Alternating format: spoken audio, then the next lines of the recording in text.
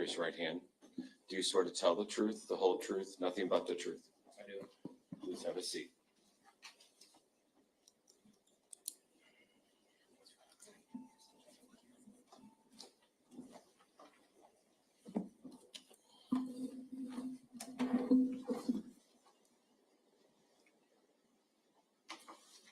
Please state your name for the record and spell both your first and your last name. Matthew Gehant, MattheWgehant. What is your occupation? I'm Asset Protection Area Manager for Walmart Supply Chain. How long have you been employed with Walmart? Going on 19 years. What do your responsibilities entail? Currently, my responsibilities center around safety and compliance for the facility. Okay. And then what specific location do you work out of? It's Sterling, Illinois, DC 7024. Back in July of 2020, what was the store that you were assigned to? I was working at the Clinton, Iowa Walmart Supercenter, store 2889. And then what was the nature of your position with the store at that time? I was an asset protection manager.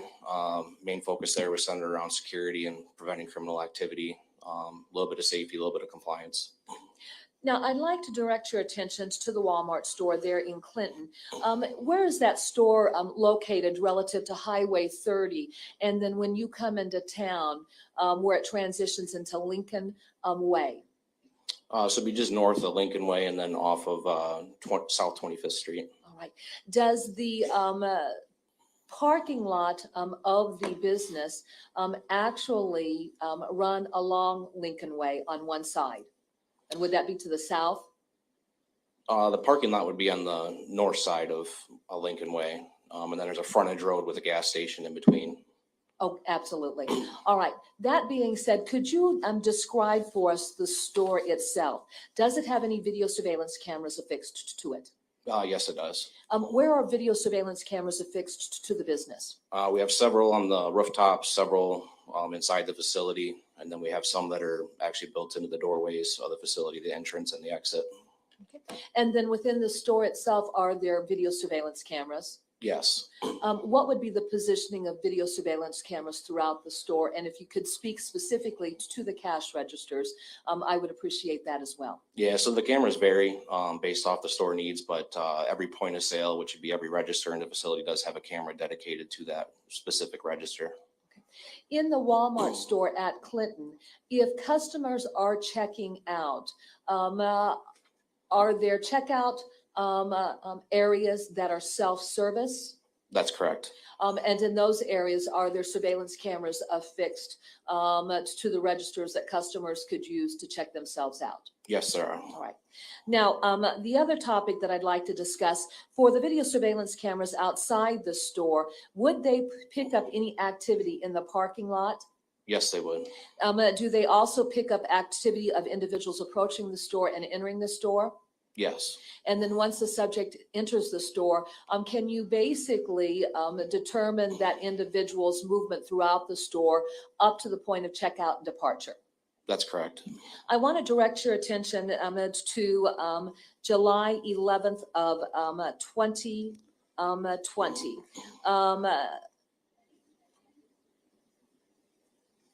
Were you contacted by law enforcement officers of the Davenport Police Department? Yes. And what was the nature of that contact?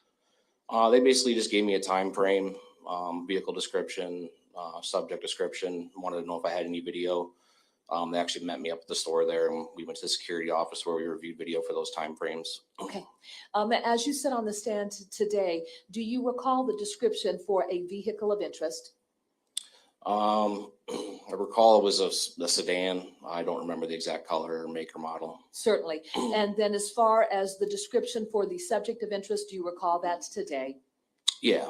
Okay. And what do you recall about the subject of interest as far as physical descriptors? It was a fairly large black male, described to be, somewhat medium height, but fairly largely built. All right. And then beyond that, were you aware that law enforcement was investigating a report of a missing child that had occurred on July 10th of 2020 in Davenport, Iowa? Yeah, once we started reviewing the video, that's where we started kind of discuss the specifics of what we were actually looking for and why we were looking for it. Okay, was July 10th then the date of focus? Correct. All right, and then did law enforcement indicate to you that they actually had a time that they wanted to focus on based on a pinging of a cell phone associated with the subject of interest? Yeah, they didn't share a whole lot of specifics for the reason why the time frame, but they did have a pretty narrow time frame that they wanted to look at. Okay, and what would be that time frame as it relates to the time the store opens up? So I believe it was approximately between 6:30 a.m. and 7 a.m. was the time frame I was given. That was kind of right during the time of COVID, so our store actually changed its hours during that time frame, and we didn't open until 7 a.m. We're generally a 24-hour facility prior to that. All right. Did you have an opportunity to sit with the officer who came and reviewed video surveillance camera for the time frame of 6:30 to 7 a.m. on July 10th of 2020? Yes. Did the officer then identify a subject of interest and a transaction that he observed taking place at one of the checkout stands? Yes. Were you requested to obtain the receipt for that transaction? Yes. And then how is it that you're able to identify what receipt would belong to the purchase made by that subject of interest? So basically, you would just match up the time frame for that specific camera. So I recall it was a self-checkout camera, so I'd find that register number, reference that to the camera system, and then reference that to our electronic journal. Our electronic journal is where all of our store receipts are tracked digitally, electronically. And then basically you would match up the timestamp associated with that camera shot versus what the journal was showing, and that would provide the receipt. You would also match up the items that are being purchased and compare them to what you're seeing on the electronic journal.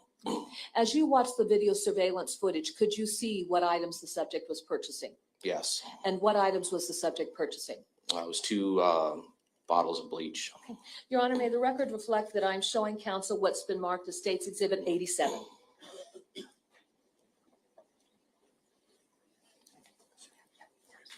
May I approach the witness? You may. I'm handing you what's been marked as State's Exhibit 87 for purposes of identification. I'd like for you to look at that exhibit and tell me if you recognize that exhibit. Yeah, that'd be the copy that I provided to the police department. Okay. Is that the receipt for the subject of interest that purchased those 2 bottles of Clorox? Yes. Your Honor, at this time, the state would move to introduce State's Exhibit 87 into the record. Exhibit 87 is admitted. Mr. Gahant, and I'm saying your name incorrectly. Can you pronounce that for me? It's Jahant. Jahant, there Yep. we go. Mr. Jahant, can you tell us what the date is on State's Exhibit 87? It'd be July 10th of 2020. What was the time of the purchase? It'd be 7:08 a.m. And then what are the items documented as being purchased? So it's 2 bottles of bleach, 81 ounce, same SKU, $4.42 at retail. Okay. And how did the subject of interest pay for those 2 81-ounce bottles of bleach? I paid with cash. Did that conclude your involvement in this matter? And actually, let me just rephrase that question. Were you also involved in turning over copies of the activity that was observed on video surveillance cameras, both outside and inside the store? That is correct. And was that associated with this subject of interest and the vehicle of interest? Yes. Did that conclude your involvement in this matter? Yes. Your Honor, I have no further questions of this witness. Mr. Freeze. Sir, the time at 7:08 a.m., that's the time the transaction actually occurred? Yeah, so that time actually generates from the second that that receipt prints. That's the timestamp that it puts on it. Okay. So we can assume that that's the time the gentleman who purchased these items was leaving the store, correct? Yes. Okay. And you said this is Clorox bleach. Do you know that? I don't recall. It looks like it's Clorox by the description, but I don't know the exact brand. Okay. And we know this is from your store because it says ST number 2889 in the upper left-hand corner. That's correct. And that's the store identifier. Yes. That's all I have. I have no further questions, Your Honor. You may step down. Thank you.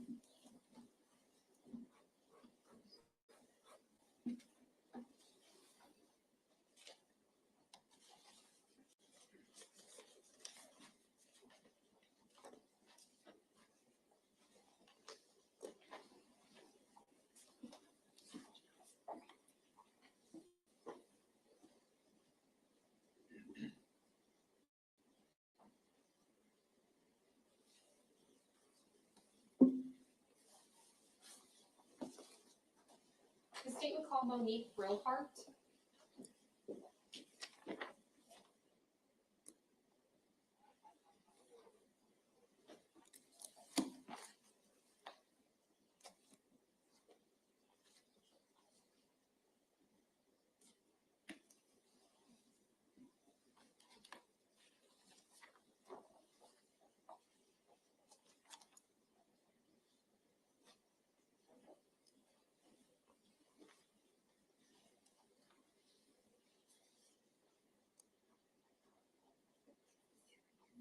Raise your right hand. Do you swear to tell the truth, the whole truth, nothing but the truth? I do. Please have a seat.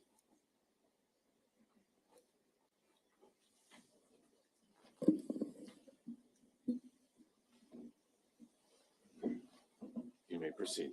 Thank you, Your Honor. Can you please state and spell your name for the record? My name is Monique Brillhart. My first name is spelled Monique. My last name is spelled Brillhart. And how are you currently employed? I'm employed by the FBI Laboratory Latent Print Operations Unit. How long have you worked for the FBI Laboratory?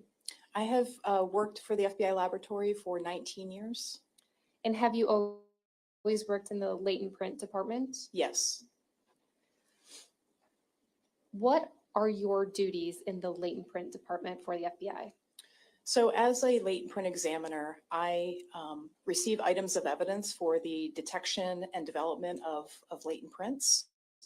Any latent prints that I am able to detect or develop, I will then compare to the known prints of individuals that are either submitted by a contributing agency or obtained through the FBI's fingerprint database. Can you describe your educational background and the training that you've received in order to hold your position? I received a Bachelor of Science degree in biology with a concentration in criminalistics from York College of Pennsylvania, which is located in York, Pennsylvania. I also received a Master's of Science degree in biotechnology with a concentration in weapons of mass destruction from the Johns Hopkins University in Baltimore, Maryland. And from there, once you began your employment with the FBI, did you engage in any further training specific to latent fingerprints? Yes, I did. Could you describe that for us?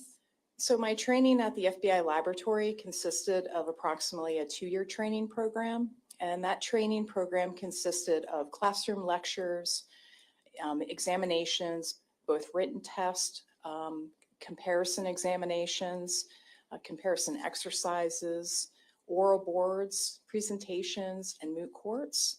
And at the completion of my training, I successfully passed a full comprehensive qualification examination. Do you have to engage in any sort of continuing education or ongoing training in order to hold your position as well? Yes. And what does that entail? So each year we are required to participate in a certain number of hours of continuing education in our discipline. And additionally, in addition to that, I also am required to successfully pass a proficiency examination every year. And have you passed every year? Yes. Ms. Brillhart, what are latent fingerprints? So on the palmar surfaces of your hand, as well as the soles of your feet, there are raised portions of skin known as friction ridges. And those friction ridges exude sweat. So when you touch an item, you may leave an impression of that friction ridge arrangement on the item. Many times latent prints are not visible to the naked eye. So they require different light sources, chemicals, or fingerprint powders to be able to visualize them. So when you are provided an item in your lab with the goal of trying to see if there's any sort of latent fingerprints or friction ridges on that item, how do you begin examining it? So the first thing that I consider is what kind of item is it? For example, is it a porous item such as paper? So paper is a porous item in which the sweat that may be present on the friction ridges would soak into the item. Or is it a non-porous item, such as something that is smooth, like plastic or glass, in which the friction ridges would be essentially on top of the item?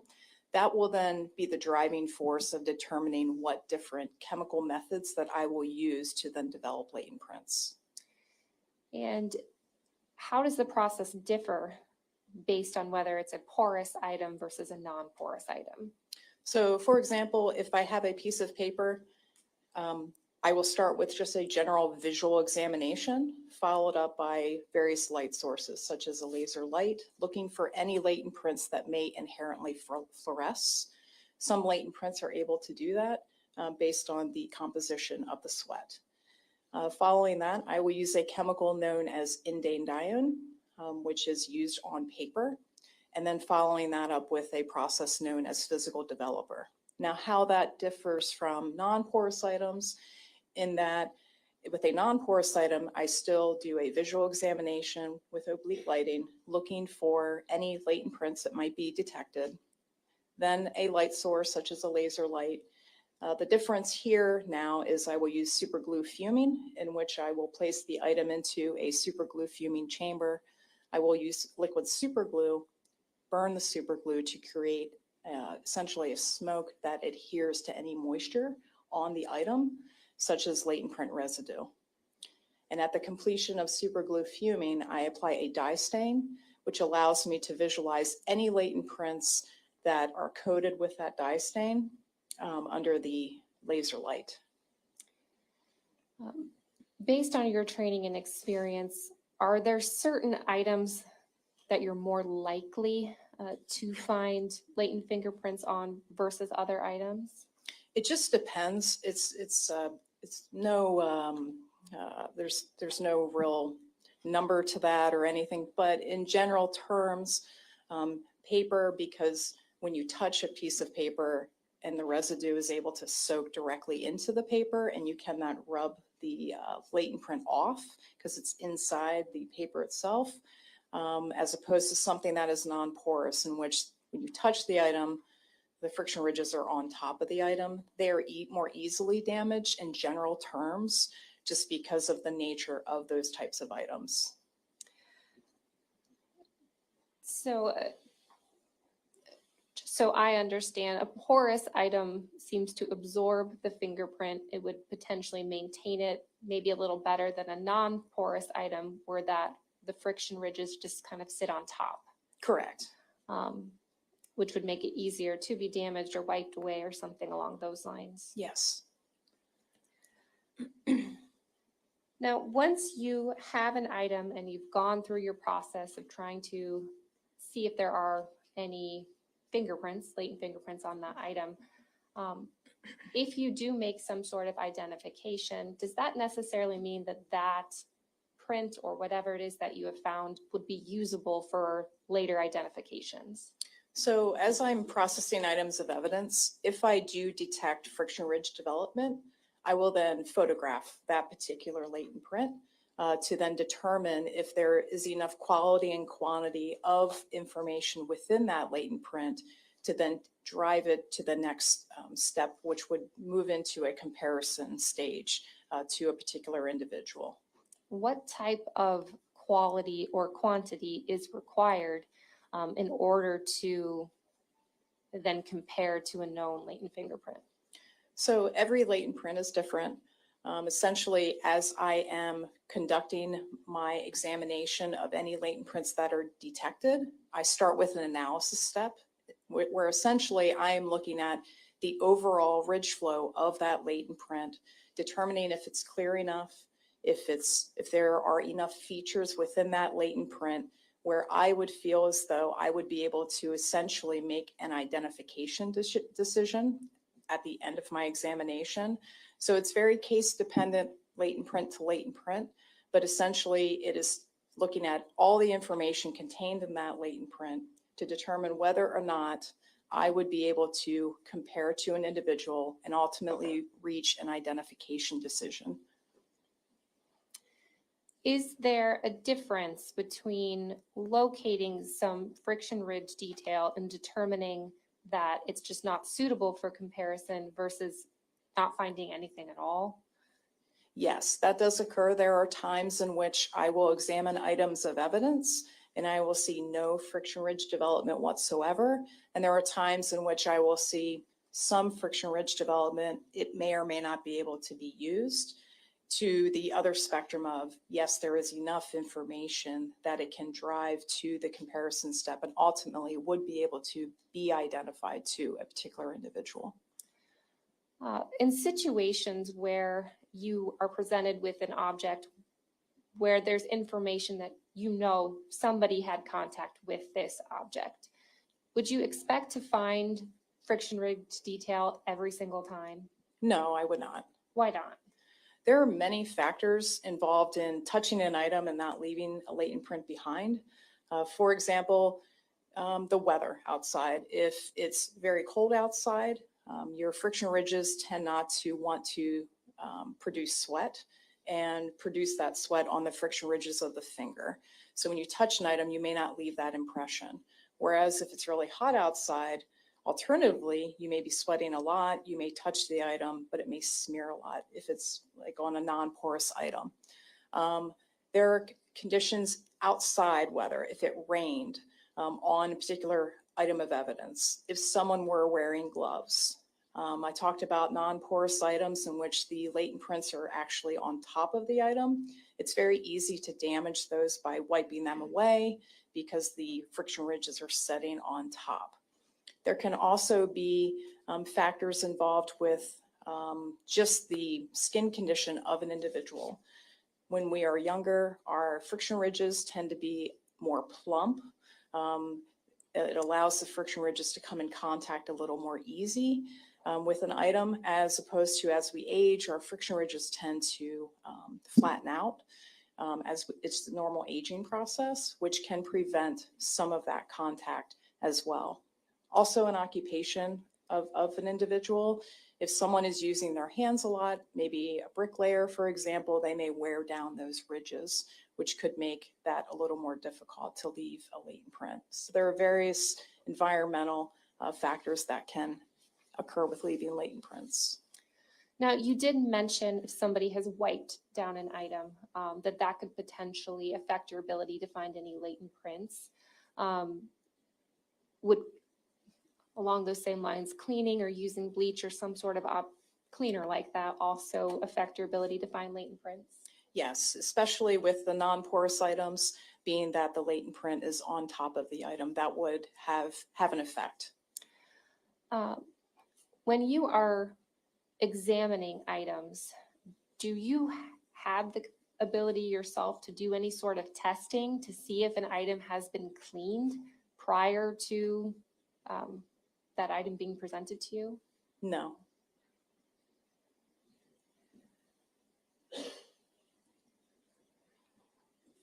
Do you have the ability to test any specific items to see if bleach has been used on that item? No, I do not.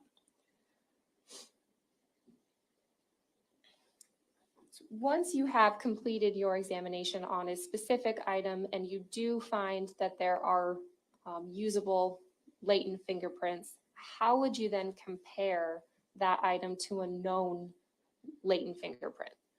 So after I determine, based on my full analysis of a latent print, that there is enough information contained within that latent print to move to the comparison step, I will then determine if an individual, if I was asked to compare an actual individual to any latent prints in that submission. And if I am, then I will retrieve that known card, if I am able, from our fingerprint database. It's a repository of fingerprints. If I am not presented with an individual to compare, I would then search that into our fingerprint database in an attempt to make an identification. And so once you are able to determine, or if you are provided with that known fingerprint, what's your process for comparing the known with what you found on an item? So following that analysis step in which I determine that I'm able to do that comparison, I will then set the latent print and the known print side by side. And what I'm looking for is I'm looking for the same general ridge flow of the friction ridges of that print.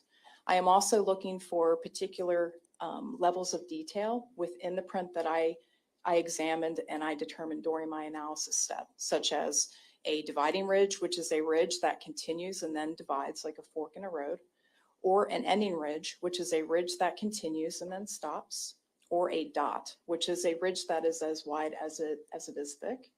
So what I'm doing is I'm looking for those characteristics that I observed during my analysis in the latent print, and looking for the same characteristic of the same type, the same location, and the same spatial location and direction within the known print to determine whether or not those two prints are sharing the same features. So essentially, if you think of a constellation in the sky like the Big Dipper, I'm looking for those features in that same spatial arrangement. As I continue on with my comparison, at the end of my comparison, I then make a determination whether or not this is an identification, meaning that I am finding strong support for these features in agreement, or an exclusion decision where I'm finding strong support for the features not in agreement, or an inconclusive in which I am unable to determine based on the information that I am presented. And I apologize if you've already said this, but does every individual have their own unique set of fingerprints or for their hands or feet? Yes, they do. So similarly to DNA, if you do find an inclusive fingerprint, are you able to then say that fingerprint is most likely belonging to this person on this item? If I am able to find enough information in agreement, it will drive strong support for an identification, meaning that that would be that individual's fingerprint, yes. Now, regarding this particular case, were you provided certain items to examine? Yes. And were you provided those items sometime in between July and August 14th of 2020? Yes. And is it common practice for you to author a report of your findings? Yes, it is. May I approach, Your Honor? You may. I'm showing you what's been marked here as State's Exhibit 48. Do you recognize this exhibit? Yes, I do. And what is State's Exhibit 48? This is my official latent print report.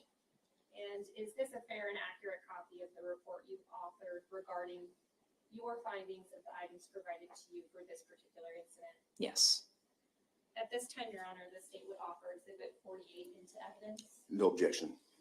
Exhibit 48 is admitted. May I publish, Your Honor? You may.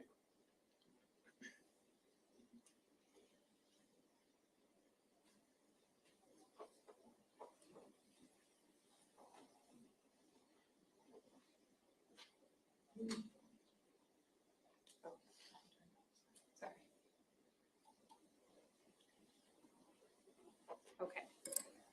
Showing you then page 1 of State's Exhibit 48. I think there's a way to zoom here. Okay, so just starting here at the top, there appears to be a lab number at the top of this report. Is that the lab number that the FBI lab would have assigned to this case? Yes. There is also a date here listed of July 22nd, 2020. What is that date in reference to? The communication date refers to the laboratory examine request, the laboratory examination request from the field office. And then, see, shifting over, I have to zoom out. At the top of the report here, there's the date of August 14th, 2020. What is that date in reference to? That date is in reference to the date I authored the report. So listed out here under the FBI laboratory evidence designators, what are all those items that we see listed? All the items listed are what I received for latent print examinations. Now, all of those items have been assigned an item number. Where does that number come from? That number is assigned at the FBI laboratory. As items of evidence come in for a submission, we will then assign the number sequentially in that particular case. So just for example, looking first at item number 19, there appears to then be a description of that item. Where did that description come from? That description is actually determined by our evidence management unit as they inventory items of evidence that come into the laboratory. That would come from the field office or whoever our contributor was. Those particular descriptions, though, are determined by our evidence management unit. And as you've indicated, usually from the field office, who would have provided that item to you? Yes. So then next to the description in the parentheses, there appears to be several series of numbers. What is that? So a 1B number and then the E number, which is a barcode, those are very specific numbers for field offices in regards to their evidence that they are submitting. So my understanding then is, so just looking at the top item there, item 19, that would be the lab number for the hatchet from the trunk of the 2007 Chevy Impala. But the number right next to that, the 1B2, that would be the field office identification number for that item. That is correct. They use that as a tracking mechanism. So and then looking at all of these items, can you just go through each of the items that you would have tested and what the results were? Sure. So item 19 is a hatchet from trunk of 2007 Chevrolet Impala. I did not develop any latent prints on this item. Item 19-1, blade cover from item 19. I did not develop any latent prints on this item. Item 47, machete from on top of microwave at 743 Schmidt Road. I did not develop latent prints on this item. Item 48, machete. I did not develop latent prints on this item. Item 48-1, sheath with item 48. I did not develop latent prints on this item. Item 49, broom from kitchen at 2744 East 53rd Street, number 8. I did develop one latent impression on this item. Item 52, bottle with cap and liquid contents from 2744 East 53rd Street. I did not develop latent prints on this item. So item 48, what you have listed here as a machete, or the FBI evidence item 1B58, though it might not be very clear, did that appear to be this blue and black machete, if you recall? I don't recall. Okay. And then item number 52, bottle cap with liquid contents from 2744 East 53rd Street. Do you recall if that would have been a container of bleach? I do not recall. Okay. In any event, the only item in which you were able to develop a usable latent fingerprint was the item 49, the broom, located at 2744 East 53rd Street. Correct.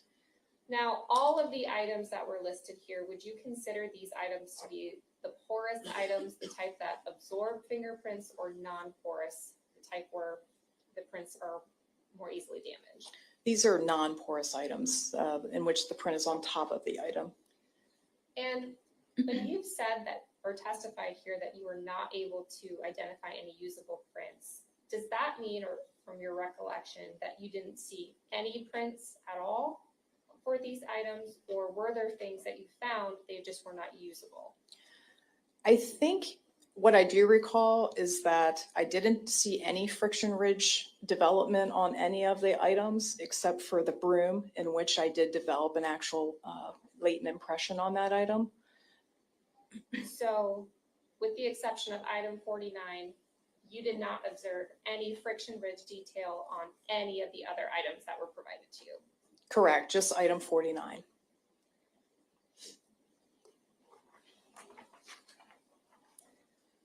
Were you provided a known latent print for comparison in this case?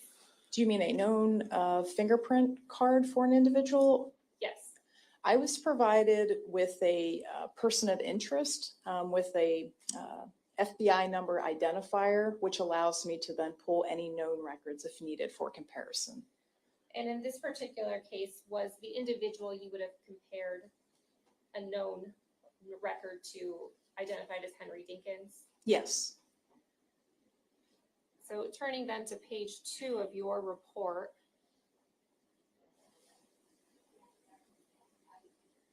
Specifically then for item number 49, were you able to compare that, your usable latent fingerprint to the known record for Henry Dinkins? Yes. And what were the results of that comparison? Mr. Dinkins was excluded from the latent impression that was detected on item 49.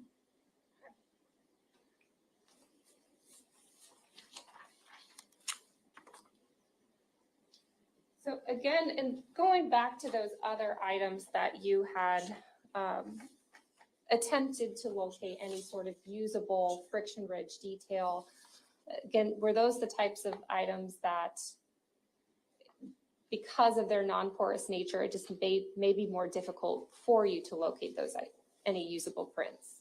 Yes, because the latent prints that are on non-porous items, they tend to be more fragile just because they are setting on top of the surface. So it is easy to damage those latent prints. And if somebody had wiped those items down or cleaned those items, that would have also affected your ability to find any prints on those items? Yes.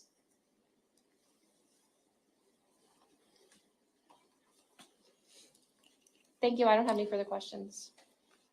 Mr. Freeze? Thank you. Good morning. Morning. So, Ms. Brillhart, you were brought here from the FBI lab in Quantico, Virginia, right? Yes. And just so I can summarize, you were able to get one print off this kitchen broom, correct? Yes.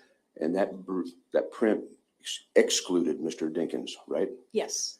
So to summarize your testimony here today, you were brought here from the FBI lab in Quantico, Virginia, to tell us that the one print you were able to examine excluded Mr. Dinkins, right? I think so. I'm not sure. I'm not sure I understand your question. Well, you were able to examine one print and compare it, right? Yes. And that one print excluded Mr. Dinkins, correct? Yes. And you were asked to try to find latent prints on a hatchet, correct? Yes. And the blade cover from that hatchet, correct? Yes. And 2 machetes, correct? Yes. And a sheath from one of the machetes, correct? Yes. And there were no prints on those. That is correct. So you came here from Quantico, Virginia to tell us there was no prints on any of this stuff for Henry Dinkins. Yes. Thank you. Nothing further. Ms. O'Donnell? Nothing based on that, Your Honor. You may step down. Thank you.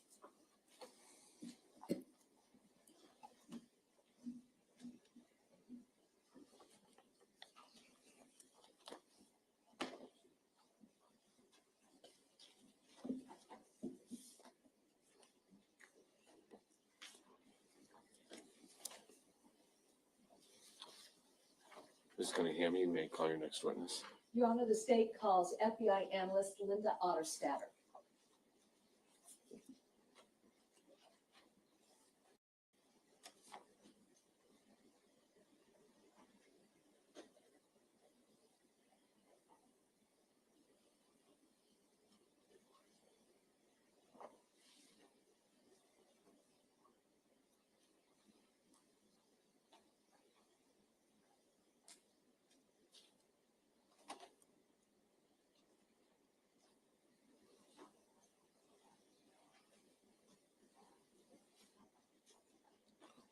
Do you swear to tell the truth, the whole truth, nothing but the truth?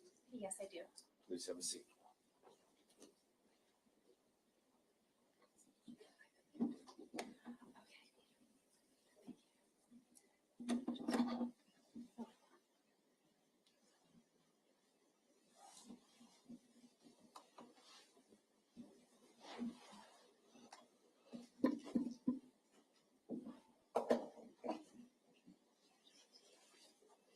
I think so. Thank you.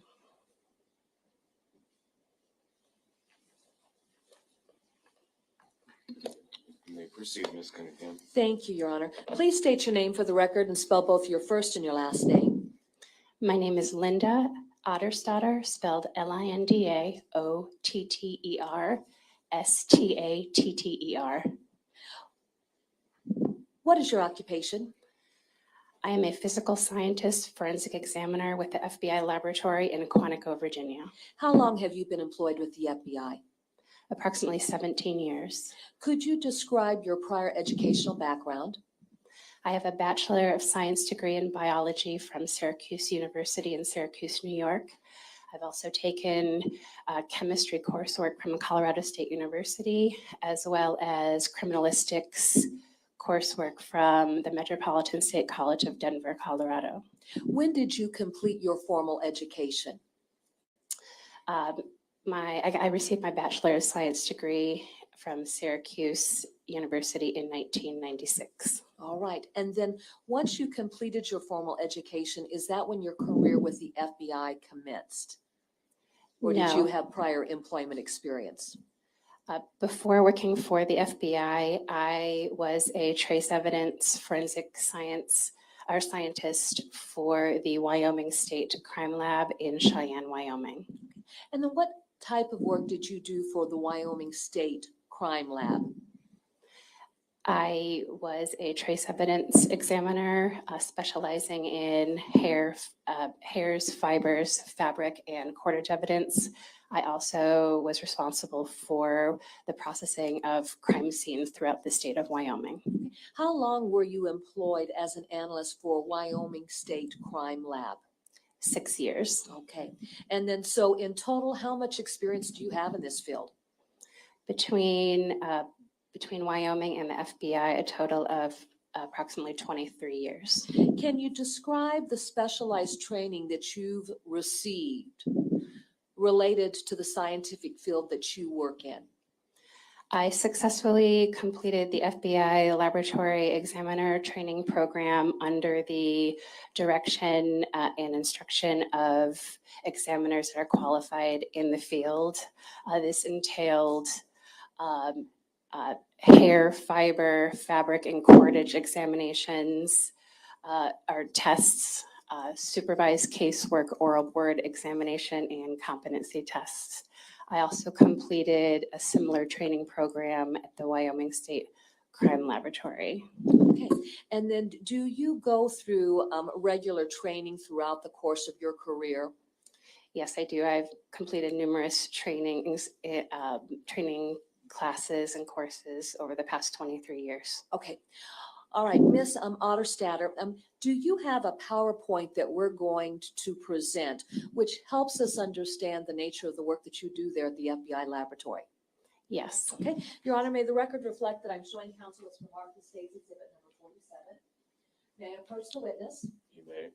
I'm handing you what's marked the state's exhibit 47 for purposes of identification. Do you recognize state's exhibit 47? Yes, I do. How do you recognize this exhibit? I recognize it because it is the PowerPoint presentation I created by examining the slides. Your Honor, at this time, the state would move to introduce state's exhibit number 47. No objection. Exhibit 47 is admitted. May I publish this exhibit as we go through her expert testimony, Your Honor? You may. Okay.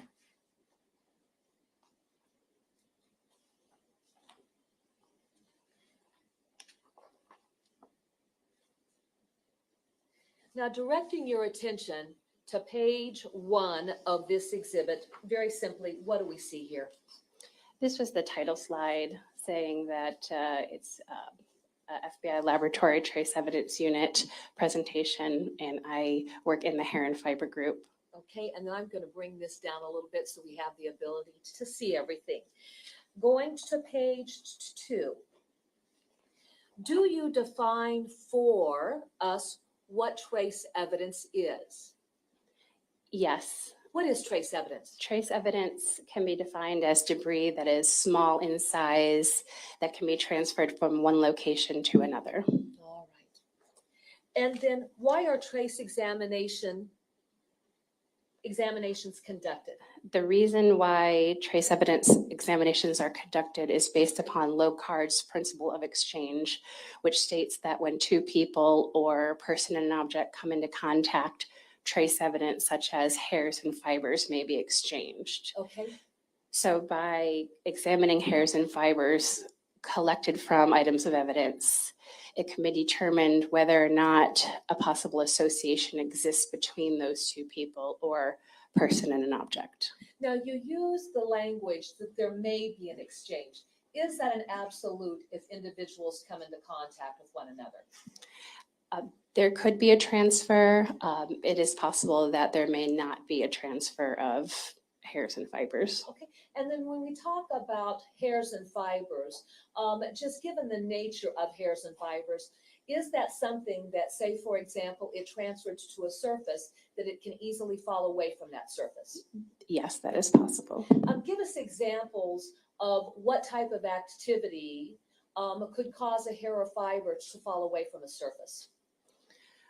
Well, I can't say, I can't give definite, but I suppose that if my hair, for instance, as I'm sitting here, fell off and fell onto the desk here, me getting up and brushing against it, or if there's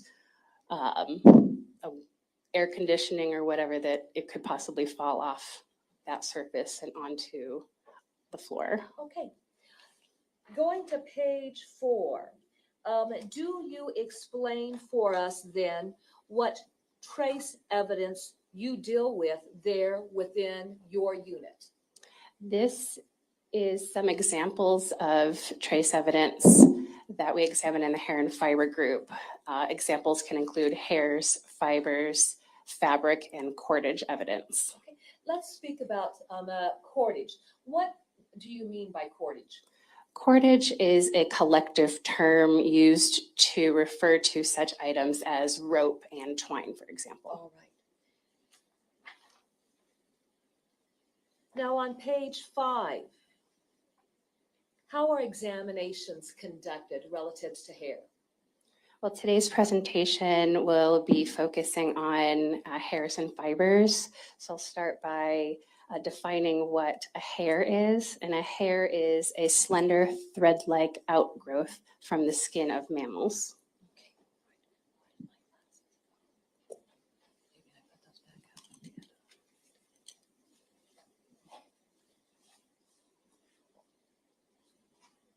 And then when we talk about a hair itself, what is a hair constructed of?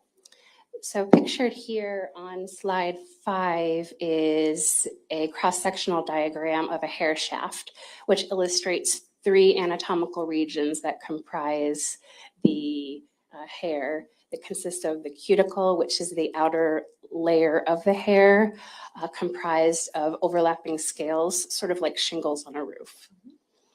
The main body of the hair is the cortex, which contains such things as the pigment granules.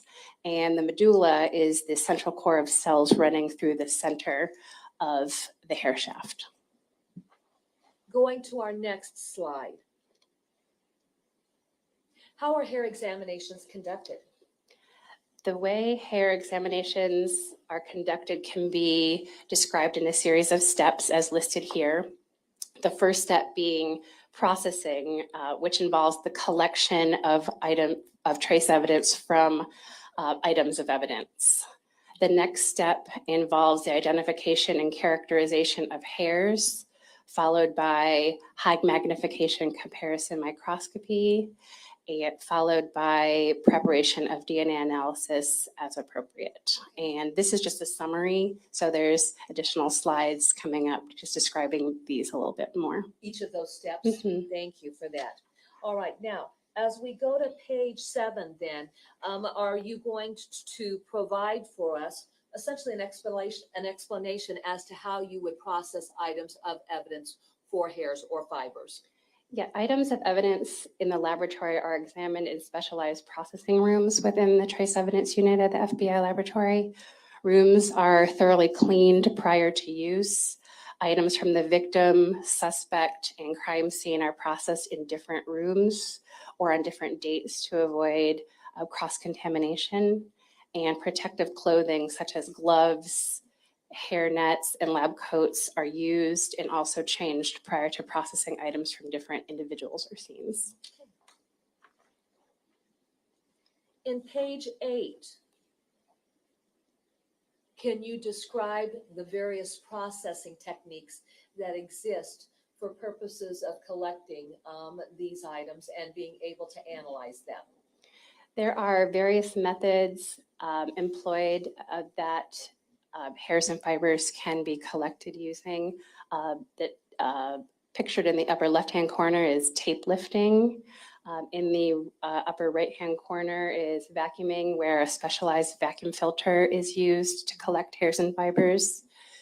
In the bottom right-hand corner, there is what's called scraping, and this is showing, let's take a shirt, for example. If a shirt is an item of evidence, it is hung on a bar over clean brown paper, and a metal spatula is used to gently scrape the shirt, pictured here, and dislodge any foreign hairs and fibers from that item onto the clean brown paper. Let me just take that a step further if I could. Does the item come into the laboratory? And let's use a shirt, for example, since that's what we're seeing here in your PowerPoint. Do you receive that short and then you go through the process of trying to locate potential hairs or fibers? Yes. Okay, so that doesn't happen out in the field. It's simply coming to you to determine whether or not there's a hair or fiber present. In general, that is our procedure to collect it ourselves. There are times where there may be trace evidence that's collected from an item that is packaged separately, but in general, that's how we process. Let me throw an example out. During the course of the investigation in this particular matter, there was a vehicle of interest, an RV, and between the top foam mat and the bottom foam mat, there were, like for example, a long piece of hair. Would that be an instance where field agents then would collect that hair or fiber and then package that up for purposes of examination? That is a possible way that they could do it, yes. Okay. But in most instances, it's an article that's coming in that you are going to process to see if you can identify whether or not there are hair or fibers present? Yes. All right. Because an article is submitted to the laboratory for you to process for hair or fibers, does that necessarily mean that the field agent has observed that, or are they simply taking articles and sending them in and asking you to go through your process to try and identify or locate something that could potentially identify involved parties? Yes, they will collect the item, and then we will determine whether or not that there's hairs and fibers that were found on that, because we use specialized equipment such as microscopes to do so, and sometimes with hairs and fibers, they're barely visible to the unaided eye. Absolutely. Going to page 9 then. Walk us through processing and what that consists of. On the previous slide, after scraping, there was a technique called picking, and that's where using a stereo microscope, which is a low magnification microscope, foreign debris such as hairs and fibers are collected directly from the item of evidence. So once the hairs and fibers are collected, then using a stereo microscope, those potential hairs and fibers are prepared on glass microscope slides for microscopic examination purposes. And then once it's on the slide, do you put it under the microscope and view it utilizing the microscope? Yes. Going to page 10 of our PowerPoint presentation, are there different types of hairs? Yes, so the next step is the characterization of hairs, and this is done with a high magnification microscope, it's specifically a high magnification transmitted light microscope that is used to examine and characterize hairs based upon their microscopic characteristics. And even backing up, it's at that point where I examine the slide to determine if it is a hair or if it's a fiber at that point. Okay. When you talk about hairs and the characterization of such, can you make a distinction between what would be a human hair versus an animal hair? Yes. Okay. And then even beyond that, and I'll just throw this question out, based on the ethnic background of an individual, when you look at hairs, can you determine a potential ethnic background to that individual?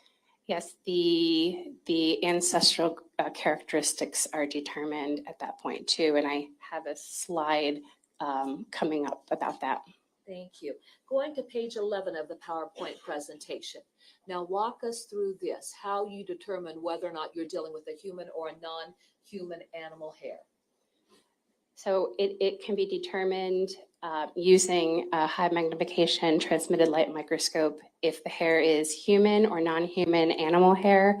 If it is an animal hair, what type of animal can be determined, such as a dog or a cat, for example, as pictured at the top of those photos. If it is a human hair, then further characterization can be conducted. Okay. As we look at the examples on page 11 of your PowerPoint, does it just give us an idea of how distinctly different a human hair is from various animals? Yes, pictured in the upper left-hand corner is a human hair, and there's a dog hair which looks microscopically different than a cat hair versus a deer hair, for example. All the characteristics in those different 3 anatomical regions of the hair have different characteristics for characterization. And then when you were talking about the 3 anatomical characteristics of a hair, was that what we had discussed earlier when we talked about the outside of the hair, what would run through the middle of the hair, and then basically the center structure? Yes. Okay. Going to page 12 of the PowerPoint, does this pick up on the question that I asked about determining the ancestry of a human hair? Yes, hairs can exhibit characteristics of African ancestry, Asian or Native American ancestry, or European ancestry, and hairs can exhibit characteristics of multiple ancestral groups as well. Okay, let's use a hair that has an African ancestry versus a hair that has a European ancestry. What would be the difference between the two? Well, there are many differences, and all of those characteristics together can identify a hair as European or African. Those differences can be, for example, a African ancestry characteristic hair is usually finer and flatter, sort of like a ribbon. And that is why in the upper right-hand corner, you can see that if you look at, look at one hair, it looks like it varies in diameter. That's the flat shape. In addition to the cross-sectional shape, there's also the pigment granules are usually more dense and have more of a clumped appearance, where European ancestry hair is a little bit coarser. It's more oval, and the pigment is more of an even arrangement. All right. Now, let's discuss the different types of hair that you would examine based on where they are located on the human body. The body region the hair may have come from can also be determined by a microscopic hair exam. This can include head hairs, which refer to hairs from the scalp, pubic hair, facial hair such as beard or mustache, body hairs, which include eyebrows, eyelashes, limb hairs from the arms and legs, chest, axillary or underarm hair, nose, and ear hair. Explain what would be the difference between a hair from an individual's head versus a hair from the pubic region? A head hair and a pubic hair can vary in their microscopic characteristics. Here is a good picture of a pubic hair on the right-hand side, where it shows a buckle, which is that that change in diameter, as you see, kind of sent in that middle picture, where a head hair tends not to have the buckling. There's also pubic hair is usually coarser in general than hairs. The root of the neck of the root can appear thicker. So it's all the characteristics together that decision is made. Okay, and would that be true for hairs on any area of the body, that they're going to have slightly different characteristics? Yes. Okay, do you set forth yet another example on this particular portion of your PowerPoint related to a facial hair so that we can see the difference in the appearance between a head hair, a pubic hair, and a facial hair? This picture in the lower right-hand corner is a picture of a beard or mustache hair, referred to as a facial hair. And yeah, that looks different. That shows, if you can see, there's a difference in color, kind of approximately a half to a third. That shows that facial hair is actually triangular in shape. Okay. So that shows the difference in diameter. If there is a hair that is located, does that necessarily mean that it's suitable for microscopic comparison purposes? Hairs can be suitable and non-suitable for comparison purposes. That is the next step in the microscopic examination procedure. Hairs that are suitable for meaningful microscopic comparison purposes include head hairs and pubic hairs with sufficient microscopic characteristics. And then let me stop you there. If you could define what is required for there to be sufficient microscopic characteristics, what are you looking for? I'm looking for all of the characteristics present in the 3 anatomical regions of the hair. I also need to make sure there also needs to be enough hair present to make the determination whether or not it is a head hair or a pubic hair, because head hairs and pubic hairs can be from the same person, but they're going to look different. Certainly. So hairs that are not suitable for meaningful microscopic comparison purposes include non-head hairs and pubic hairs, such other areas of the body, such as arms, legs, axillary and eye hair, for example. Also hair fragments or like bits and pieces of hairs, which are often found. They are also not suitable for comparison purposes. Okay. And then have you given examples of hair fragments that are missing characteristics that make it unsuitable for comparison? Right. An example would be short hairs with no root and insufficient characteristics to determine the body region. So as we discuss this topic, do I understand correctly that really the hairs that are needed for purposes of making some type of microscopic comparison would be from an individual's head or their pubic hair? Correct. Okay. Going to page 15 of the PowerPoint presentation. How do you do the microscopic hair comparison? So if a hair is suitable for microscopic comparison purposes, the next step is the use of a high magnification comparison microscope, which allows for a direct side-by-side examination of the question hair and the known hair sample. So Okay, go ahead, finish that out, and I've got a question I want to ask you. so there is a question hair that is mounted on a microscope slide, which is separate from a known hair sample mounted on separate and different microscope slides, and they can be placed under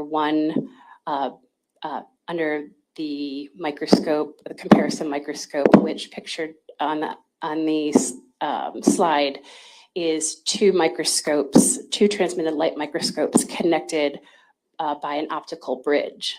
So I am able to look through the eyepiece and see two separate samples under one field of view, sort of like a split screen TV. Having said that, then, if there is a hair that's been recovered in the course of an investigation, will law enforcement then need to collect a known hair sample either from a subject of interest or even from what would be a victim? Yes, Okay, and so is that what you mean by known hair samples?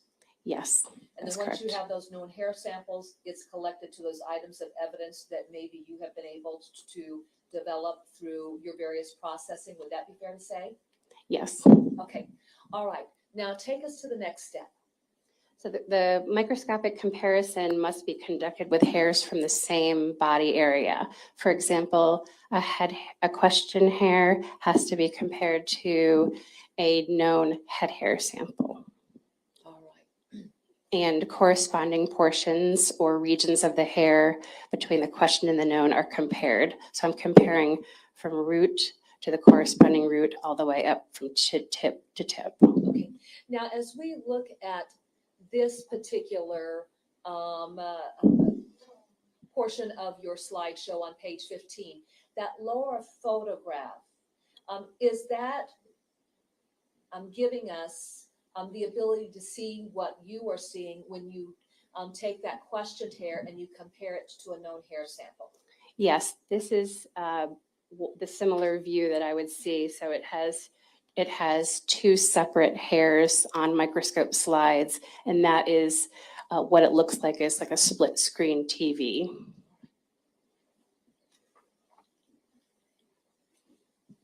Going to page 16. Now, as you do that comparison then, what conclusions can be reached? After the comparison is conducted, there are three possible conclusions that can be reached. The first pictured here is an exclusion, and this is where the question hair is microscopically dissimilar to the known hair sample. And accordingly, based on the known hair sample, the source of the known sample cannot be included as a possible source of the question hair. All right. Does the FBI use specific terms of art? And when I ask that question, you use the term exclusion.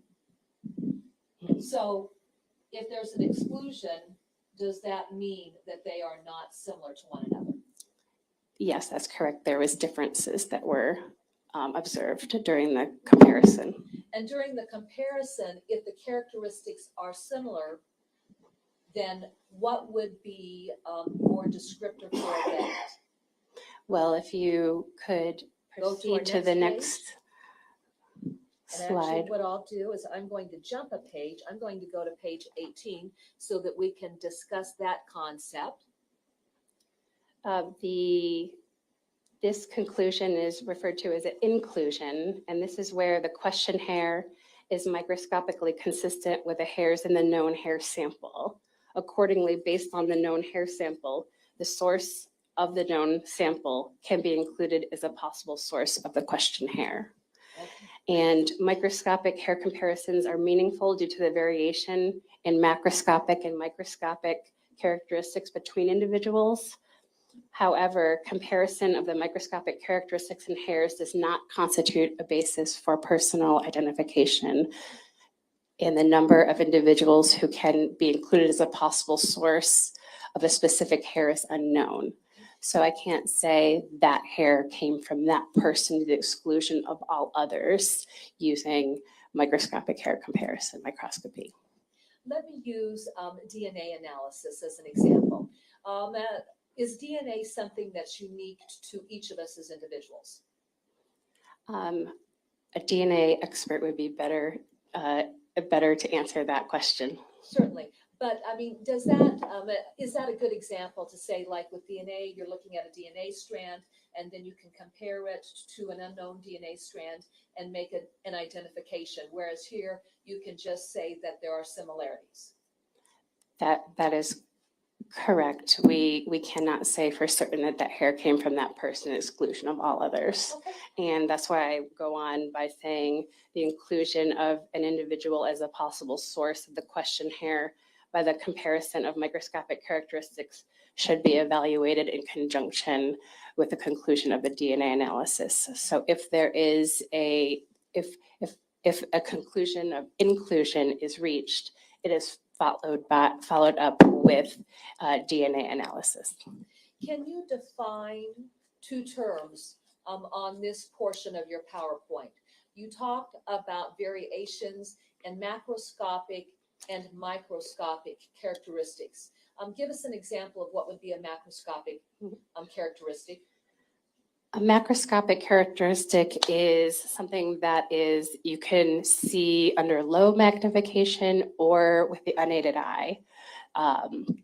So you can see, say, if you can look around the courtroom, you can see different people have different color, hair, different texture, straight, curly, blonde, red, brown. So those are the more of the macroscopic characteristics. And the microscopic characteristics, are those the characteristics that we discussed in one of your earlier slides as far as the characteristics of a particular hair? Yes, that is correct. So the microscopic characteristics such as pigment granules, for example, the arrangement of pigment, something that you have to use a microscope to examine. Are there times then that you cannot either make it a determination about an inclusion or an exclusion? Yes, the final conclusion option is an inconclusive. And this states that no conclusion can be reached because of the question hair exhibits both similarities and differences to the known sample, or also because the hair is of limited value for microscopic comparisons. All right, now on page 19 of your PowerPoint, can you explain to us what you are talking about when you talk about blind verifications? So blind verifications, when you have a conclusion of an inclusion, all inclusions are examined by a second qualified hair examiner. The second examiner independently examines and compares the question and the known hairs. And then after that, following the blind verification, a hair is submitted for the appropriate DNA analysis. So other hairs also may be submitted for DNA analysis at the discretion of the examiner.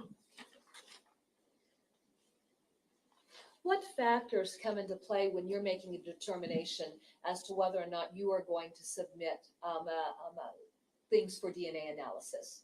You know, beyond the issue of making a determination of an inclusion, what other factors would you look at as to whether or not you might submit hairs for DNA analysis? There are many potential factors in cold cases where there was never a known sample to begin with. Sometimes that is requested for hairs to go to DNA. Okay, going to page 20 of your PowerPoint. Now, are we switching our discussion from hairs to fibers? Yes, Okay. the next section is discussing fiber evidence, and I want to start by defining what a fiber is. A fiber is a natural or manufactured material that is the basic element of a textile. So pictured here on the left-hand side, they're individual fibers which comprise yarns. Pictured in the middle here, yarns are knit or woven together in some way to make a textile fabric, and this fabric is an example of a shirt. All right, and then textile, are we talking about manufactured goods? For example, shirts, let's say some type of throws, things of that nature. Yes, shirts, blankets, pants, things of that nature. Page 21 of the PowerPoint. How do you do the fiber examinations? The way fiber examinations are conducted can be described in a series of steps. The first step being processing of evidence, which I discussed with hairs. So we undergo the same procedure. The next step is identification of fibers, and followed by the comparison microscopy. And again, all of this, I'm going to go briefly in detail in the next set of slides. This is more of a Absolutely. summary, Absolutely. but the comparison microscopy is conducted. If there are no differences using comparison microscopy, the next step is polarized light microscopy. If there are no differences at this step, we move on to fluorescence microscopy. If there are no differences with fluorescence microscopy, we move on to microspectrophotometry, followed by, if there are no differences at the microspectrophotometry step, the next step is a Fourier transform infrared spectroscopy. Sorry. The next step is And then if you could spell the word as you state that last step to help out our court reporter. I'm sorry, where did you leave off?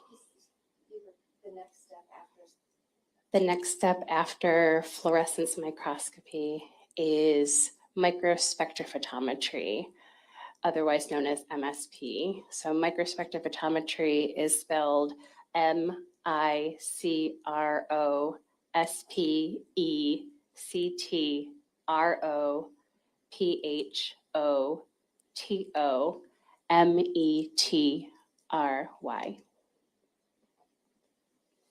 followed by Fourier, FOURIER, transform infrared spectroscopy, SPECTROSCOPY.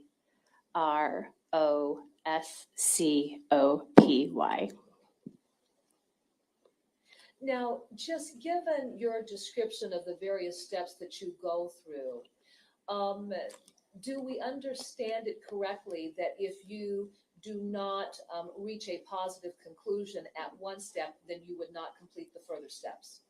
Correct. If there's a difference at any point, then I will stop the examinations. Page 22, explain how you go through the process of identifying fibers. So this is done using a high magnification transmitted light microscope and it is used to examine the prepared microscope slides to identify if it's a hair or if it's a fiber. If it's a fiber, then if it's natural or manufactured.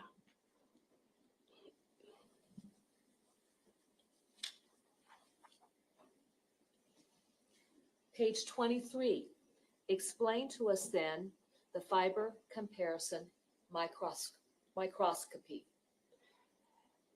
A comparison microscope is used for a direct side-by-side microscopic comparison, which is also the same microscope that we use for microscopic hair comparisons that I described earlier. Okay. And then I'm going to slow down so that we can be kind to our court reporter because the words that we are using is a little bit more complicated to type, I would imagine. All right. Now, if you could then explain to us. Actually, this might be a good time for our mid-morning break. That sounds a little past 10:30, and it looks like you're moving to another topic. So we'll be in adjournment for approximately 15 minutes. Thank you. Thank you, Your Honor. Okay. Did he just say he thinks he's heard enough about hair? Okay, let's see what we've got in YouTube land.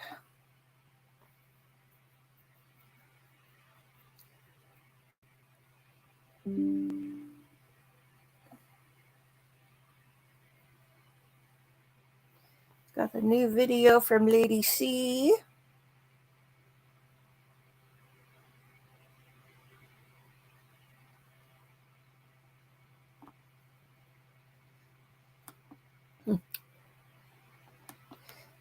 A video was OJ innocent, theories might prove he was not guilty.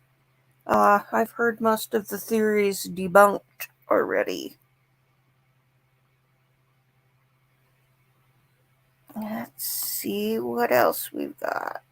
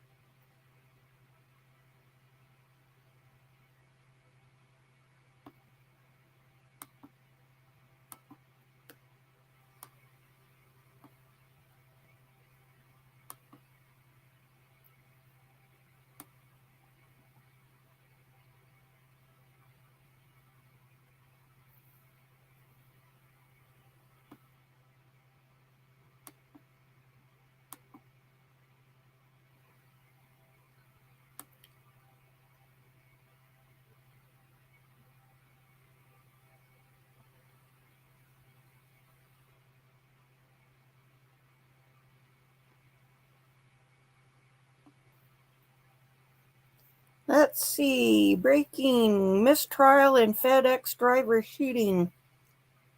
Not familiar with that one. Is the FedEx driver the victim or the shooter?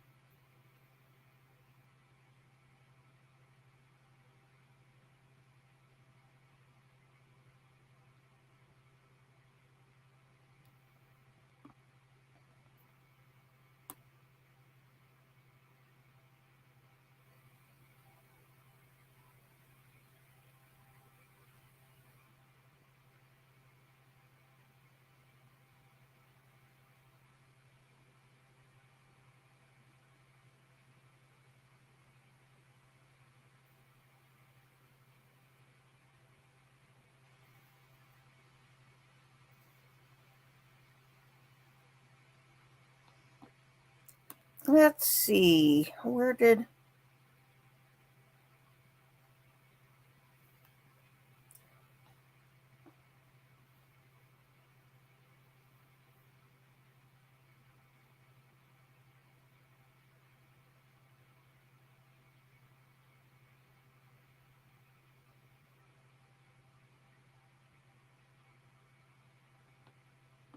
Here, let's look at this one. Yesterday, there were two times when he violated court rules or court orders of the court regarding evidence. The second time, immediately after being instructed otherwise and not to do it. And then the third thing that happened was discovery that we had requested many times, and everybody agrees. We had requested, and the state had requested, and it had been withheld and was, we were given for the first time yesterday. We're surprised with new evidence that we had long sought. And based on those things, we moved for the court to order a mistrial. Thanks, Mr. Casey. Mr. Stubbs, anything to add? No, Your Honor, I join in that motion. All right, Mr. Banks. Your Honor, obviously the state of Mississippi objects to it. Obviously, there was a disc of a interview that was conducted that the defense clearly has asked for it. The state has to. We had hearings about discovery back, I think, in June of this year. had meetings with the defense and the state of Mississippi with the investigator about discovery. And I will also say this for the record, the defense asked for it last week, if any and all, and we asked again. And to say it was shocking at the moment in the middle of trial is be an understatement. I do not believe that interview, and really, you know, I feel like I need to depict it. It's him writing a statement on there. And I know there are other issues being, if that's missing, what else is missing? I do understand that. You know, Your Honor, the state of Mississippi objects to it. I will also, just for the record, I know Rule 615, I'm the one that invoked it. I would like to have had DeMontario in here to listen to what happened. I made the decision I need to go out to protect the integrity of his testimony at the next trial. I think that was likely a wise decision, Mr. Bates. You know, during Detective Fernando's testimony, and it's been the subject of motions, he's a very important witness in this case. The court ruled in limine preliminarily that the shell casings found, I believe, in the home were not admissible. And furthermore, that, and everybody agreed on this, both parties, that Mr. Bates, in fact, the defense gave Mr. Bates the ability to essentially ask a leading question, and that is, did you find any handguns in the house? They agreed not to object. The question was asked, and once again, Detective Fernando blurted out, no, but we did find long guns, which was also excluded in limine in a preliminary hearing. And then we get to his testimony, and wherein there's a disc of the victim, Mr. Gibson, writing a statement, and I haven't watched it. I don't know what was on it, and candidly, that really doesn't matter. We don't get to say, oh, well, the rule got violated, but it wasn't that big a deal. That's a decision. It's got to be turned over. In pretrial discovery, it was not turned over. I have no idea whether there were other things that weren't turned over. And I can assure you, no one hates a mistrial more than the court, because once again, we are in the position of coming back here, doing the same thing, and we've essentially spent 3 days that end up being wasted time and effort. But under the circumstances, and I'll quote the totality of the circumstances, between in limine matters that were testified to, I had to twice admonish the jury to ignore, or once, Mr. Kitchens didn't want me to do it once. Once I had to admonish the jury to ignore some of Mr. Fernando's testimony because it wasn't supposed to come out. And the failure to turn over matters in discovery is just something that can't be ignored. In 17 years, I don't think I've ever seen it happen, but it happened here. And with great reluctance, the court has no choice in this matter but to grant the motion for a mistrial.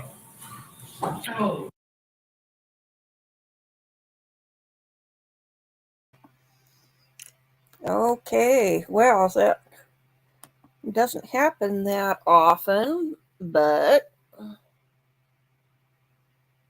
looks like the victim family is not. Well, probably I should have said, if you can't control yourself, I usually give people a chance to leave the courtroom if they can't control their emotions. Obviously, one person didn't, and look, I know this is emotional. I can promise you, nobody hates this any worse than I do.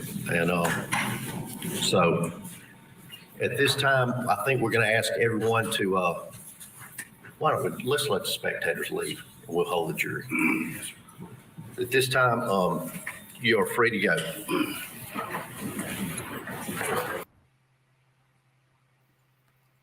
No, that was interesting. Let's go back to our flag pole top. Let's see what else we've got.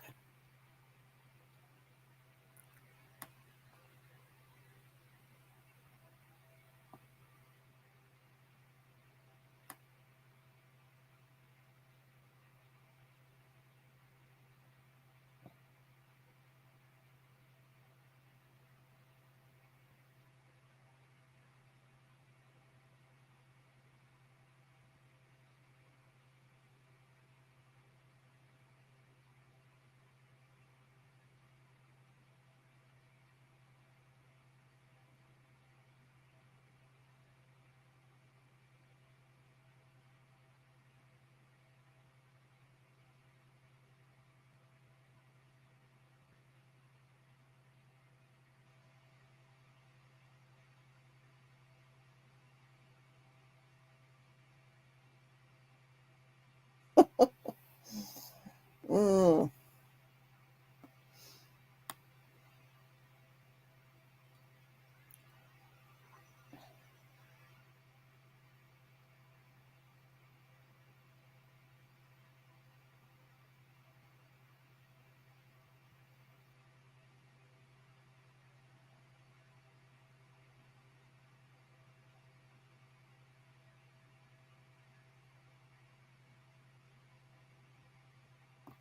Let's take a look at a little more migrant crisis stuff. Welcome back to the live desk. GB News understands 550 people have crossed the English Channel in 10 small boats in the past 24 hours, with British authorities bringing the migrants to Dover Harbour and Dungeness. It takes the number of people that have illegally reached UK shores so far this year to more than 17,300. And journalist Kim Rice says people in Kent are sick to the back teeth of the number of migrants arriving on their shores. And she joins us now. We have some exclusive footage that you sent us earlier on in the day. Can you explain to us what that footage is and what you saw yesterday in Dungeness, Kim? Yes, well, that boat came in yesterday morning. There were 52 people on it, including 7 children, most of whom were quite small. This is one of the bones of content that I've got with this, because to put children on one of those vessels is extremely foolhardy. I've seen children get off those boats screaming in fear. One child I saw once was a toddler on a boat full of men that were obviously not related to him. And I've never seen an expression like that before on a child's face. There's not enough attention being paid to that. These children are just plonked in these boats by the traffickers, you know, to sort of give it a little bit of added impetus in terms of being picked up. And they're being used as bargaining chips. And that's one of my main bones of contention, and it needs to be stopped. And so, Kim, we're seeing footage on the screens now. For those who can't see it on the radio, it's of ostensibly men being taken off an RNLI craft. They're being marched across the shingle there at Dungeness, and they appear to be going towards some sort of processing area. Can you explain what happened next? Yes, that's the lifeboat station at Dungeness. And what normally happens is they're taken up the beach and they're told to stand by the wall alongside the lifeboat station or sit down, depending on how long they're going to be there. They're given refreshments. Sometimes Care for Calais are there, but they haven't been recently. And then sometimes it can be quite some time before the coach takes them away. And in that time, quite often, there isn't an awful lot of personnel on that beach, which is another bone of contention of mine, that I was standing there once and there were just 2 police officers and the lifeboat. And Kim, you're very up close and personal with the men coming off this boat. What was the mood amongst them? Did they seem happy to be arriving in the UK? I would say very entitled, to be honest, because this is the usual demeanour you get. You don't get, if these people were actually refugees, you would get humility, you get gratitude. But what you get is an attitude of entitlement. Sometimes they come in. They didn't do this yesterday, but sometimes they do gangland signs at each other. They make comments at the locals. That's happened as well. I won't repeat one particular comment that was made to a colleague of mine.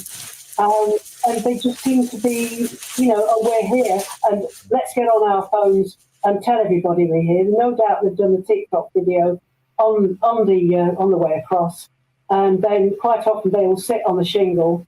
They didn't do this yesterday, but I've seen them going on their phones to report to the people on the other side that they've landed. Okay. I just wanted to ask you, Kim, in terms of from them landing on the beach to when they were taken off on coaches, how long did all that take? Was it quite a quick process of security and safety checks? Surprisingly not. It's very patchy. What happened yesterday, I think the whole thing was over and done within about an hour and a half. Sometimes they're searched by the police, patted down. I didn't see them being patted down yesterday. I saw them being, they were having wrist tabs put on them.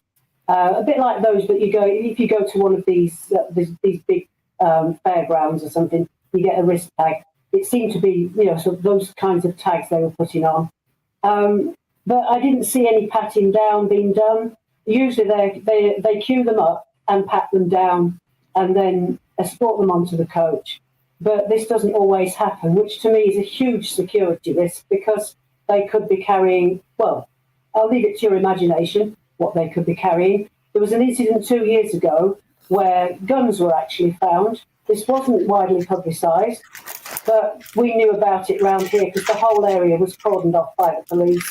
There was a big hoo-ha over it. Tim, but I it have to wasn't interject there. secure. We're joined in the studio now by Mark White, our home and security editor. But before I go to him quickly, could you tell me about other times when you've seen dinghies landing directly ashore and people getting off those craft and running into the town without there being any authorities at all to stop them?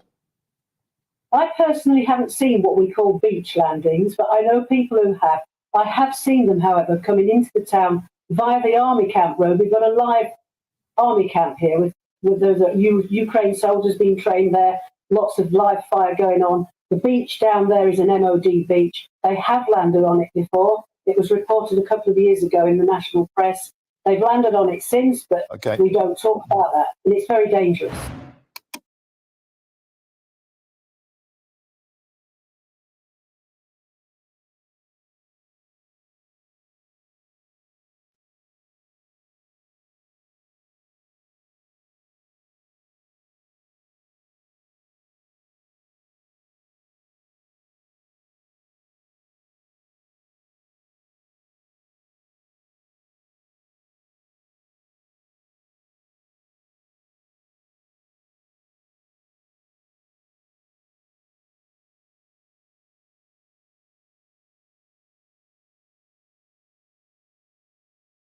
Okay, let's see if we've got one more shorter one here.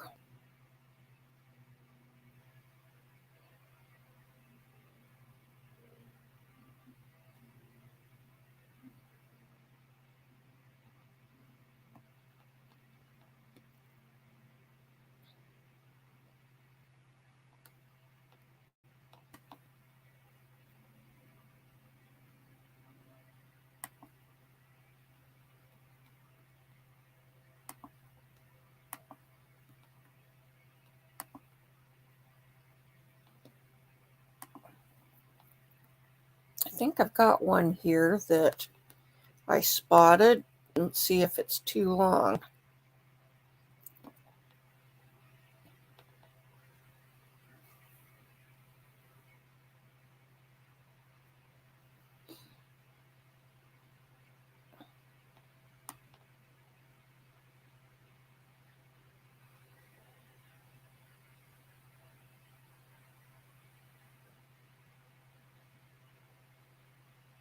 No, I don't seem to have it.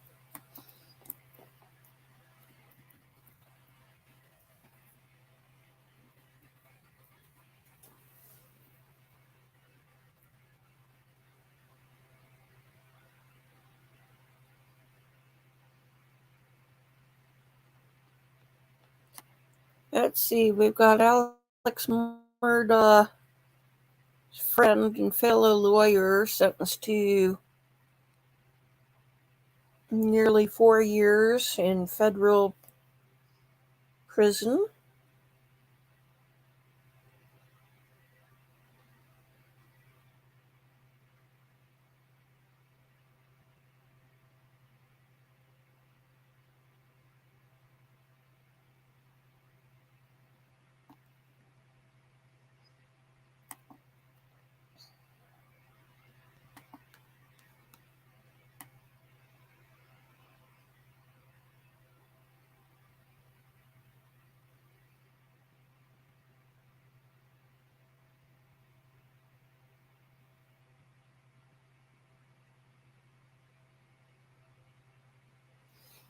Okay, this one is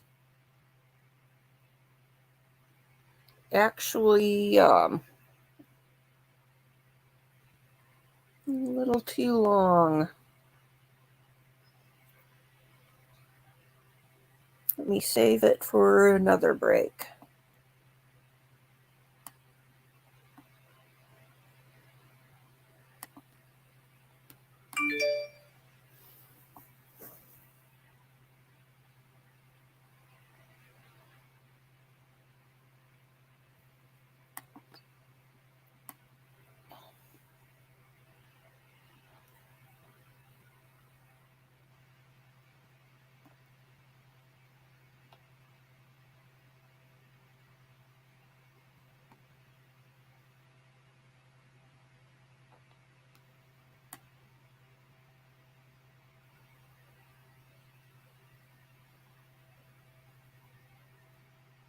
Now, here's another one.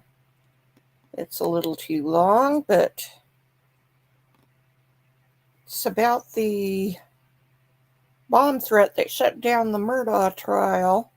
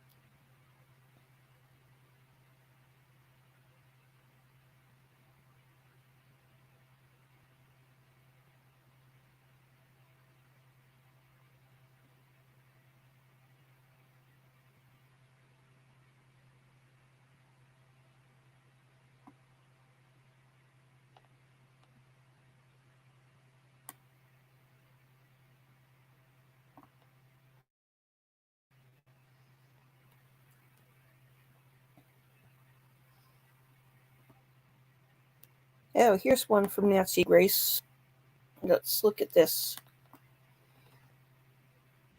Cult mom Lori Vallow had a personality change. And this occurred, according to me, after she got in with Chad Daybell, the so-called prophet. He was like a Svengali over her. That does not absolve her of guilt. But I'd also like to point out that the change in her demeanor, coupled with the fact that I don't believe she had the mental wherewithal to orchestrate this whole thing, he is the master manipulator. What do you think about that? And when is his trial? Will she be a witness? And what about her other charges in Arizona? Yeah, this case is far from over. Chad goes before a jury in April of 2024. The one difference between his and Lori's trial is he's facing a first-degree murder charge for Tammy. Lori was only facing the conspiracy for that murder. The prosecutors obviously feel they have more on Chad's involvement with his wife. And this will be a longer trial, more in-depth. Hold on. Nate Eaton, is he charged in the alternative with conspiracy to commit murder of Tammy Daybell? He is. He's charged with both. So there is an additional charge. So there will be more evidence that comes in his case. As for Lori, she's facing 2 charges still in Arizona. Maricopa County has said they plan to extradite her as soon as they can. That's for conspiracy to commit murder on her 4th husband, Charles, and conspiracy to commit murder on her former nephew, Brandon, who was shot at on his way home from the gym. Fortunately, he survived. So her legal troubles are far from over. As for whether a jury would give him death over her, I think it would all depend on what type of evidence they present. I mean, if they're going to show those autopsy photos again of those children, they're going to talk more about.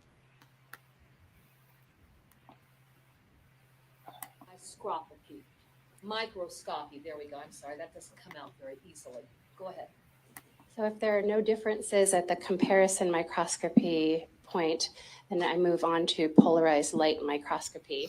And this is done using a different microscope that is equipped with 2 polarizing filters, one below the stage and one above the stage.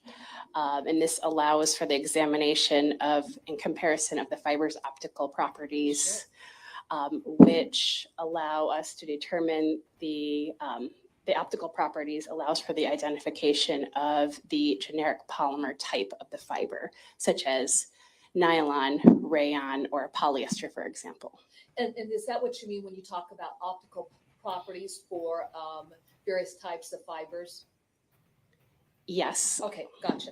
So say, for example, if I buy a shirt and it's 100% polyester versus buying another shirt that might be 60% rayon, and 40% polyester, would that be the difference in optical properties for various textiles? I would expect those fibers of different polymer types to have different optical properties. Going to page 25 of the PowerPoint, could you please explain to us then fluorescence, So- microscopy? If there are no differences at the polarized light microscopy step, the next step is fluorescence microscopy. And this is where fibers are illuminated with various wavelengths of light to determine whether they fluoresce or not. And if they do fluoresce, we observe the color and intensity of that fluorescence. Are there four photographic images in this particular exhibit? Yes, these are photos of, are examples of how a certain fiber looks illuminated with the different wavelengths of light Okay. using the fluorescence microscope attachment. And working from left to right, is there more intensity in terms of what we see with the fluorescence in the right photograph as compared to the left photograph? Are you talking about the extreme right and left? Right. So on the right-hand side, you can see this is an example of the fiber is bright and orange, for example, where the left-hand side, there's barely, if at all, any fluorescence.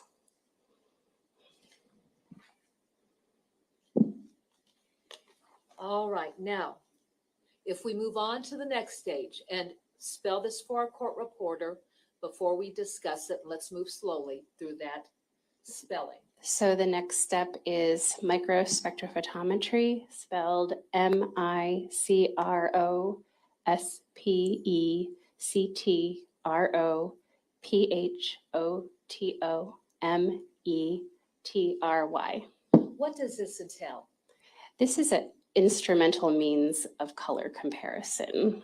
So this is done using a MSP, and the question and known spectra that are collected are compared to each other. Can you define what you mean by spectra? Spectra is the term used for the data collected on this instrument. And then do we have an example of that in a photograph just to the right on this particular portion of your PowerPoint? Yes, this is an example of a question and known microspec data. Okay, and then just even looking at that photograph, in that example, does it show that they bear similarities, or are there differences in what we're seeing? This one looks like it is similar to one another. However, to make that final conclusion, I would like to actually see it, but yeah. Absolutely. And then going to page 27. If there are no differences with MSP, the next step with manufactured fibers is Fourier, Fourier, transform, Transform, infrared, Infrared, spectroscopy, Spectroscopy. Let's use the acronym of FTIR. Yes. What is that? So FTIR is an instrumental method that uses an infrared beam of light to pass through the fiber sample to identify the polymer type and the subtype. For example, if the fiber is nylon, we could also determine with FTIR what type of nylon that fiber is. And then the question and the known spectra for FTIR are also compared to each other. Okay, and then just to the left on this particular page of your PowerPoint, the lower photograph, does that again give us a similar indication of how that spectra is compared? Yes, this is an example of what we'd see. Going to page 28. And then when you've gone through all of those steps, what conclusions can be reached? There are three possible fiber comparison conclusions. The first one is an exclusion, and this is if a difference is observed, it can be concluded the questioned fiber is dissimilar to the known fiber sample and accordingly is not consistent with originating from the known sample. The next one is an inclusion, which is that if the questioned fiber exhibits the same microscopic characteristics and optical properties as the known sample, it can be concluded that the fiber is consistent with originating from the known sample or from another source comprised of fibers that exhibit the same microscopic characteristics and optical properties.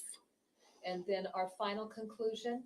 The final conclusion listed here is inconclusive, and this is where no conclusion can be reached to determine whether or not the questioned fibers are consistent with originating from the known sample due to insufficient microscopic characteristics or optical properties. And then where you do make a determination of a fiber conclusion, what is it that needs to happen if you do make a inclusive finding? A fiber inclusion is not a means of positive identification, and the number of possible sources for a specific fiber is unknown. However, due to the variability in the manufacturing, dyeing, consumer use, and weathering of fibers within a textile, one would not expect to encounter a fiber at random that exhibits the same microscopic characteristics and optical properties as a particular source. So fibers can differ as to the type, color, shape, size, microscopic features, and optical properties. These are characteristics that may associate fibers with a group of items, but never to a single item to the exclusion of all others. However, even fibers with many similar properties may be excluded as originating from that same source using the identified analytical methods. Thank you. And then just to end your PowerPoint, our final page very simply consists of what? This is just the ending slide saying that it was created for the FBI Laboratory Division Trace Evidence Unit and the Heron Fiber Group. Okay, thank you.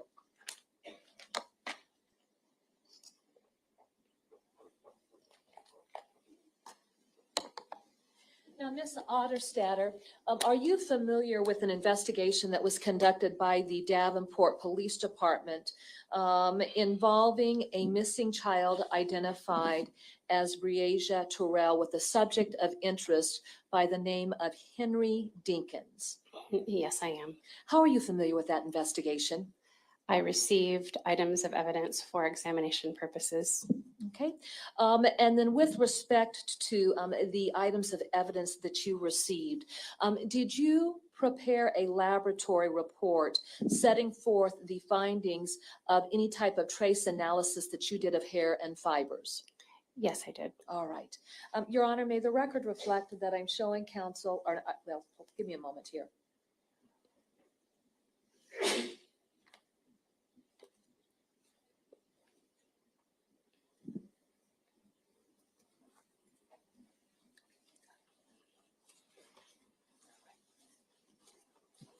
May the record reflect that I'm showing counsel what's been marked as State's Exhibit number 45 for purposes of identification.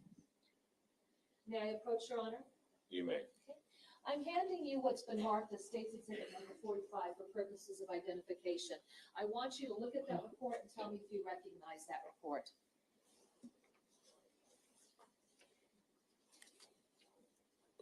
Yes, I do. I recognize it by the laboratory markings and my signature block. How is this document captioned at the top? The title of the document is Laboratory Report. Okay.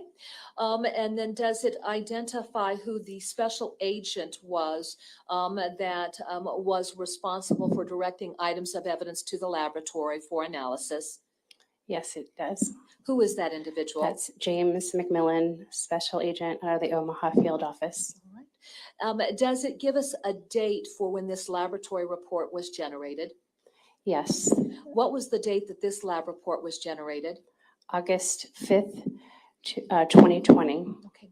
Now, for any type of investigation opened by a law enforcement agency, does each law enforcement agency assign an investigative number to that investigation? Well, I can speak for the FBI, who issues or develops a FBI case identification number. Okay, and does this particular document include the case identification number that was assigned to the investigation of Breasia Terrell? Yes, it does. Could you read that into our record? It is OM-3290265. And would you agree with me that that number is going to be different than the investigative report number that the Davenport Police Department would assign to any records that they're generating? I would assume so. All right. And then if there are submissions of items of evidence by the FBI to the FBI laboratory in Quantico, does the laboratory generate its own report or laboratory number? Yes, it does. The FBI laboratory generates its own laboratory number. For this particular investigation, what was the laboratory report number that was assigned? Well, it's not necessarily a laboratory report number, but it's an FBI laboratory number, a Okay, case that's number. fine. Yeah, absolutely. And that is 2020-01448 is the FBI laboratory number.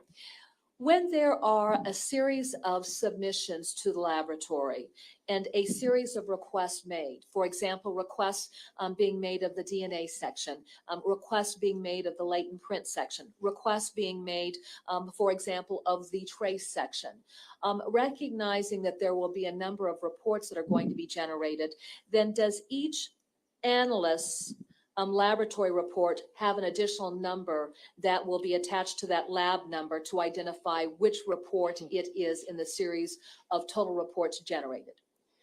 We don't have laboratory report numbers, but I think what you're referring to is the case record number, which is listed here, which is an additional number onto the FBI laboratory number. Absolutely. And that number is a different submission comes in and it's assigned to a different discipline. Okay. For example, here is 2020-01448, which is the FBI laboratory number, and -3 is the specific case record for this submission specifically for the trace evidence unit. Okay. Does this set forth then the items of evidence that you would have received and would have conducted an analysis of? Yes. Okay. Does it also set forth your findings? Yes, it does. Your Honor, at this time, the state would move to introduce State's Exhibit number 45. No objection, Your Honor. Exhibit 45 will be admitted. All right. Ms. Onestatter, I'm trying to think of the easiest way to do this. Your Honor, may we publish this? Excuse me? May we publish this exhibit? You may. All right. I think what we're going to do, first of all, is let's go through and let's identify the various items that came into the laboratory. Now, before we do that, I want to have a discussion so that when the court has an opportunity to go through and review this laboratory report number, the court has some understanding of where items of evidence came from. Okay. Does that make sense? Yes. All right. We're dealing with 3 vehicles and an apartment that items of evidence were recovered from. For any item that came into the laboratory, is there an item number that's assigned to it? Yes. Okay. I'll have you show me where that appears when we publish the exhibit. Then will there be a description of that item of evidence? Yes. Okay. And then beyond that, in parentheses, will there be identifiers for that item of exhibit? Yes, there will be. Okay, and then we'll talk about that. Now, let me take that an additional step. in the course, and if you don't know the answer to this, that's okay. I understand, because I'll cover that through another witness. But in the course of any investigation, are there evidence logs that are generated by each law enforcement agency when an item of evidence is seized and logged into their evidence system and stored? I am assuming so, but I can't speak for what they do. That's okay. But in general, when we receive items of evidence, they will have a contributing agency item number, but the FBI laboratory will assign its own number, a laboratory number as well. All right. That being said, let's walk through State's Exhibit 45, and then let's discuss what we have. Now, this is just going to be very simple. Okay. On our first page, what are our first 4 item numbers? Do you want me to just list them off, or Yes. the description? Okay. Item 11, item 12, item 13, and item 14. Is that the lab item number that was assigned? Yes, those are the FBI laboratory evidence designators. All right. Now, that being said, in items 11, 12, 13, and 14, is there a description so we know exactly the locations where those items came from? Yes. Okay. Item 11, describe it. Item 11 is a piece of fabric from left shoulder area on front passenger seat of 2007 Chevrolet Impala. I want you to speak to the area where there is a parentheses. We see a number there that would include lettering as well. That first number, can you explain to us what that is? That is 1B13, which is the FBI field office designator for that item. And then by contrast, staying in keeping with this discussion, go down to item 27 in that area where we've got the parenthesis after the descriptor. Do we also see an additional entry beyond the FBI's number that they've assigned? Yes, it says DPD item number 163. Okay. And what's your understanding that DPD stands for? Davenport Police Department. All right. So with that entry, would that help us to go to look at evidence logs to determine locations where items were seized if we don't have a real exact description as we walk through these items and we don't know, and we won't know where they came from? I would assume so. I haven't seen such logs, but. Okay. All right. Item 12. Give us a description for that. Item 12 is a piece of fabric from middle rear seat of 2007 Chevrolet Impala. 13. Piece of cushion from middle rear seat of 2007 Chevrolet Impala. 14. Rag from driver's console of 2007 Chevrolet Impala. All right. Now let's go through items 14 through 19. Actually, item 20. Are those coming from a specific location as well? Yes. Okay.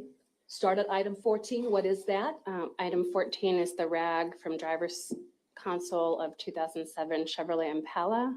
Item 15. Item 15 is the shirt from trunk of 2007 Chevrolet Impala. Item 16. Item 16 is shorts from trunk of 2007 Chevrolet Impala. Item 17. Item 17 is a sandal from trunk of 2007 Chevrolet Impala. Item 18. Item 18 is a sandal from trunk of 2007 Chevrolet Impala.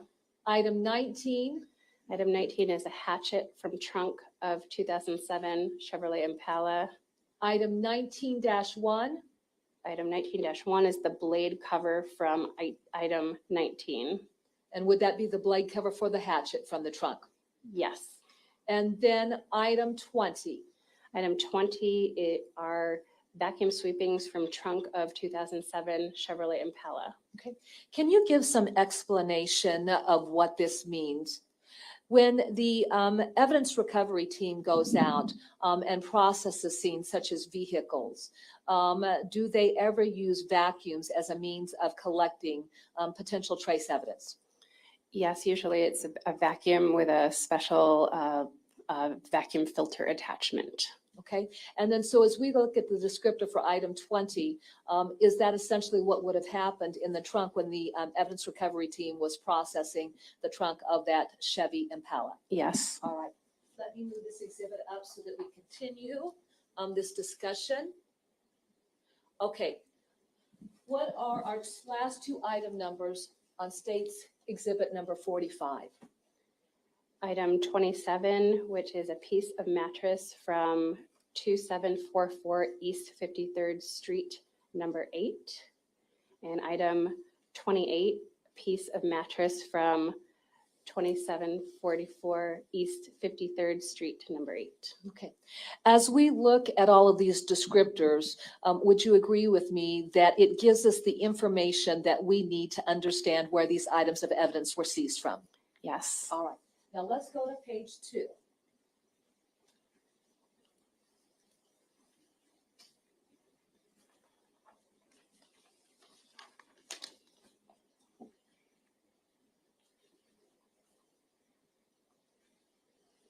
Okay.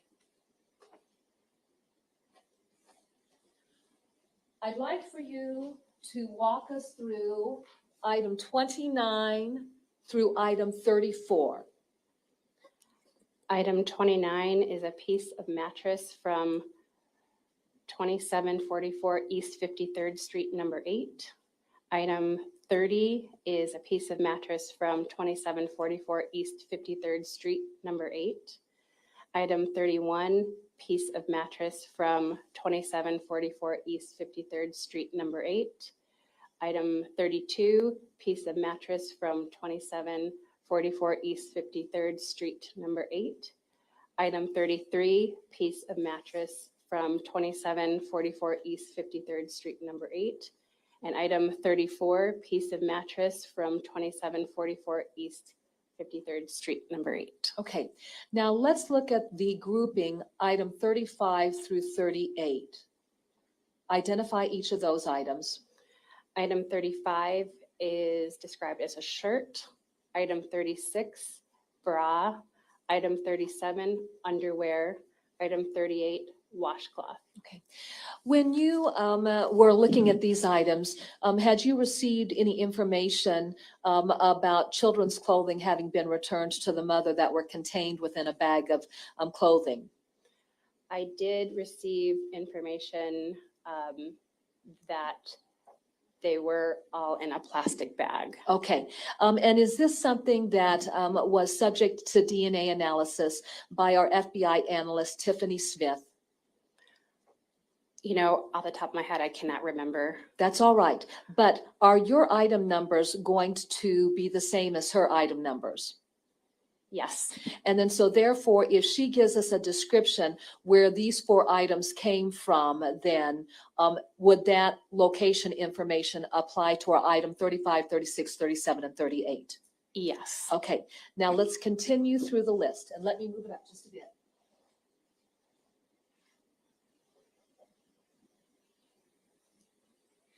All right, picking up at our next item, item 45. Item 45, debris from top of foam padding in room D of mobile home, license plate number ENJ181. Item 46, debris from under foam padding in room D of mobile home, license plate number ENJ181. Item 47, machete from on top of microwave at 743 Schmidt Road. Item 48, machete. Item 48-1, sheath with item 48, which was the machete. Okay, and then so 48 and 48-1, are those related to one another? Yes. Okay, and then contextually, are they aligned with our next item, number 49? So that gives us some perspective of the location where the machete and the sheath would have come from. Because what do we have in item 49? Item 49 is a broom from kitchen at 2744 East 53rd Street, number 8. Okay, I'll ask this question. If you don't know the answer to it, that's fine. Were you aware of a machete that had a sheath that was recovered under a mattress in the bedroom at 2744 East 53rd Street, apartment number 8? Not off the top of my head. I didn't exactly know the exact location that it was That's all recovered. right, because then I'll have Detective Obert speak to that to fill in the gap there. All right, now let's go to our next series of items. Item 53, shirt. Okay. And I want to speak to that. Is there any location information there? There's not listed, no. But then let's go over to an item number. What is that item number in the parentheses? So we've got the FBI number, but then for our item number that we would associate with the Davenport Police Department, what item number does that give us? That's is listed as item number 26. Okay, and so then therefore, would that be information that we would need to collect from one of our detectives out of their evidence log to explain the location of that item? Yes, you could. Okay, now let's go to our next series of items. Item 53 is a shirt from Henry Dinkins. I'm going to stop you there. And so if there was a shirt that Mr. Dinkins had been wearing and law enforcement collected that from his person, does that comport with that description? I would assume so, yes. All right, take us through our next two items. Item 55 is listed as a shirt from the north bedroom closet. Is there an item number listed in parentheses that would be associated with the Davenport Police Department? That is item number 24. Okay. Was this an item that was also submitted for DNA analysis with Tiffany Smith? Yes. And then did you discover that actually the entry on your report for the location of this item was in error? That the description of the shirt being from the north bedroom closet was how it was submitted. Mhm. However, in discussions or communication logs from Tiffany Smith, the DNA examiner in the FBI laboratory, as well as a discussion with the Special Agent McMillan, it was clarified that that was not from the north bedroom closet, that it was from the plastic bag with the other items of evidence that I discussed earlier, the item 35 shirt, item 36 bra, item 37 underwear, and item 38 washcloth. And so that would be the bag that had the children's clothing in it? That was the plastic bag. Yes, okay. You know what I'm going to do, Your Honor? May I make that correction on this exhibit? Do you have any objection? I don't. You may make that correction, so it comports with the record.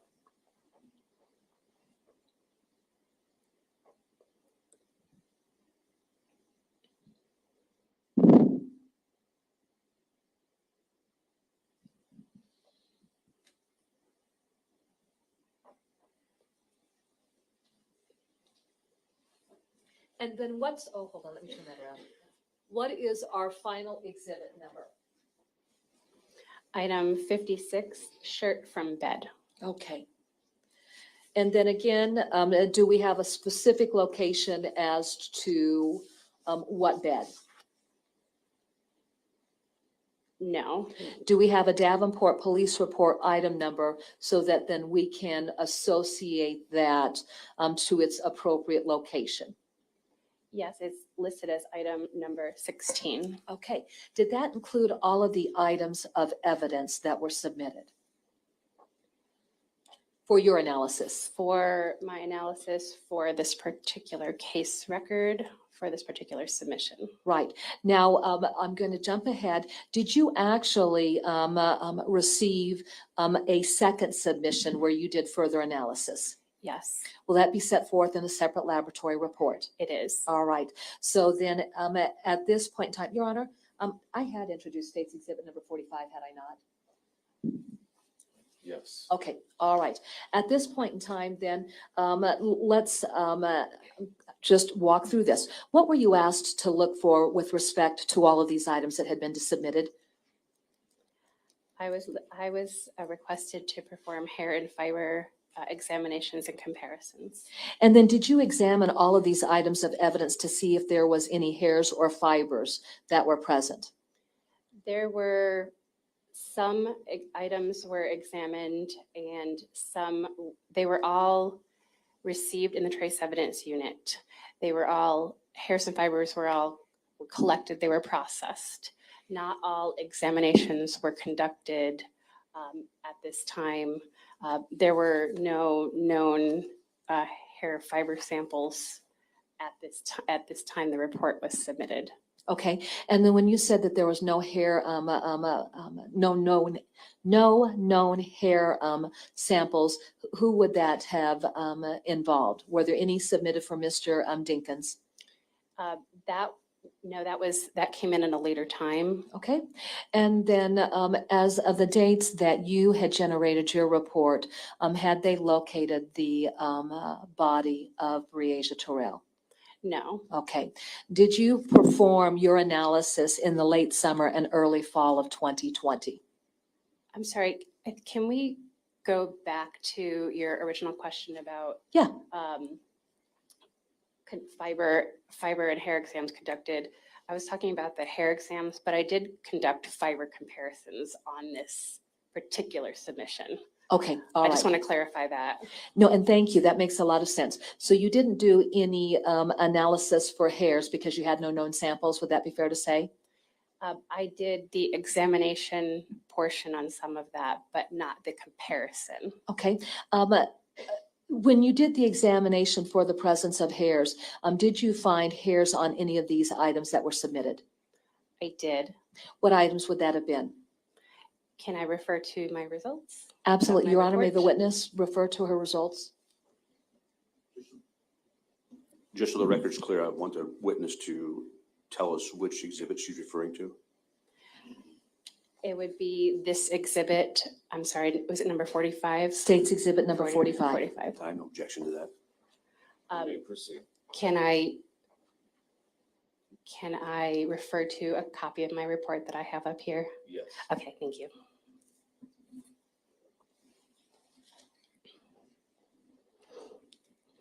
And I'm sorry, is there a specific item you're looking for or just the results in general? Yeah, just the results in general related to locating any potential hair samples.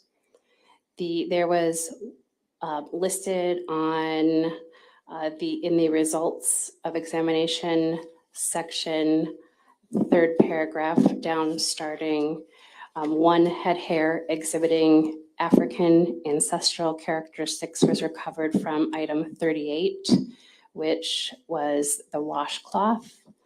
This hair is suitable for meaningful microscopic comparison purposes and has been preserved on a glass microscope slide.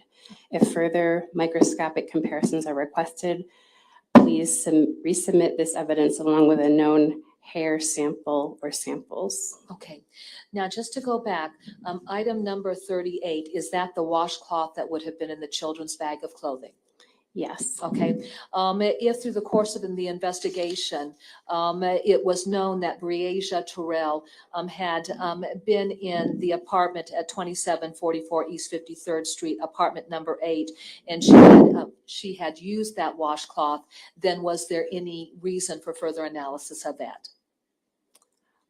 I would not think that exam would be important to the case because she was already associated to that washcloth without any further things happening. Absolutely. And let's just take that a step further. With the child being identified as being present in that apartment, or the child even being identified as being present in a maroon Chevy Impala or the black Camaro, with the child's presence there, if there were hairs of that child that were recovered from either location, does it advance the cause because we have her established presence in those locations? That is correct. So as I stated before, when I talk about the reason why trace evidence examinations are conducted, I talked about the reason why they're conducted is to establish a possible association between two people or a person and object. But if there's already association established, then those exams may not be meaningful or needed. Okay, thank you. I appreciate that. All right, now let's go ahead and let's continue with your findings then. Human body hairs and hair fragments not suitable for meaningful microscopic comparison purposes were recovered from item 14, which was the rag from the driver's console of 2007 Chevrolet Impala, and item 38, wash, which is the washcloth. These hairs have been preserved on glass microscope slides. Okay, but they weren't suitable for meaning microscopic comparison.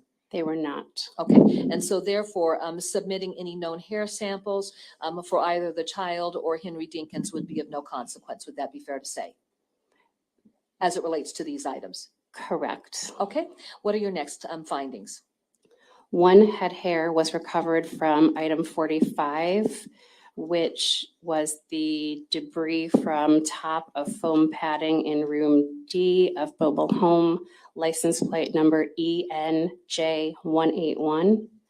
And one head hair was also recovered from item 46, which is described as debris from under foam padding of room D of mobile home, license plate number ENJ181. Okay, were these collected for future comparison? It goes on to say that my report that these hairs are suitable for meaningful microscopic comparison purposes and have been preserved on glass microscope slides. Okay, all right. And then would that require the submission of a known hair sample? Yes. All right. What were your next findings relative to hairs? So moving on, no human hairs were found on item 47, which is the machete from on top of microwave at 743 Schmidt Road. Okay, now I want to talk about that. We're simply addressing the issue that there were no human hairs found on that machete that was recovered on the top of the microwave. Is that correct?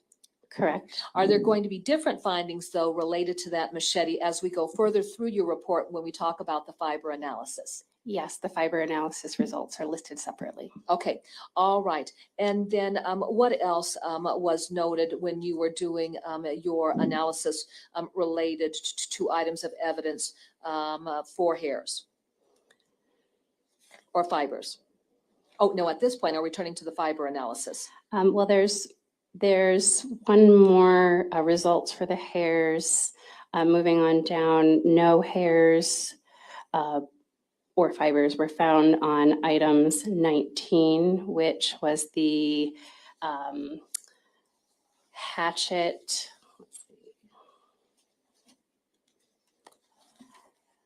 Hatchet from trunk of 2007 Chevrolet Impala.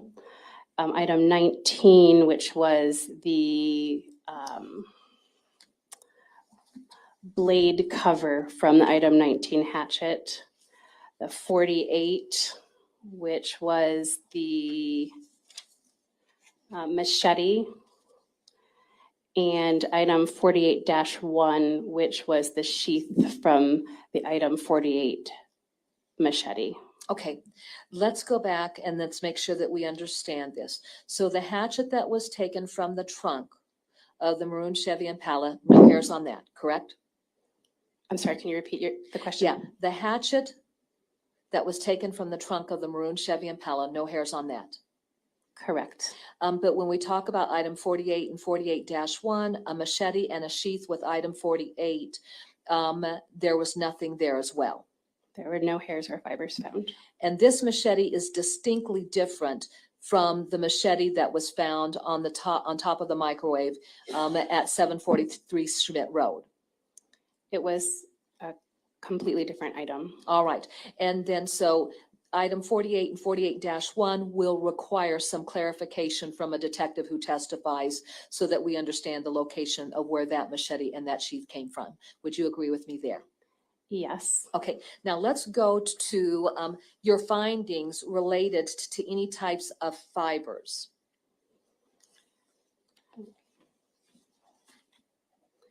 So starting with the first paragraph of the results of examination section of my report, textile fibers of various types and colors were recovered from item 47, which was the machete from on top of the microwave at 743 Schmidt Road.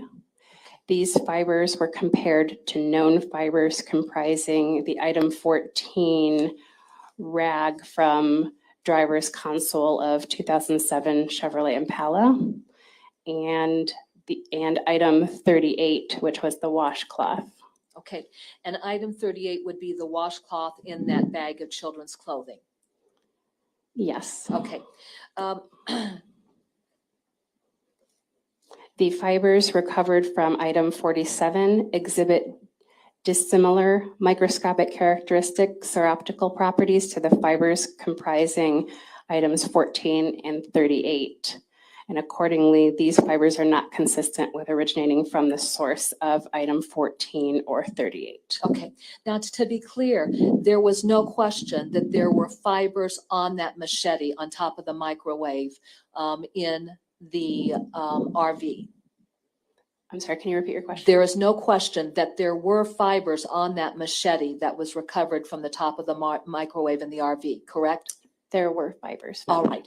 In order for there to be fibers then on that machete, what would have to happen?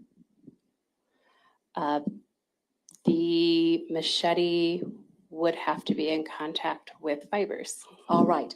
Now, when all of these items were submitted to you, for example, the washcloth from the children's bag of clothing, or the other exhibit, let me see, what was that again? Oh, and that would have been the rag from the driver's console of the 2007 Chevrolet Impala. Did you have any information that from an investigative standpoint that either of these were connected to that machete in any way?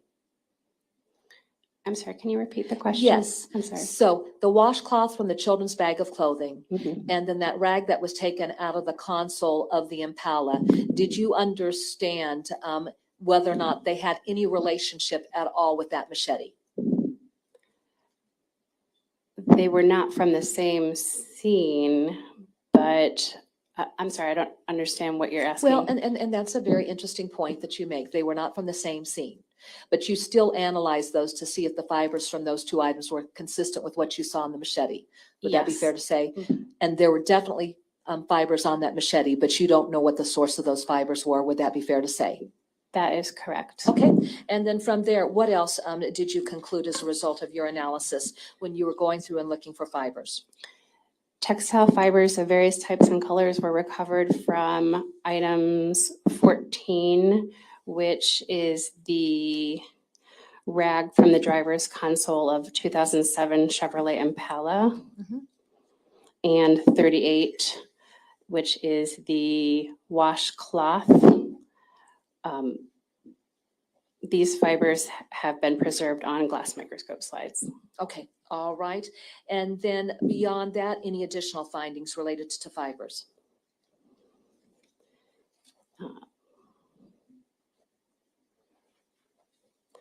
If you move on down to in my report results section, no textile fibers were found on item 45, which were the debris from the top of foam padding in room D of mobile home license plate number ENJ181. And no textile fibers were found on item 46, which is the debris from under foam padding in room D of mobile home, license plate number ENJ 181. Okay. Can you tell us about items 45 and 46? Were those examined to determine whether or not they were in fact some type of hair?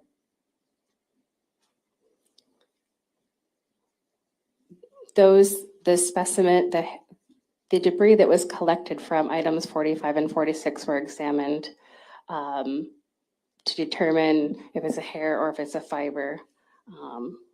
Let's see, I'm sorry, 40. So as I testified earlier, there was a head hair recovered from item 45 and from 46. Okay, all right. And were those meaningful for microscopic comparisons? Yes. Okay, and then finally, related to the washcloth associated with the children's clothing, was there any type of hair found on that that you could even identify the ancestral characteristics of that hair? I'm sorry, can you repeat the question? Yes, and for the washcloth that was located with the children's clothing, was there any hair on that item that you could identify an ancestral characteristic?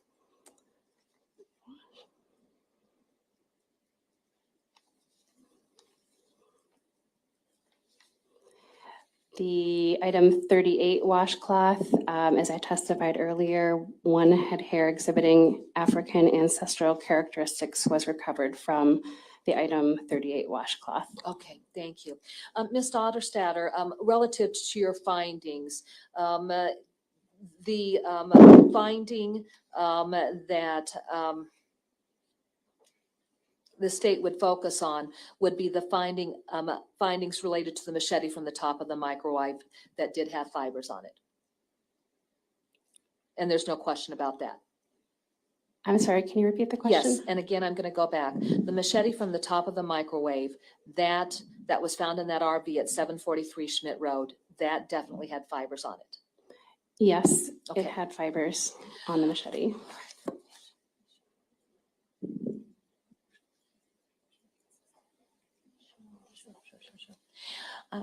Let me throw this question out, and I don't know if you can answer this, but when you were doing the examination of the machete that was found from the top of the microwave at 743 Schmidt Road, in looking at those fibers, could you offer an opinion as to what those fibers would have been consistent with?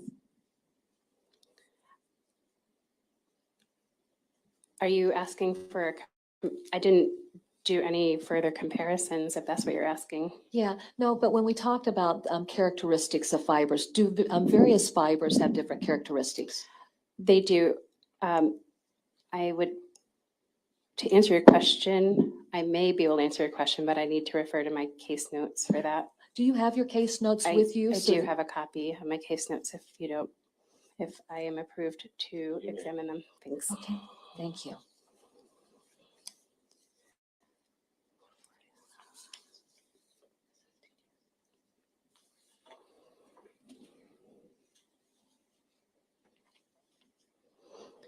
So in my case notes dated July 29th, 2020, from the item 47 machete from on top of the microwave,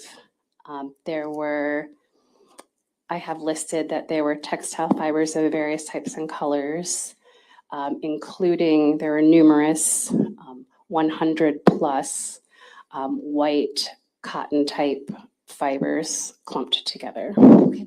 What would that be associated with then? I don't know where they came from. All right, and then let me be just a little bit more specific. When we consider paper towels versus considering some type of cloth rag, can you give us a sense of whether or not what you were seeing would come from a product like a paper towel versus a cloth rag?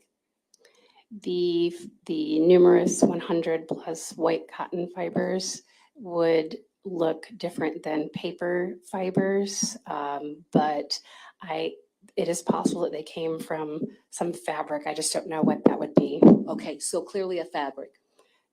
Yeah, these are fibers that would be, comprised of fabric. Okay, and if a child had testified that that machete was wiped off with some type of cloth, is that consistent with your findings? And also, as far as the white cotton fibers, I mean, it could be any type of fabric or textile, not just a cloth. Okay, sure, absolutely. All right, thank you. Now, let me direct your attention to State's Exhibit number 46. Your Honor, may the record reflect that I'm showing counsel has remarked to State's Exhibit 46. May I approach?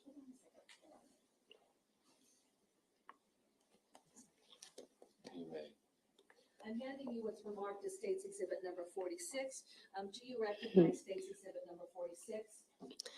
I do. What is State's Exhibit 46? It's my laboratory report dated September 14th, 2020, and I recognize it by the laboratory number and my signature block. Would this have been the second report that you generated by virtue of additional submissions that were made? Yes. Okay, and does it set forth your findings? Yes, it does. Your Honor, at this time, the state would move to introduce State's Exhibit number 46. No objection, Your Honor. Exhibit 46 will be admitted. Okay. In this particular case, may I publish this, Your Honor? You may. In this particular case, were there some additional submissions of evidence that came in? Yes. Okay, There and were. then for purposes of our record, starting at exhibit number 70 and moving down, or item number 70 and moving down, tell us what the additional submissions were. There are item 70 is the comb submitted as known sample from Breasia Terrell. And I'm going just to stop you there. At the time that this comb came in, was it believed that hair samples in that comb could have potentially been Breasia Terrell's? Yes, this was again submitted as well. A known hair sample is the ideal known hair sample is taken, with hairs pulled from the head directly from the scalp. But this was her known sample was not available, so they submitted an alternate known in the form of a comb, which potentially could possibly have hairs from Breasia Terrell to use as an alternate known. All right. And so to be sure, with the comb in a family home with multiple family members, is there always the possibility that various family members could have used that comb? That is a potential. All right. What are our next items of evidence? Item 71, head hair sample from Henry Earl Dinkins. Item 72, pubic hair sample from Henry Earl Dinkins. Item 73, head hair sample from Andrea Culberson. Item 75, vacuum sweepings from driver's seat and floor in 2012 Chevrolet Camaro. Item 76, vacuum sweepings from front passenger seat and floor in 2012 Chevrolet Camaro. Item 77, vacuum sweepings from rear seats and floor in 2012 Chevrolet Camaro. Item 78, vacuum sweepings from trunk in 2012 Chevrolet Camaro. And item 79, shirt from trunk in 2012 Chevrolet Camaro.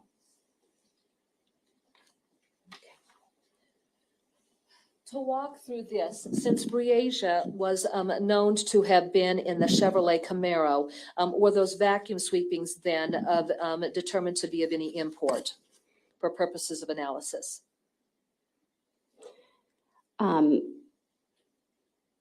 Can you repeat your question? Yes, since Breasia Terrell had been identified as having been in the Chevrolet Camaro, was there a need to go through and process any of the vacuum sweepings from that vehicle to associate her with that vehicle?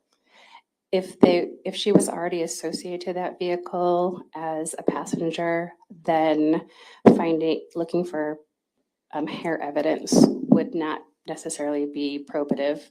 Okay, All right, now that you've got known hair samples for Henry Dinkins, a subject by the name of Andrea Culberson, and then a potential sample that could have been Breasia Terrell's, describe what you did in comparing those items to our item 14, the rag from the driver's console, item 20, vacuum sweepings from the trunk of the Chevy Impala, item 4, 45 and 46, and that would be the debris from the top of the foam padding in the RV and under the foam padding. So the first examination I conducted was to evaluate the item 70, which was the comb submitted as a known sample from Breasia Terrell, Okay. to make sure that I had a suitable known hair sample for comparison purposes. Was it suitable? It was not suitable for comparison purposes. During my examination of, all the debris from the comb was prepared on glass microscope slides, and I examined those microscope slides with that debris.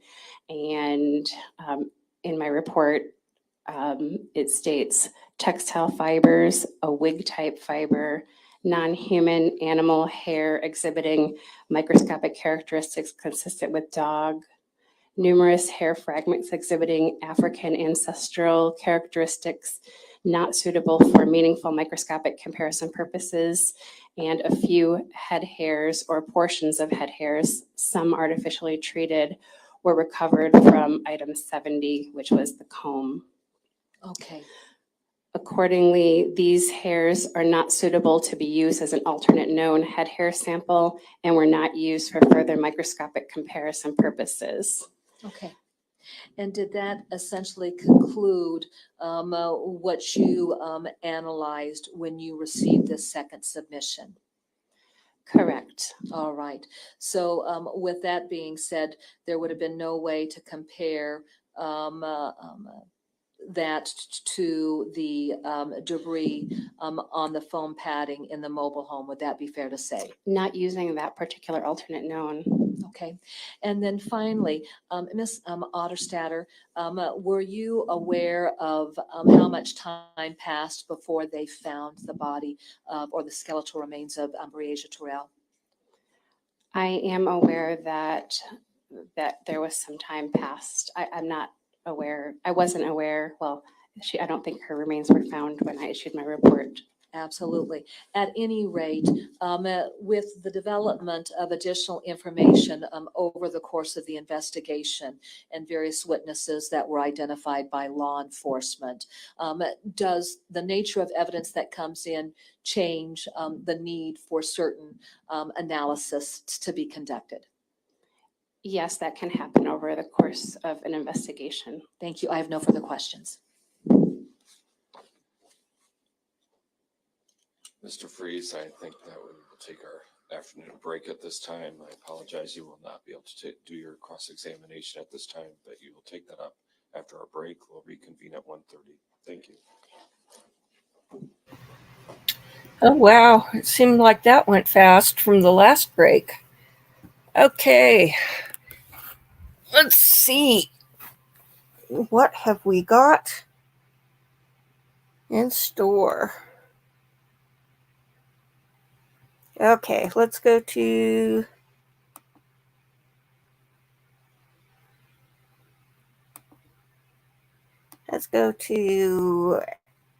Alec said, Baldwin. quote, a possible malfunction of the gun significantly affects causation with regard to Baldwin. If it is determined that the gun did not malfunction, charges against Mr. Baldwin will proceed. The prosecution anticipates making a final charging decision with regard to Mr. Baldwin within the next 60 days. Well, it appears that the new report shows the gun may not have malfunctioned and that it was not modified. This is from the new ballistics report, quote, from an examination of the fired cartridge case and the operationally restored evidence revolver, this fatal incident was the consequence of the hammer being manually retracted to its fully rearward and cocked position, followed at some point by the pull or rearward depression of the trigger. And although Alec Baldwin repeatedly denies pulling the trigger, given the test findings and observations reported here, the trigger had to be pulled or depressed sufficiently to release the fully cocked or retracted hammer of the evidence revolver. Now, that is in line with an earlier FBI analysis, which found that the gun could not be made to fire without a pull of the trigger. So now there are two forensic reports essentially saying that he must have pulled the trigger. In a statement, Special Prosecutor Kerry Morrissey seems furious at the reason this got released. It's because the armorer, Hannah Reed's defense team, put it in their court filing, and they're calling it a leaking of this. Remember, charges were not dropped against her. So they're still going back and forth on legal filings. Special Prosecutor Morrissey saying, quote, charges are still being considered against Mr. Baldwin, but a final decision has not yet been made. We're proceeding carefully and thoughtfully. And the motion is nothing but a press grab. Jury instructions are ruled upon by the court at the close of evidence during a trial. And he simply used this motion as a means to disseminate the ballistics report. He's not denying that this was the report. Remember, Baldwin initially got the book thrown at him by a, I think, overzealous DA who overcharged and sort of bungled the case. So I wonder how this is going to change anything. Is it going to change everything? Joining me now is John Day, New Mexico criminal defense attorney who knows several of the key players involved. He also served as a special prosecutor in that state. Thanks very much for coming on the program. Appreciate it. So how worried should Alec Baldwin be right now? I think very worried. I think the fact that the special prosecutor said in June, if it turns out the gun didn't malfunction, we're going to proceed. And I think the third forensic report clearly says, basically, by not saying anything at all, that there was no malfunction of the gun. There was nothing wrong with it. So I would expect that they are going to refile against Alec Baldwin on the basis of this third forensic report. And do you think they would be the same kinds of charges that he was facing before? I would think so. I would think it's basically the negligent homicide, the fourth degree felony, the lowest level felony that they have, the involuntary manslaughter charge that was initially filed and then dropped. Now, what do we know, or what do you know about these special prosecutors? I mean, it seems that they were pretty careful here at the outset, much less aggressive than the initial prosecutors had been. Should that be any comfort for Alec Baldwin? I think just the opposite. You have the initial prosecution was riddled with missteps, with bad judgment calls and political calls that did not help any. And this new group of special prosecutors, Kerry Morrissey is actually a very polished, experienced criminal defense lawyer. And I think what you've seen is a massive shift in strategy and themes. They're not using the high-paid media consultants to make public statements, which actually had a lot of lawyers cringing because those statements were probably over the line on what prosecutors could say, and it didn't help the case. Much more polished, much more reserved, and I think in a very professional approach to it. But I wouldn't be surprised to see charges refiled pretty quickly. I was going to ask you about the timing. What do you think on the timing?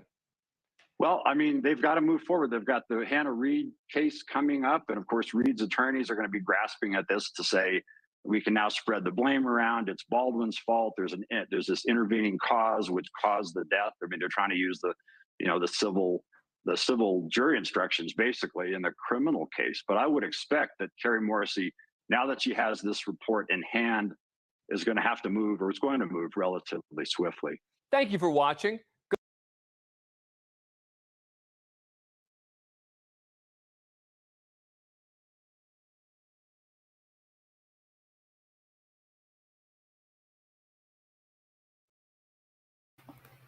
Okay, so it was a forensic report on the gun, which may get new charges or get the old charges reinstated.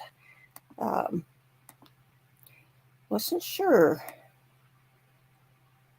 Let's see.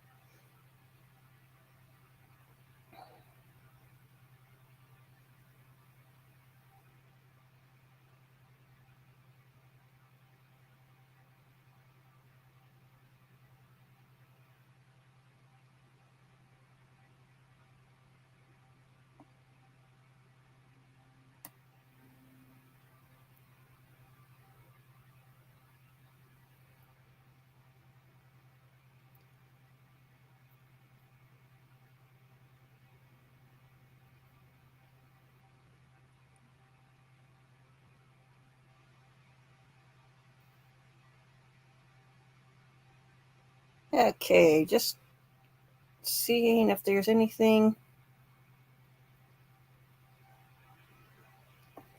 Let's see. The last I saw, the death count in Hawaii had topped the 100 range.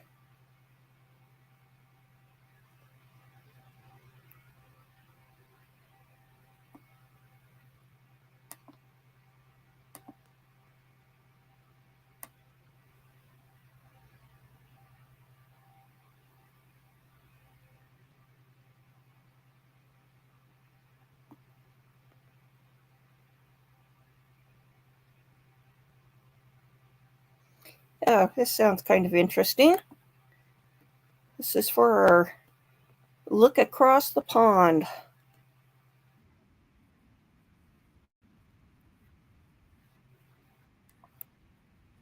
Refused to beat someone up for the gang. And the method he used to kill him, he just smashes this guy's head over and over into the concrete. And he's looking at the security camera and the guards aren't responding. 10 minutes in, you can see him stomping on the back of this guy's head and neck and blood going everywhere. 20 minutes in and the guards still haven't responded. Picks the body up, brings it out like he's trying to show it off to the camera, throws it off the balcony, it's stuck in the railing, he starts kicking it over and over again. Only then did they notice and put this guy down. This is how much control the gangs have got over the young people in the jail. Hello and welcome to Crime Suspect, where each week we unravel some of the UK's most prolific crimes, as well as providing in-depth analysis on the criminality that plagues our nation. On the show today, who are the top dogs now? We dissect the very real threat from some of the most fearsome gangs in the UK today, shedding light on serious and organised crime as it continues to grow. Later, is it safe on your street? I'll be taking you virtually to the UK's capital, London, for this week's Postcode Watch. And finally, it's your chance to book a crook as we show you this week's wanted criminals. Joining me for all of this today are Chris Preddy, OBE, from the charity #Unapologetic, retired Met Detective Superintendent Shabnam Chowdhury, and former ecstasy trafficker turned YouTuber Sean Atwood. Thank you all very much for being here. Now, you have the right to remain watching. This is Crime Suspect.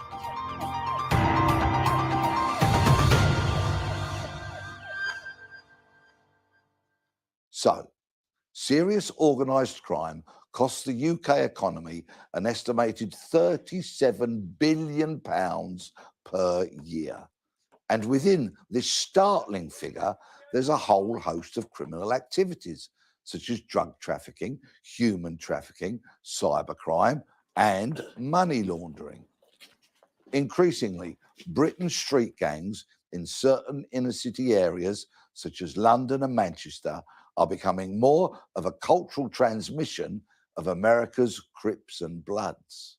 According to the Director General of the National Crime Agency, Graham Bigger, there's around 59,000 people involved in serious organised crime within the UK, with about £12 billion generated by criminal activities each year and around 100 billion of dirty cash from around the world laundered through the UK. But behind these alarming numbers lie the stories of countless lives affected by the ruthless actions of these notorious gangs. Shabnam, you set up a gangs unit when you were in the police. Based on your considerable experience, who are the gangs that are plaguing the streets and that we should be afraid of? Well, you've got Hackney, for example, which has the highest number of gangs across London with 33 gangs. And then you've got Newham with something like 13. But you've got the Holly Street Boys, you've got the Balance Boys, you've got Burger Bar Boys from across the UK. You've got, and they're in Birmingham as well, aren't they? They're in Birmingham. Yeah. So you've got a whole host of names, which some of these names actually come from, as you talked about earlier on, from America, from the Bloods and the Crips. And that is because they like the kudos of being associated with American gangs, with, you know, suggesting that they come from the hood in Brooklyn, places like that. So, yeah, quite a wide variety of young kids that are involved in criminal activity that are actually linked to some of the top organised criminal gangs across the UK. These are the ones that earn something like 200 million or are worth as much as 200 million. You can talk about the Addams family, who were notorious in the 80s and the 90s and were involved in extortion, in robberies, in violence. They're now really, really established. And people will say, well, that was like 20, 30 years ago. But actually, those are the gangs that are established that still run the streets of London. So notorious gangs like the Albanians, for example, that so many people have heard of and who go online to show off their weaponry and their wealth and what have you, would they have contacts or would they have influence over these kids that are carrying out the criminality on the streets? They have huge influence over them, Peter. What they do is they groom them. And then what they do is they initiate them into gangs. They will get them into buying trainers for them. They'll buy them bikes. They'll buy them all sorts of stuff. They'll get them to deliver drugs, guns, and weapons. And then what they do is they get to a stage where they tell those kids, you've lost me money, you lost my drugs, or you've done something wrong, and now we own you. And it's really difficult for those young kids, many of them who actually want to exit those gangs, who cannot do that because of the fear of retribution by those organised gangs. You mentioned America, which brings me quite brilliantly onto you, Sean. You didn't come up through the streets of gangs in the UK. You came into criminality and drug dealing through a very different route. What was that? So I was a stockbroker gone wild, had more money than common sense, started to import ecstasy from Holland to Arizona. May 16th, 2002, SWAT team smashes my door down. And I end up in Sheriff Joe Arpaio's jail, America's toughest sheriff, where I'm living for almost 6 years then in the Arizona system with Bloods, Crips, neo-Nazi gang members, Mau Mau gang members. When I arrived in America, the initiation ritual for the gang members was, if you see a car at night, my aunt warned me, if you see a car at night with its lights off, do not flash them to turn their lights on because they will shoot you dead. This is the gang initiation ritual. And to add on to what Shabna said, out of all of the podcast guests we've interviewed, one told us a story whereby in this country, a young person owed the Albanian mafia money. He'd gone behind on his payments. They showed up at his house and took his eyeball out. Violence, violence, violence. This is, it's becoming a theme. Chris, I'm sure that you have experiences or you've heard tales of violence. What is it about violence and gangs? Is it a currency? Is it some kind of kudos? Why do we hear about it all the time? Well, obviously, like what goes down to anything, everybody knows when you have the certain sense of power. So if you're watching, like we always say, the Pablo Escobar, the Scarface, and I keep saying to some of these kids, they watch these movies thinking that they're going to get that end status at the end. And once again, like you said, it's that manipulation in the sense of, I'm going to score a point against you. So I'm going to show my violence in the sense of it's always got to be tapped up to a sense of who's more worse or who's got the most kind of like points on their scoreboard. And like I say, with a lot of these young people, if you're stabbed and you've now been filmed and someone's filmed you stabbing, then that it gets to a stage now, what are you going to do to get back on that other gang? You're going to have to film and then you're going to have to do 10 times worse. So once again, it's all about now matching up each other, which the violence has now got out of control. And I feel we need to come to a basic system and understanding that you've got to remember, these are 13, 14, 15, 16-year-old boys that are taking lives. And how do they get ensnared into this gang culture from the very beginning? Well, like with most people in the sense of we come from poor backgrounds, as their lack of opportunities, you've got to think about the many of the systems of where I grew up and where we are now. There is no youth clubs. There's no opportunities for our young people to be able to do anything. You go around to any single area, says no ball games. There's no activities. So once again, these young people are just out there on the streets doing nothing anyway. And I always say boredom breeds certain other things. You start off nicking a sweet from the shop. You start off in the sense of seeing a gang member standing on the street corner. If you was doing activities, you would never see him in the first place. So now all of a sudden he sees you, he starts to groom you. And it's very simple as, do you know what, here's a bike. What do you mean? This is not my bike. I don't want this bike. No, no, no, this is your bike. You can have this bike. Oh, my mum won't let me have it. No, no, no, it's for you. You can keep it at my house. But anytime you want it, this is your bike. And before you know it, you're riding down the street and he comes up to you one day and he says to you, give him, see that bag, take it down the road and give it to that person. And I say this to my kids every single time. What's in the bag? Drugs, sir, money, weapons. I don't know. But once again, do you think that he cared when I was dropping it down there? If the police came, who would have been in trouble then? But 9 times out of 10, the kids don't understand it. So once again, they feel like this person is not looking at them in a sense of throwing them to cattle or trying to make them go to prison. They're looking at them like, this person's like my dad, this person's like my brother, this person's like a role model to me. I'm going to do anything that this person says to because I haven't got anything. And when you're in, you're in. When you're in, you're in. And if you're in an American gang, for example, but very much linked to the UK because drugs are being sourced or transited through, so it's all part of the UK criminality picture, what keeps you in there? Is it fear? Is it greed? Is it the buzz? So what I saw was low-level drug offenders come into the jail in Arizona. If they're white, immediately skinheads from the neo-Nazi Aryan Brotherhood come up to them, ask them what the charges are, give them a heart check, you know, see if they've got any confidence about them. They figure out where they're going to fit in. Yeah. Then they put them to work. Work means committing acts of violence to earn your tattoos. And to be a full member of the Aryan Brotherhood prison gang, you have to murder someone for them in the jail. Now, under the charter of these gangs, it's blood in, blood out. They sign up to that. They're impressionable, like Chris said. They come in, maybe they haven't got family members who are supporting them, and then all of a sudden, they've got these surrogates substituting that need. But they use the hell out of them. They get them doing low-level activity, like Chris said in the beginning. Then they get into more and more serious activity to the point where they're committing murders. We had a video we got from the jail, an Aryan Brotherhood gang member. He was murdering another inmate who'd refused to beat someone up for the gang. And the method he used to kill him, he just smashes this guy's head over and over into the concrete. And he's looking at the security camera and the guards aren't responding. 10 minutes in, you can see him stomping on the back of this guy's head and neck and blood going everywhere. 20 minutes in and the guards still haven't responded. Picks the body up, brings it out like he's trying to show it off to the camera, throws it off the balcony, it's stuck in the railing, he starts kicking it over and over again. Only then did they notice and put this guy down. This is how much control the gangs have got over the young people in the jail. Now, that's an example from an American jail, but what about examples of influence that street gangs in London or elsewhere in the UK might have over other children, other impressionable children? When you've got young children that, exactly as you were saying, you know, we're talking about here, come from backgrounds where there's poverty, where the demographic of the community is poor, where you've got single parents who want to do their best, who are working ridiculous hours, haven't got the time to look after their children. What happens is that those kids then turn to other people who offer them a family unity, and that's where they become part and parcel of a gang culture, because they always say to you, you're like my brother.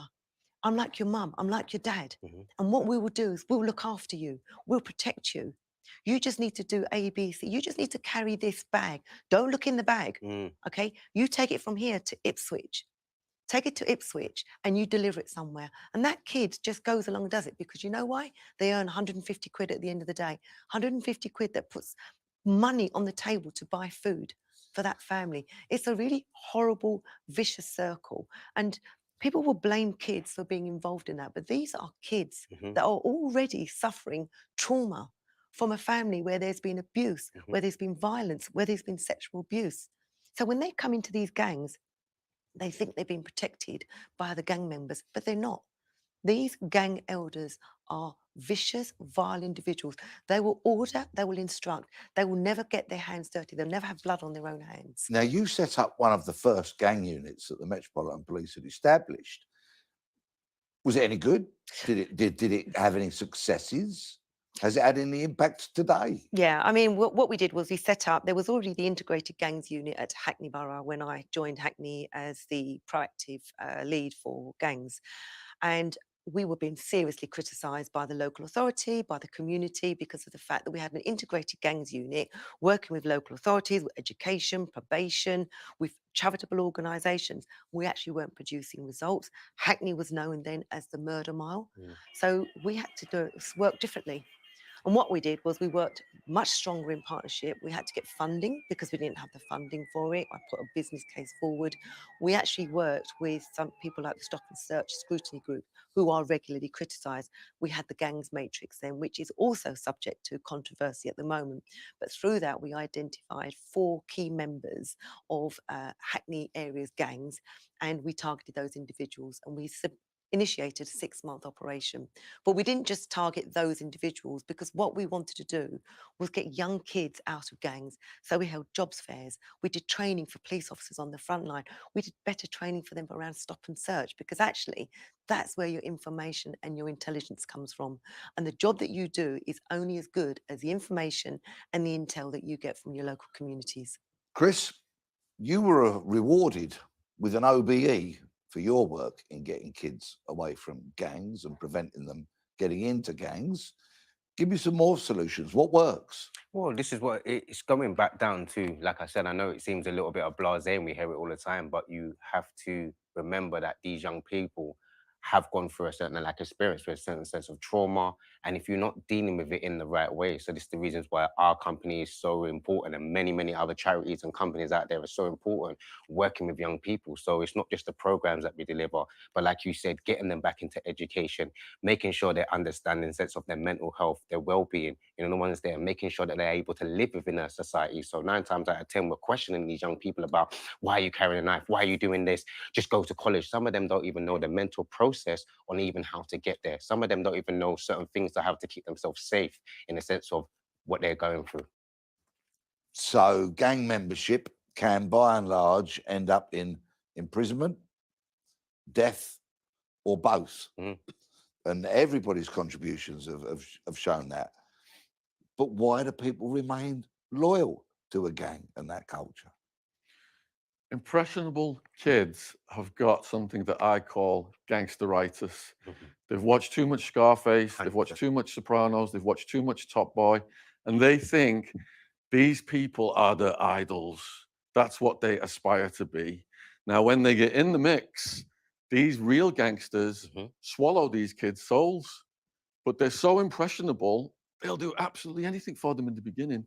And it's only when the SWAT team comes and the gang members, who are the so-called family, are now trying to sleep with their girlfriends and don't want anything to do with them, that the wake-up call happens. But it's too late by then, Peter, because then they've got 10, 20, 30-year sentences.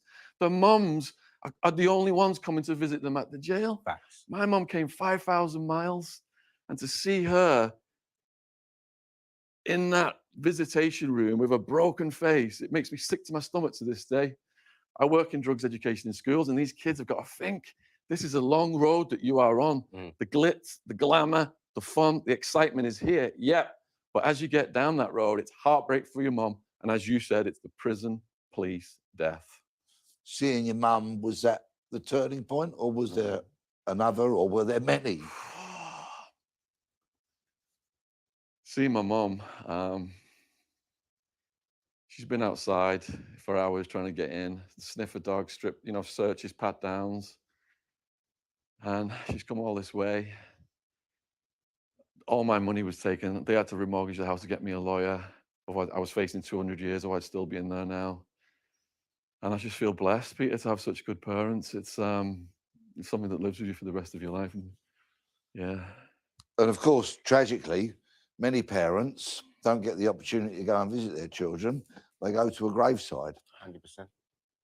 100%. If you had a message for any young person watching this show, what would that message be if they were being tempted? If they were into the drill, they were into the wearing the clothes, and they were thinking, I'll have some of that gang life.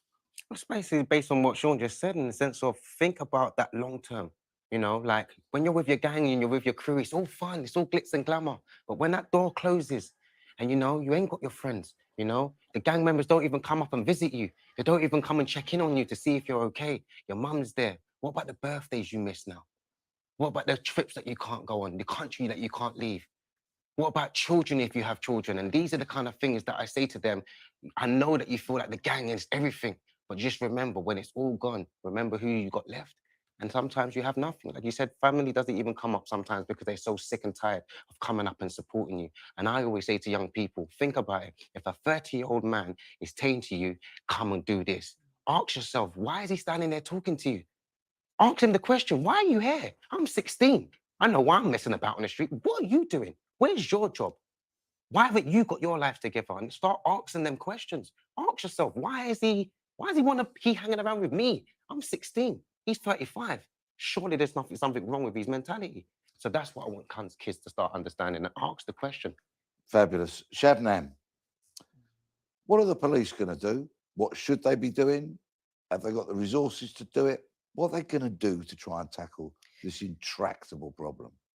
Policing has been given a huge amount of funding, particularly across London by the mayor in terms of tackling gang violence. But I think the two key issues are sat here, right in this room. You've got Sean there and you've got Chris here. The bottom line is, unless you get people that have lived and breathed it, you are not going to be able to communicate with young people. Because whilst I had 31 years in policing, and you've got some fantastic detectives and police officers out there who want to make it better for young people, we are there to bring offenders to justice. There will always be that barrier between the police and the those involved in gangs. If you get people that have lived and breathed it, that are able to talk to them, able to talk them out of it, to tell them there's no glamour in gangs. It's a dirty, murky, ugly world where you'll be very, very lonely. There's no such thing as family within gangs. Well, thank you all very much. It's been a quite brilliant conversation, and I'm indebted to you all. Cheers. Now, moving on to this week's Postcode Watch, and we're in London, quite literally. Violent crime here makes up 22.9% of all offences reported.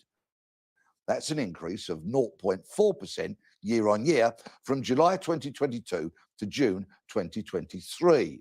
And compared with the UK as a whole, London's crime rate is 20% worse than the national average, with violence and sexual offences being the most common crime, totalling 254,935. Out of all London's boroughs, perhaps unsurprisingly, Westminster is the most dangerous, with an average of 59 burglaries here a week. In second place is Camden, with 958 crimes on average each week. And in third place is Southwark. The safest borough in London was Richmond upon Thames, followed up by Harrow in second place and Bexley in third. As we've been discussing today, gangs are also rife in London. Turf wars among London's gangs account for half of all shootings and a fifth of stabbings. The Helbanians, the Clerkenwell Crime Syndicate, the Malley Boys, the Tottenham Mandem, and the London Underground Gang, or LUG as they're better known, are just some of the gangs carving up crime here in the capital. Right, now for the part of the show where we bring you mugs of thugs who are terrorising our streets. Have you seen these criminals? First up is this suspect, Lorik Lupke. He's wanted following a double murder in Islington. Lupke, aged 19, is from the Archway area and also has links to parts of East and South West London. He should not be approached. Next, we have Reece Corran, who's wanted on prison recall after serving a sentence for possession of drugs with intent to supply.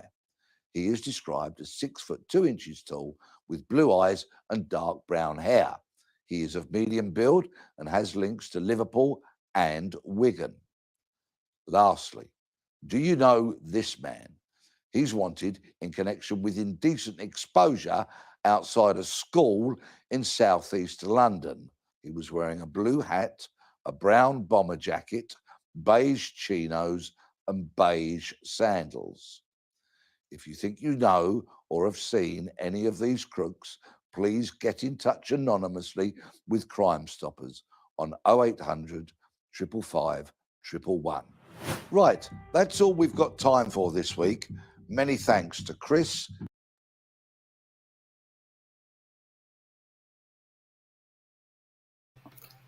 Okay, let's see. Had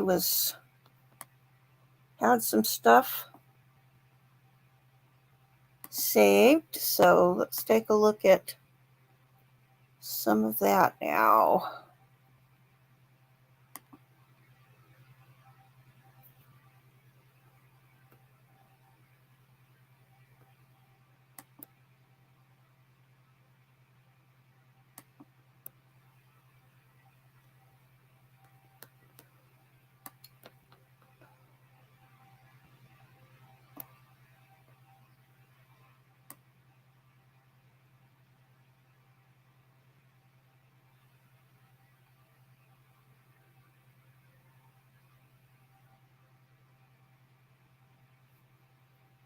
Let's see, here's a short one.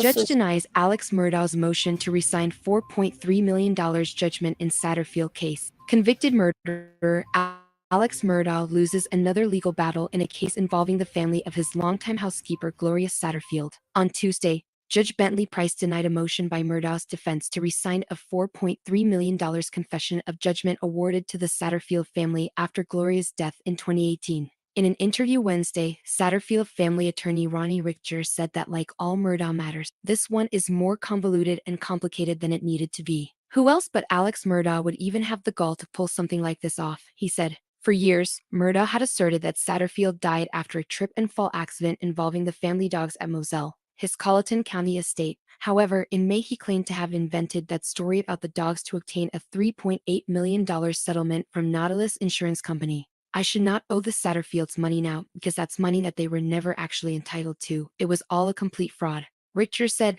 paraphrasing the Murdaugh position in this case. But again, I got the money. I took the money, and I'm keeping the money. That was at the heart of the argument. Obviously, that's a pretty offensive argument, and it didn't go very far with Judge Price. Murdaugh's defense also argued in its May 16 motion to vacate that the $4.3 million judgment does more harm to the victims of Murdaugh's financial crimes than the convicted killer himself. This is due to the fact that Murdaugh's assets are currently handled by court-appointed receivers tasked with divvying his funds, his attorneys say. Richter called this stunningly insincere. I can't see in any legal proceeding where Alex Murdaugh has taken any action that was beneficial to anyone other than Alex Murdaugh, he said. For him to come forward now, saying that he's compelled somehow by some pangs of conscience that he has to correct this out of concern for other victims is lunacy. In obtaining the judgment, the Satterfields agreed to appear on equal footing with all other victims. Because Murdaugh says he lied to obtain that stolen money the Satterfields never saw, he argues that there should not have been a claim in the first place, and the Satterfields are not entitled to what his defense team describes as a symbolic confession of judgment. Murdaugh further states in a separate federal lawsuit brought by the insurance company, which seeks to recover the stolen money, that Nautilus should look to the Satterfields for the funds. Richter believes that this week's ruling by Price hurts Murdaugh's defense in that lawsuit since he now has a standing order from a judge on his judgment to the Satterfields. I think he was practically without a defense in the Nautilus lawsuit anyway, he said. I think with the presence of his own judgment in the Satterfield case, I don't know how you overcome that fact and convince a judge that yes, while I confessed in the Satterfield case that I stole that money, and I gave them a judgment, I shouldn't be held liable in the Nautilus case. It's a real legal cul-de-sac from which I don't think he can escape. Murdaugh's defense also contends that since Satterfield attorneys Richter and Eric Bland have recovered more than $7.5 million for their clients from other entities involved with Murdaugh's fraud scheme, Nautilus should add the Satterfield sons as parties to that lawsuit. The fundamental problem with this argument, according to Richter, is that none of the money they recovered came directly from the insurance company. The paths never crossed, he said. The Nautilus money goes into the black financial hole of Alex Murdaugh and it disappears. The money the Satterfields recover are from other sources. Though Richter said he had hoped that Murdaugh's admission of fault with the confession of judgment would be the end of the issue, he believes this defeat will deliver some peace and finality to a family that has already been through so much. If there's one theme that runs true for Alex Murdaugh, it's that he is driven by self-preservation, he said. He does continue to victimize his victims. With all the legal wranglings in these matters, Richter said it can be easy to lose sight of the fact that real victims are impacted. They said, quote, a possible malfunction of the gun significantly affects causation with regard to Baldwin if it is determined that the gun did not malfunction. Okay, that one ended abruptly.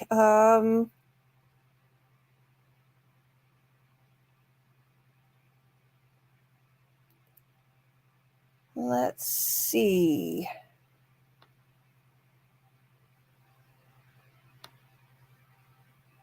Oh, here are top 5 weakest murder trial defenses that ended in a conviction. When I found out what happened, I puked. I cried. I was in total denial of what happened. I couldn't understand. From telling juries to not believe their confessions, to blaming a wife, to tales of masked killers, we break down 5 of some of the weakest defenses we have seen in our criminal trials. Welcome to Sidebar, presented by Law and Crime. I'm Jesse Weber. Sometimes we don't think about it, but defending a criminal case is no easy task. Think about it. You have the resources of the government up against you. You have a client accused of some terrible things, and sometimes just a mountain of evidence to try to poke holes in. But I am a legal analyst. I am an attorney, and I would be remiss if I didn't mention those times in our cases when the defense maybe didn't have the strongest arguments. So I want to break down 5 of arguably the weakest defenses we have seen in our criminal trials. And I want to start with Richard Merritt, the 49-year-old disgraced attorney who was accused of stabbing his mother to death with a kitchen knife. Now, authorities said that Merritt killed his mother, 77-year-old Shirley Merritt, on the day he was supposed to report to prison for unrelated financial crimes, essentially stealing money from his clients. He was set to begin a 15-year prison sentence.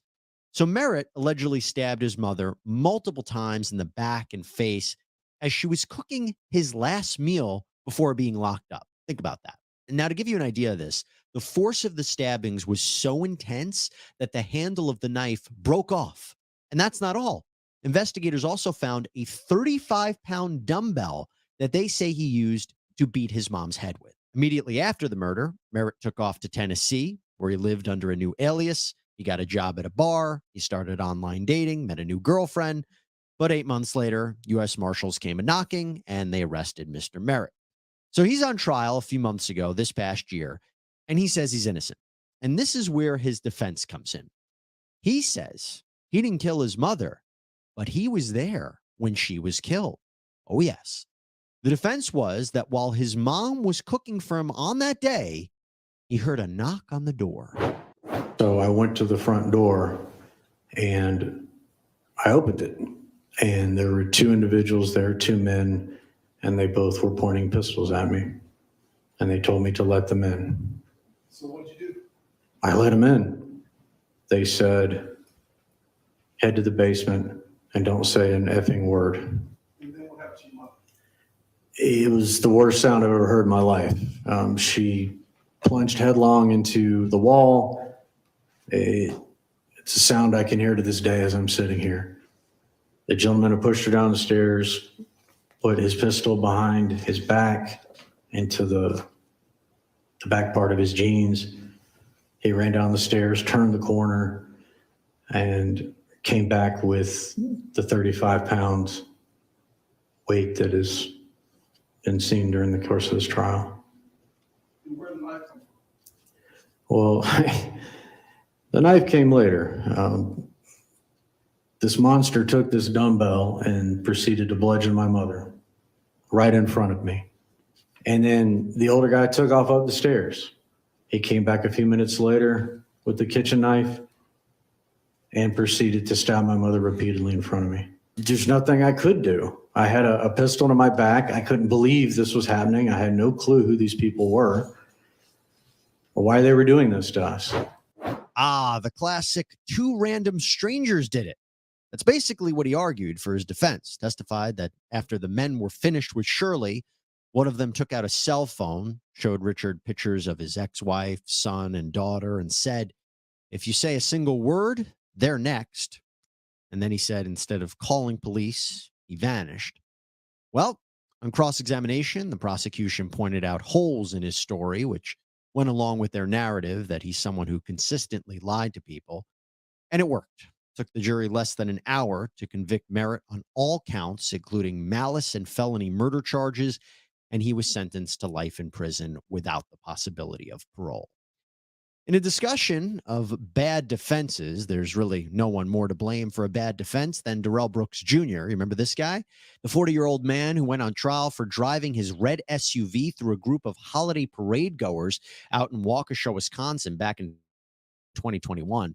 It ended in the deaths of 6 people and injuries to dozens of others. Now, what was his defense? Well, that's where it gets a little tricky. So first, he decided to represent himself, which, I don't know, 9 times out of 10 is not a great decision for a defendant. Usually better to have trained legal counsel represent you. But he decided to do it, and his defense was bizarre. It was a combination of a few things. First, he tried to go with his seeming sovereign citizen defense that the government doesn't have jurisdiction over him, and he questioned the witnesses' relationships with the state of Wisconsin. The defense would like to call the plaintiff state of Wisconsin to the stand. Your Honor, I object. The objection is noted. It is sustained. Call your next witness, please. Reason for the sustain. Not relevant. So is the state not present? Mr. Brooks, I'm not going to address that any further. I believe the jury deserves to know who the plaintiff is in this matter. That's very relevant to the case. How can they rule on something when they don't Mr. even know Brooks, who the plaintiff is? please move on. Do you even know the state of Wisconsin? Objection. Grounds. Sustained. That didn't work. So then he tried to question exactly what the witnesses saw that day, but I saw directly through the driver's window. What did you see? I saw a man focused on the group ahead of him. Is that Terrell Brooks that you saw? Yes. yeah, not only did witnesses testify to actually seeing him drive the car, but there was a blown up photo and video showing him in the driver's seat of the car. Then it seemed he tried to suggest, well, the driver was trying to avoid people and maybe even lost control of the car. Do you know why the vehicle was beeping its horn? I imagine that the driver was angry and wanted to get through the crowd. Do you know that for sure? You asked me my opinion. Yes, I did ask your opinion. Now I'm asking you, do you know for sure if the driver of the vehicle you observed was in fact angry? I assume that he was. You thought because of that sound that there had to be some mechanical problems going on with the engine? I thought that there could be. The problem with that is that there's video of the car just straight up ramming into people and didn't stop. And there was no problem with the car. A state inspector testified that after reviewing the steering wheel, the tires, the brakes, the gas, there was no mechanical issue that would cause the driver to lose control. So then Terrell Brooks Jr., he tried to ask the jury, just forget the law and the facts. You have the power to nullify any law that you don't agree with. Objection. Move to strike the statement. Sustained. That is what we call jury nullification. It's basically asking the jury to decide the case based on some other reason other than what they're supposed to base it on. Totally improper. You can't ask them to do that. Well, in the end, the jury convicted Terrell Brooks Jr. of all 76 charges, including 6 counts of first-degree intentional homicide, and he was sentenced to multiple consecutive life terms of imprisonment without the possibility of parole. All right, let's go over now to Florida for the Anthony Tote case. So Tote, a 46-year-old physical therapist, was on trial for the brutal murders of his wife, 42-year-old Megan, and their 3 children, 4-year-old Zoe, 13-year-old Alec, and 11-year-old Tyler. He was even charged with killing the family dog, too. But here was the problem for Mr. Tote. Authorities found their decomposing bodies in the family home, and Tote was living there for weeks. They were serving him an arrest warrant for unrelated insurance fraud charges, and they caught him, and they find the bodies. So Tote sits down for an interview with investigators, and he admits that he killed his family as part of this pact with his wife that they would all die and go to the other side to escape the apocalypse. These killings were a combination of stabbing, suffocating, and even drugging with Benadryl. But then she rolled and started squiggling, and I put my hand over her mouth and then put a pillow over top of her and stabbed him. And he started kicking, was trying to get up, and I was able to get in and get the knife right in there. I got it, and it started bleeding quite a bit. Now what happens? Meg wanted to go. Gave her the knife, and I laid next to her, and she put the knife into her stomach.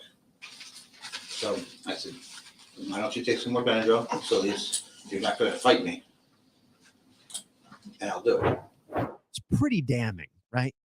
But then before trial, he speaks with his sister on the phone from jail and says it was Megan who killed the kids and herself. And he just found them dead. And he doesn't know what he really said to investigators because he was stoned and he was out of it. And he doubles down on that defense at trial. Again, that Megan is the killer. I came home and my kids were dead.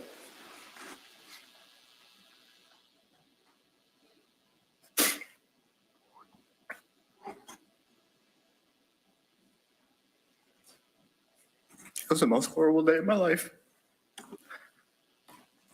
And what made it more horrible is my wife died in front of me also. What could have prohibited Megan from killing her children? I have no idea. We woke up that morning, she was pain-free. Everything was good. I didn't even see this coming. They say, blindsided. This was a blindside by like a Mack truck filled with dynamite.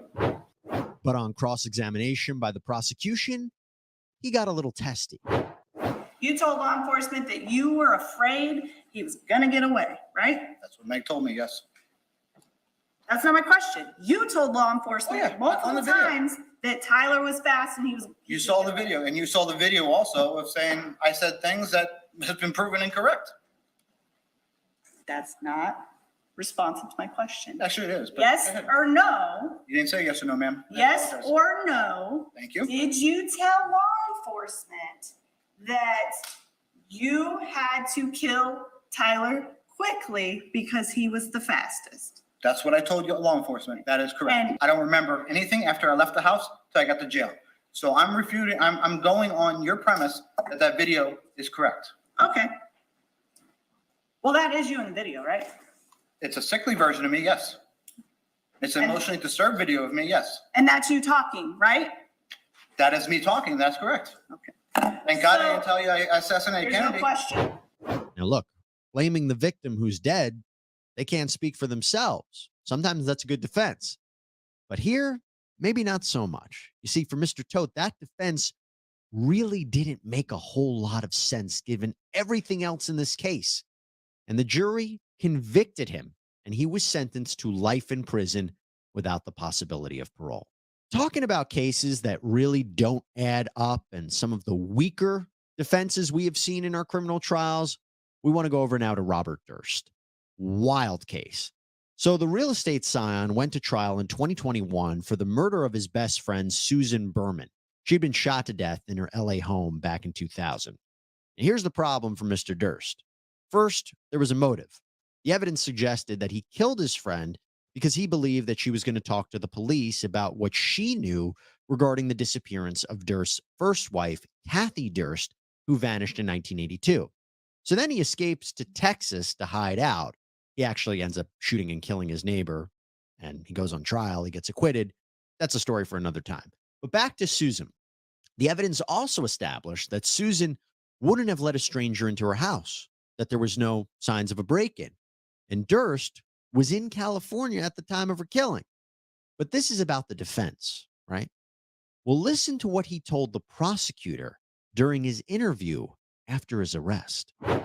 You agree you did not just find Susan's body and somebody else killed her? I did not find Susan's body. Okay. He says he didn't find the body, right? Then at trial, his defense attorney admits that that is exactly what happened. Bob Durst did not kill Susan Berman, and he doesn't know who did. He did find her body shortly after someone had shot her in the back of the head. Yeah, he walks into her home and he finds her dead. Okay. Then Durst, for years, claimed that he was not the one who wrote this chilling letter sent to the police with the word cadaver and Berman's address on it, basically alerting them to her body. To begin with, you didn't write the cadaver note, is that what you Write the cadaver. Whoever wrote that note had to be involved in Susan's death. And what's interesting about that is that there was evidence that his handwriting matched the cadaver note, but he denied it for years. You heard him say it. The only person who wrote that had to have been involved in the murder, right? Well, listen to his defense at trial. When Bob showed up and found her dead, he panicked. He wrote the anonymous letter so her body would be found, and he ran. So now his defense is exactly the opposite of what he had been saying. Okay? He wrote the note. And Durst, at 78 years old and in his very frail state, he was quite sick at the time, he gets on the stand and doubles down on all of this. Did you kill Susan Berman? No, Do you know who did? no, I do not. I shouted Susan a couple of times. Her eyes were closed. I put my hand over her face. I might have left that out to see if she was breathing, see if I could feel breath, and it felt cold. If somebody had done this to Susan, maybe he was still here. Then I walked out the front door. I got to a payphone around where Sunset, just before getting to Sunset. I picked up the phone, dialed 911, then I was aware that my voice is very recognizable. So I decided that instead of calling 911, I would send the police a letter telling them that Susan was dead in her house. The problem, of course, is Durst is a liar. And why should the jury believe anything he has to say, right? Well, prosecutor John Lewin honed in on this. How many instances of perjury do you think you have committed during your testimony in this trial? I lied about several times. So now you're saying that the killer was actually in the house when you were there? I believe the killer was either still in the house or in the yard when I arrived. Mr. Durst, haven't you testified that Susan's body was cold? I did not testify that Susan's body was cold. Play it. See if I could feel breath, and it felt cold. Well, what do you have to say about that? Her breath felt, her face felt cold. She's dead. What do you mean her breath felt cold? Was she breathing on you when you got there? No, she was not breathing. So how can her breath be cold when she's dead? She's a stiff. Did you kill Susan Berman? No. But if you had, you would lie about it, correct? Correct. Not a great defense. Maybe a little too convenient that he just happened to stumble upon a dead body, right? Whether or not they should believe him with all this. No way connected to this whatsoever. Well, what do you think happened? He was convicted of the murder of Susan Berman, and he was sentenced to life in prison, but he actually died only a few months later in prison. For our last weak defense, we want to go full circle. I started talking about the Merritt case and that unbelievable defense of two random people just storming into his mom's home and killing his mother. Well, we heard something very similar in the Christian Bahena Rivera trial. The 26-year-old, who was an undocumented immigrant, was accused of murdering 20-year-old University of Iowa student Molly Tibbetts after she disappeared during a run in July of 2018. Her body was found a month later, partially naked in a field, and she had been stabbed to death. Really sad crime. But the evidence against Rivera was quite strong. There was blood found in the trunk of his car that matched Tibbetts. There was surveillance footage showing his car driving where Tibbetts was running. And he even led investigators to her body and initially told them he killed her, but blacked out, doesn't remember what happened. Now, his attorneys argued that this confession was false, that it was a result of sleep deprivation and improper pressure from police. But at trial, he takes the stand and he speaks through a translator. He speaks Spanish. And he presents a radically new defense. In fact, a radically new story that Tibbetts was killed by strangers and he was the fall guy. After you took a shower, what did you do? Salí del baño. I left the bathroom. What did you see? Dos personas en mi sala con suéteres y tapados de la cara. With sweaters and their faces covered. El más grande miré que tenía un arma y el otro tenía una navaja. The bigger one, I could see that he had a gun, and the smaller one, I could see that he had a knife. Subimos al carro. We got into the car. Solo me dijeron que manejara derecho. They just told me to drive straight. Uno le dijo al otro algo sobre alguien corriendo. Yes, one of them told the other one. One of them said to the other one something about someone running. When you followed that road, did you see anyone? Sí. Yes. Who did you see? A una persona corriendo. A person jogging. Ever met Molly Tibbetts before? No. No. But now, do you recognize or believe that person was Molly Tibbetts? Así es. That's right. One of them got out of the car. Which one? El de la parte de enfrente. The one that was on the front. So the guy with the knife. Correcto. Correct. What did he do? Él solo empezó a ir hacia enfrente, hacia la dirección del pueblo. Well, he just started going towards forward, towards the town direction. How long was he gone? Alrededor de 10, 12 minutos. Around 10 to 12 minutes. The guy in the back, was he doing anything? Cuando empezó a pasar el tiempo, él empezó a ponerse nervioso, a murmurar en la parte de atrás. Well, when the time started going by, he started kind of whispering in the back. Did you hear him say anything?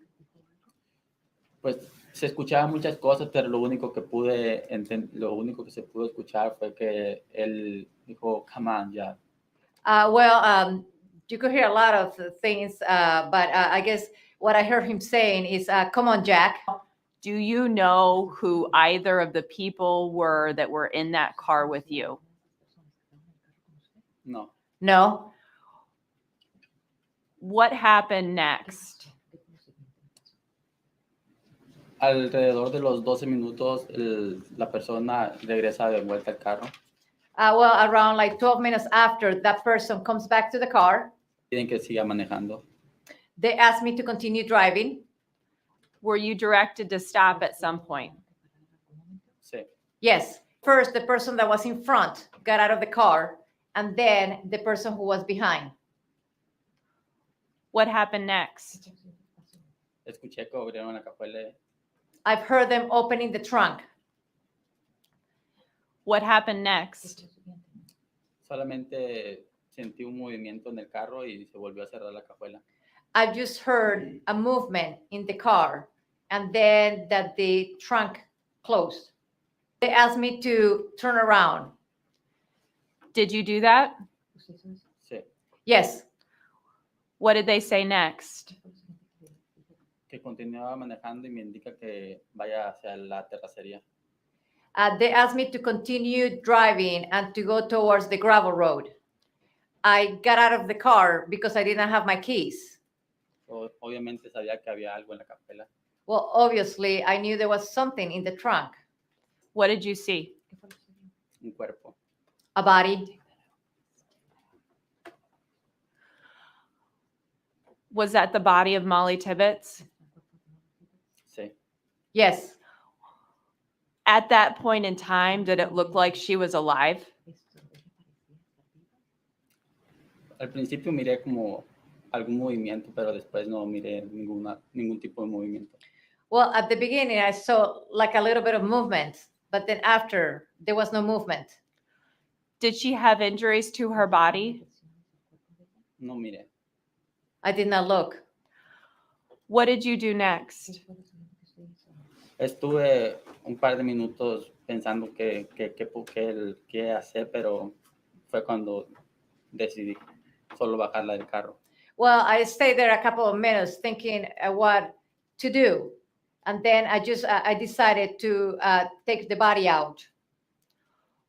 Why didn't you call the police, sir? Porque estaba asustado. Because I was scared. So here's the only issue with that story.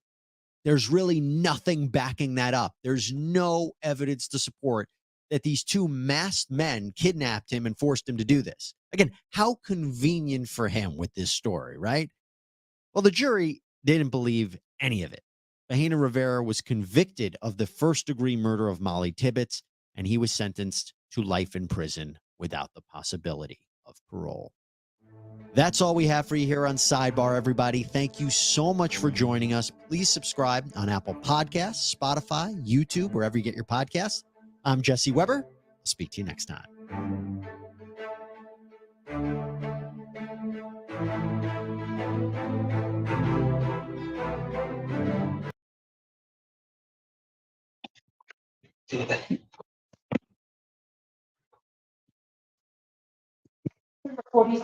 Versus Isaiah Williams, 23-5 FC.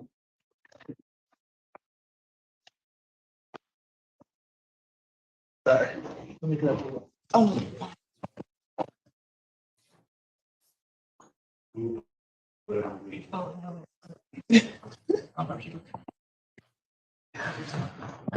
Okay, what do we have today? Council, your appearances? Good afternoon, Your Honor. Danielle Russo-Bennett on behalf of the people. Good afternoon, Alex Pearson on behalf of the people. Okay. And good afternoon, Your Honor. Daniel Woodson on behalf of Mr. Williams, who is appearing via Zoom. All right, Mr. Williams, can you hear us? Yes, Your Honor. Okay, today's the date and time set for pretrial on this matter. I will just kind of on the record say that the last time we were in court, the defendant requested to represent himself. At that time, we had a brief conference with Ms. Woodson, who said she felt she had a good relationship with him, at least as far as whatever. So I don't know where that stands today. So that's a question. And then I also need to either inform the defendant or Ms. Woodson that there are some motions that have been filed, or at least the motion hearing dates. So they need to be kind of finalized. It's not, I mean, no one's arguing the motions today, but we got to finalize that. So Ms. Woodson, what's your understanding of what's happening today? Your Honor, the court has to answer the question about whether or not the court is going to allow Mr. Williams to represent himself. He did instruct me to not respond to the motions on his behalf because he wants to represent himself. Although I do have a good relationship with Mr. Williams, I have talked to him. It's my understanding he has represented himself in other legal proceedings. He's very insistent on representing himself here. I understand the court may have some concerns about a layperson representing themselves, especially with these charges. So I don't mind being standby counsel. I explained to Mr. Williams that may happen, and if that happens, I'll basically be following what he wants. But, you know, because he's not a lawyer, the court may decide that a lawyer needs to be appointed in advisory capacity. But he is ready, willing, and able to represent himself. There was an issue of competency at the district court level. He did come back competent. I don't have any questions regarding his competency, so I leave it to the court to make the decision. Okay. I don't know that you really get to weigh in on this, but I'm certainly happy to hear from you. Judge, I do just want to raise some concerns because we did address this already at the district court levels, and I have been in court with Mr. Williams for a couple years now and have seen some really disturbing, concerning behaviors that really, to me, I would be remiss if I didn't put that on the record, that I have significant concerns about him representing himself. And being cognizant of what the Constitution is and what the case law says, we did address this with Judge Simpson, and Mr. Williams started to exhibit some understanding and then some clear misunderstandings. And then at one point even said he didn't want to represent himself. He just didn't want his attorney anymore after he had already fired one attorney. So that really caused Judge Simpson some concern that he didn't really want to represent himself. And one of the issues we raised at the preliminary exam is, even if you get to represent yourself, there's case law, People v. Daniels, and there's a rule of evidence that says you don't get to cross-examine, you don't get to question the victims. Your attorney, your standby attorney, will get to the victims or the other acts victims. And that's where things kind of really spiraled and fell apart in district court. And then, much like Mr. Williams tends to do every time we would have a hearing in district court, when he didn't like what he was hearing, he did not like the very first witness who was testifying, the deceased's mother was testifying. He immediately became disruptive, became combative, and then demanded that he be taken in the back and got into a shouting match with Judge Simpson.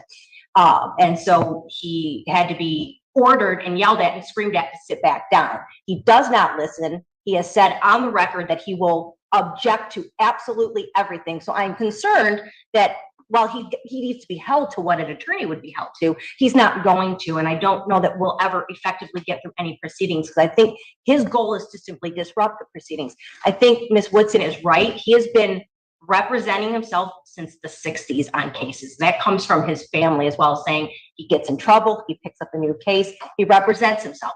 But he's never had a case of this magnitude.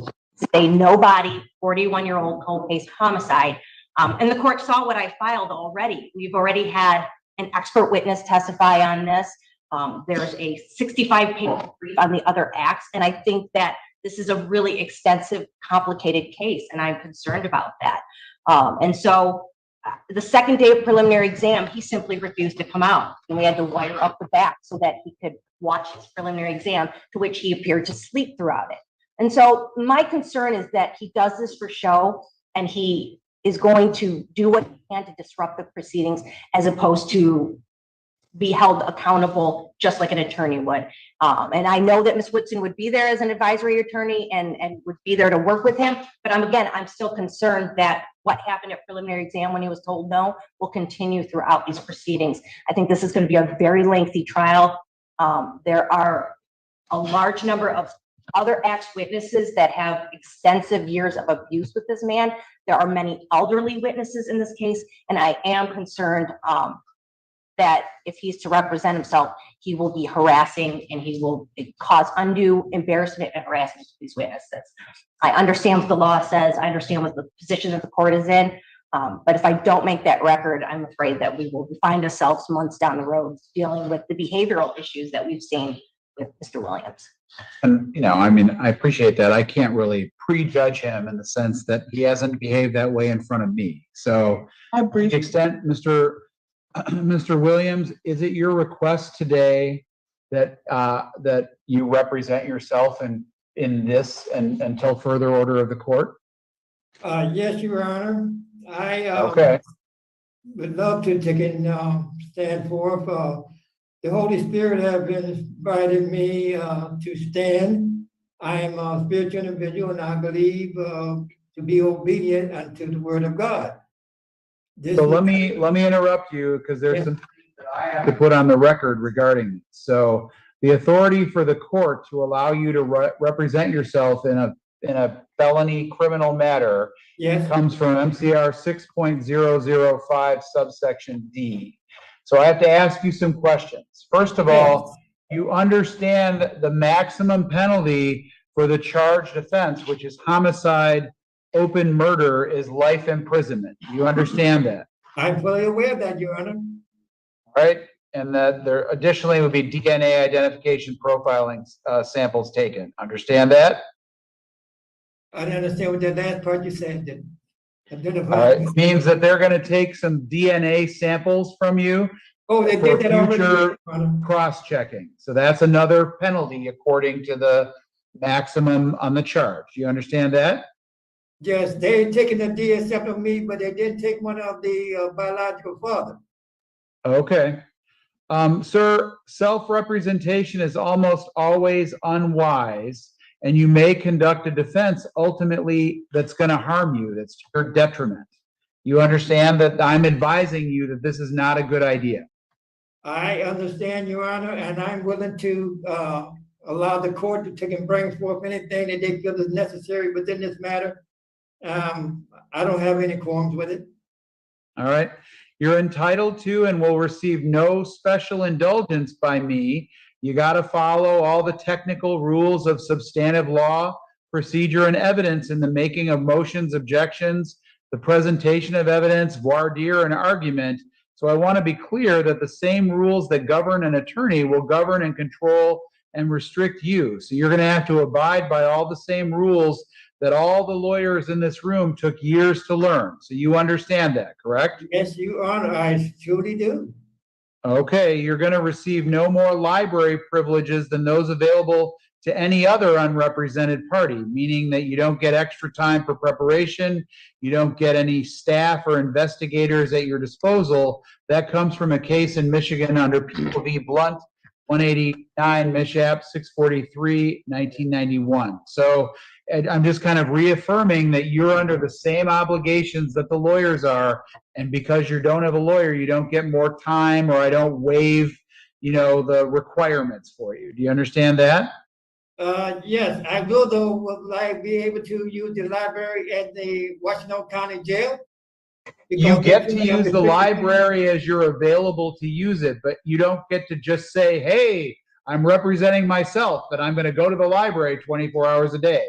Oh. Whatever your restrictions are in using the library, they remain the same. You can use it when you can use it, but you can't use it extra because you're representing yourself. I fully understand. Thank you, Your Honor. All right. The prosecutor is an experienced professional attorney. There are actually two of them who will give you no break or quarter because you don't have the same skills or experience. In other words, they're not going to take it easy on you because you're not a licensed attorney. Do you understand that? Yes, Your Honor. All right. And if you can't afford to hire your own attorney, I will represent someone else to represent you. If you can hire an attorney, I'd give you some time to do that. Do you want me to give you a little bit of time to find another lawyer, or do you want me to appoint somebody else, or do you want to represent yourself? I would love to take and represent myself as far as an attorney. For my own attorney, I would ask that the court would order that they release my $10,000 check to me that they withheld on October the 12th, that they've been had in their custody, and they claim they don't have my money in seed, but my $10,000 check have not showed up. And well, I personally don't have that check, so I don't know what you're talking about, but I can't order anything like that. But what I can tell you is that I will grant your request and I will allow you to represent yourself. I am going to keep Ms. Woodson as your standby counsel. I know she's explained that to you. So she's going to give you some insight and advice and help you. She's going to be present during the proceedings if you need her and you need her to speak on your behalf.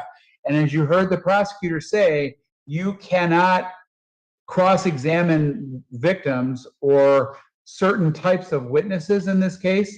So she will have to step in on some of those occasions. So you understand that? I would definitely do not want, you understand, Ms. Wilson to work and on my behalf in no shape, no form, because I've already decided to take and file a suit against her in the court, a motion for illegal, you understand, attorney, as you understand, illegal, inadequate. And so I don't really want her. I don't necessarily agree on any inadequacy, so I'm not going to go into that right now. Is there a conflict with the public defender in this case? He had the public defender. He fired Mr. Feaster when we first started this case. This is his second appointed attorney. Okay, I didn't know which order, but I'm not the first attorney of record here. I knew that. He had the public. There was no conflict, but he. I'm not sure what existed or what happened. But once he fired Mr. Feaster, Ms. Woodson was appointed after that. And I think there was some months or almost a year before. I did not hire her. Let's not have this go sideways this early in our relationship. You are allowed to represent yourself, but you must have a lawyer who is what's called standby counsel. Ms. Woodson explained to me that she explained that to you, and the prosecutor also put on the record that there are certain things that you may not do. So you have to have a lawyer representing you. So I'm either going to A, appoint Ms. Woodson as your standby counsel.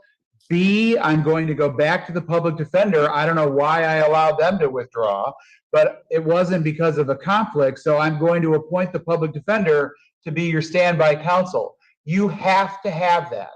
So if that's not acceptable to you, then we're going on to the next stage of how this is going to go. So it's your choice right now. Do you want Ms. Woodson to be your standby counsel, or do you want the public defender to be? No, I do not want Ms. Wilson no way in my behalf, because I find her to be incompetent. Well, that is okay. I don't, but okay. You don't need to go any further. I will allow her with, I'm appointing the public defender to represent you in the standby concept. Okay? That's what you're asking me to do, right? You are saying that you would take and go to the public defender and find a standby counsel on my behalf. Is that correct? I'm appointing public defender to be your standby counsel, and the public defender's office will assign an attorney to this. You don't get to pick it. So I'm telling you that. So it's your choice. Ms. Woodson or public defender, your call. What do you want? Go with the, since I have no other courts, because I can't deal with Mrs. Wilson. I would definitely have to go with the public defender, because she has. Enough said. Enough said. Enough said. I will appoint the Washtenaw County Public Defender to be your standby counsel. So much, Your Honor. I don't know if that's Ms. Wilson or Ms. Woodson. Ms. Woodson. All right, so Ms. Woodson, I am going to. But this lawsuit is Ms. Wilson. Right, I'm gonna order Paul as his attorney of record, as well as not obligate you to be standby counsel in this matter. I am appointing Washtenaw County Public Defender, standby counsel. Mr. Williams, let me offer you something else. At each proceeding, I'm going to ask you questions about whether you want to continue to represent yourself. If you do, then the answer is yes, and I'm going to keep reminding you that, it's not a good idea and that you should have a lawyer. But if you continue to say yes and we don't have difficulties with your behavior, then I'm going to allow you to continue to represent yourself with the standby counsel. But I'm going to ask you at each hearing how that's going to go. But because you are currently representing yourself, I am going to require that, well, let me ask you, Ms. Woodson, before you leave today, have you had a chance to share with him the motions that have been filed? I told him about them, but I have not been able to print it out and physically bring it to him. All right, so I'm going to ask you before you are discharged to deliver a set of all pending motions to Mr. Williams. So, Mr. Williams, Ms. Woodson or Wilson's final act in your case, she's going to deliver all the papers that are pending. So the prosecutors in this case have filed some motions. I am requiring that you file your answers to those motions on or before September 6th. So that's approximately 3 weeks or so from today's date. And I'm going to order that the prosecutors may schedule those motion hearings anytime, Wednesday, actually after the 6th, because I need them. So he has until the 6th to file his responses. You can file for the first available or whenever you'd like to schedule them after the 6th of September. Should I wait until after Mr. Williams files his response? Okay. I will be in trial for 2 weeks in September in front of Judge Slay, so literally file them whenever you want them heard, but your order is to file your responses by September 6th, 2023, all right? Your Honor, should I forward a copy to the defender's office? Yes, please. Okay. Yep. I'll do that. All right. Your Honor, will you also please ask that the prosecutor office will finally provide me with a motion for discovery that's been over a year that has been filed for a copy of the full. If you have filed a motion, you Yes. need to file a motion for me to do it. That's what I mean. You don't get just to blurt out requests. You are held to the same standard. So if the prosecutor is not doing something they're supposed to do, you need to file a motion and schedule it for hearing, and I will absolutely hear what you have to say. But I also have the right to read everything before we come to court so that I know what you're talking about and I know what they're talking about. So if you want me to consider that, you got to file it, notice it, send them a copy, and we'll be prepared because she'll file a response. Okay? Thank you. Okay. So there's no court hearing pending at this point until you file your notices for those hearings, but you're going to get those motions and you got to file your responses before September 6th. Okay? Awesome. Now. All right. Also, would there Thank be you. a chance for your court to determine regarding a bond? Because I've not been able to provide a bond since my incarceration. Right, same deal. You got to file a motion, they get to respond to it, and I will consider it. But we don't just have a conversation when you're on Zoom. I have no idea what you're saying, what you're talking about. I'm not Judge Simpson. I wasn't in those hearings. I have no idea. So you don't get to just ask me to do stuff from the jail. You file your paperwork, and I will absolutely give you the respect you're due, but I have to know what you're talking about. I can't just do stuff sitting here. Oh, I see. All right. I understand, Your Honor. All right, so you can file what you need to, and I will be happy to hear it, okay? Thank you. All right. it. Thank you. That concludes the hearing. Thank you, Your Honor. You have a blessed day and the peace of God be with you and your family. Well, I guess that's what I'll do is I'm going to adjourn the pretrial without a date right now. When you file your motion hearing, when we get a date from the prosecutor, that will be our next pretrial date, and we'll see what we need to do next. Okay? Thank you, Judge. Thank you. Thank you. Have a great day, everyone. Yes, thank you. Well, that looks like an interesting trial we'll have to look into further. Wow. This baby girl's been missing for 41 years, 42 years, something like that. Let's see. Oops. Okay, we should be going back to court shortly. Let's see if I've got a shorter video here.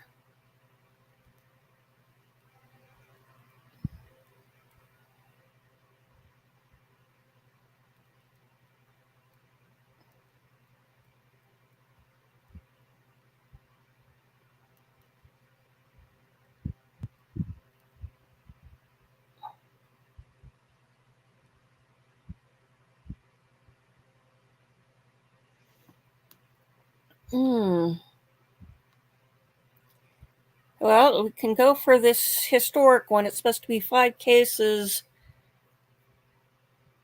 Pretty mysterious medieval London murders. So let's go for some history.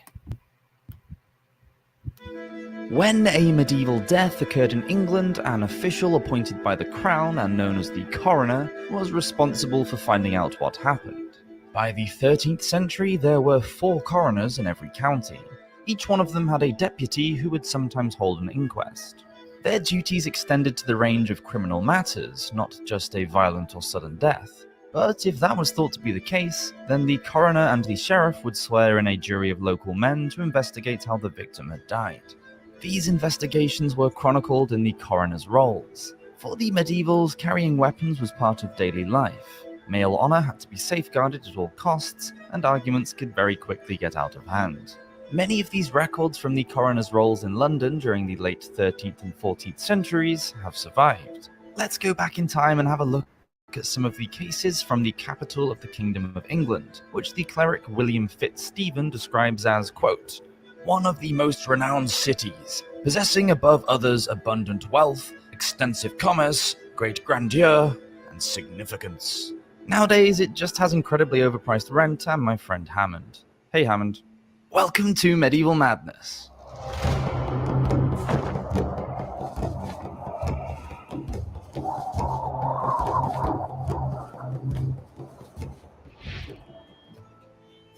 The death of Michael Cardoyle.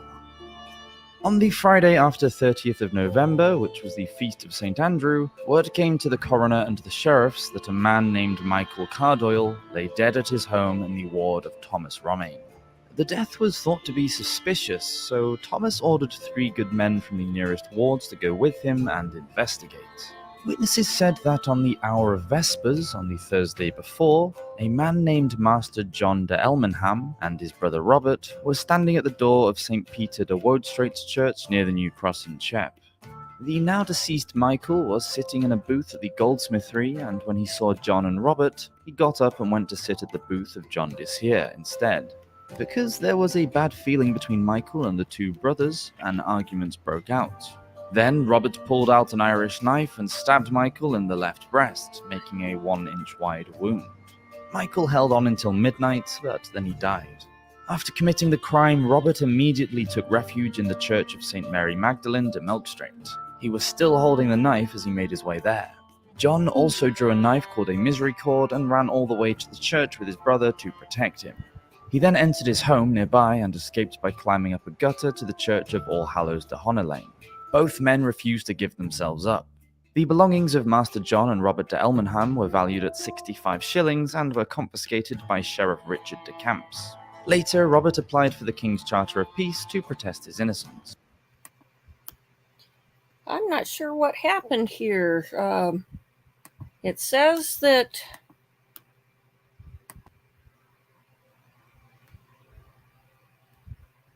strange. Okay, let me try redoing that.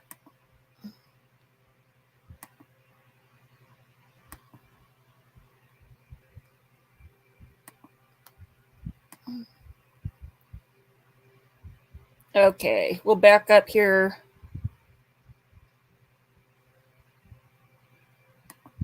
Back to where we have this knife that looks terribly dangerous because there's no pommel or guard to keep the hand from slipping so that your hands don't get cut up.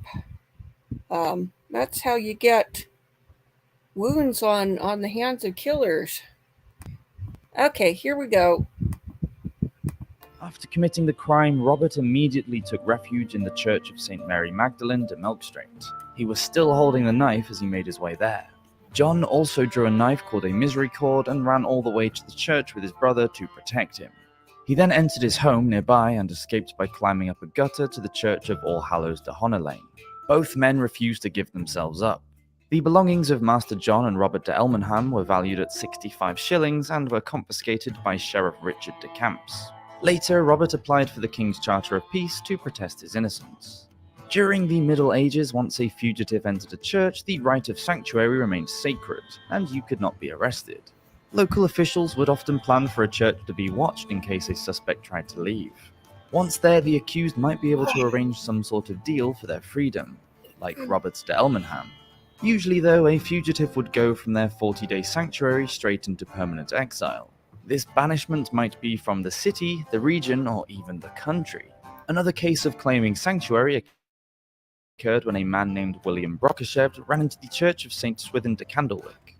It was in December on the Sunday before the feast of St. Nicholas. William confessed to the murder of his wife Annabel. He refused to surrender and later absconded.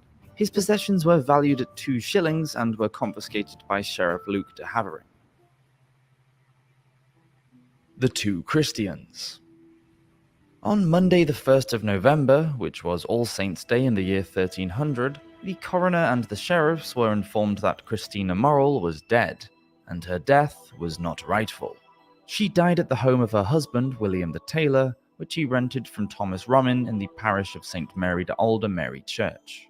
The coroner and sheriffs took good men with them to carefully examine how the death had occurred. On the Friday before, at dusk, 2 men, one named Raymond Bernard and the other Peter de Artois were walking past William's house when Raymond entered without invitation and found William in the private quarters of his home.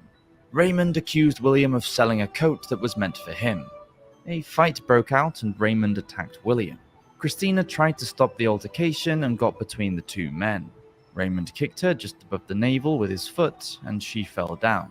She lived on until the following Sunday, but then she died from the said kick in the hour of prime. It was noted that Peter did not aid and abet Raymond, but went home as Raymond entered the house.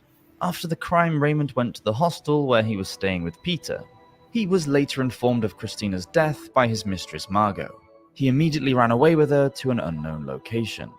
The body was viewed and the stomach was indeed blue and inflamed below the navel.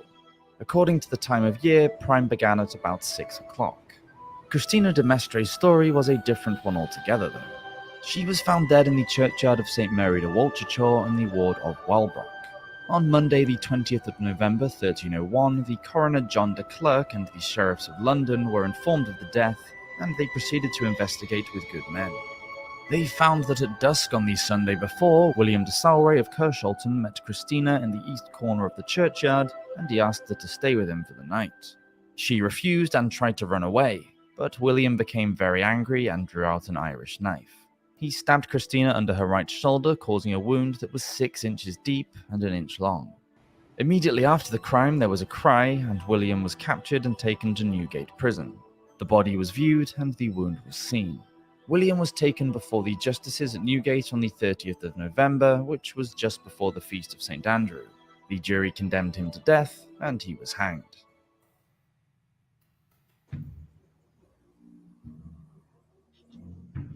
Another woman died in much stranger circumstances. On the 25th of December, being the eve of the Nativity, 1300, the coroner and sheriffs were told that Joanna de Shering of Canterbury had drowned somewhere between the Tower of London and the Hospital of St. Catherine in the ward of Portsoken. Having gathered good men from both within and without the parish, the coroner went to find out the circumstances of the death. On Friday, the 21st of December, before the Feast of St. Thomas, Joanna ran to the gate of Billingsgate, being chased by Lawrence Lepolter, the king's poulterer, who was in charge of looking after the monarch's chickens and other fowl. It was said that Lawrence somehow incited Joanna to drown herself. Asked why Lawrence had acted in that way, or why Joanna had thrown herself in the River Thames, no one seemed to know, but there were no other suspects. There were no visible wounds on the body, and Lawrence was taken to Newgate. He was later acquitted by a jury on Wednesday after the Feast of St. Hilary on 13th of January 1301. Edmund de Breckles. It was on Trinity Sunday the 10th of June 1324 that the body of Edmund, who was a chaplain, was found in the house of John de Maltone and Juliana Ounsole in the ward of Bishopgate. On inquiry, the coroner found that on the Saturday prior, Edmund was laying with his concubine Juliana in the solar of his house. It was after the hour of curfew when John de Maltone deliberately and with, quote, malice afterthought, stabbed Edmund in the belly and killed him instantly. Once he was dead, Juliana ran away with John to the church of St. Helens in Bishopgate to claim the right of sanctuary. Inside, John confessed himself to be, quote, a felon of the Lord, the King, in front of the coroner and the sheriffs. Juliana also confessed to being an accomplice. Their possessions were confiscated, which comprised of, among other things, blankets, carpets, and clothes, a trunk of small things worth 12 pence, an ear cushion worth 6 pence, a parcel of woolen thread worth 2 pence, and 2 brass pots worth 4 shillings. Although the chattels were worth 32 shillings, for which Sheriff Adam de Salisbury would answer. Later, on Wednesday the 13th of June, John came out of the church and stood in St. Helens churchyard. He confessed his sin to the coroner and the Sheriff of London and agreed to leave England right away. He was given 4 days to reach the port of Dover and then leave by ship on the first tide. Juliana was also sentenced to abjure the realm. She stayed in the church for another month until the 20th of July. She also chose to leave from the port of Dover. The culprits would have both been accompanied to the ship, and if either of them were ever to return to England and were caught, they would be arrested for their crime. A conspiracy. The Saturday after the feast of St. Philip and St. James 1337, being the 1st of May, the coroner and his men were called to a suspicious death of a chaplain named John de Ford.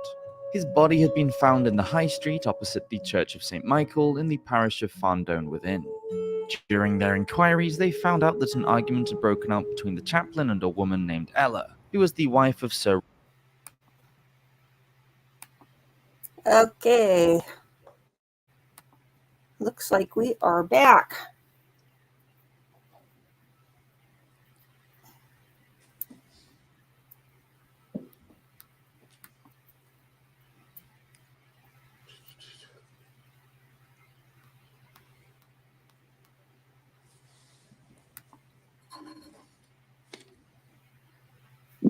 Brought in the defendant yet?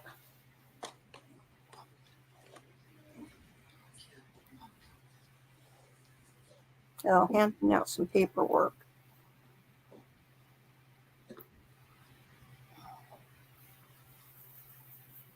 It looks like the clerk and assistant are in place.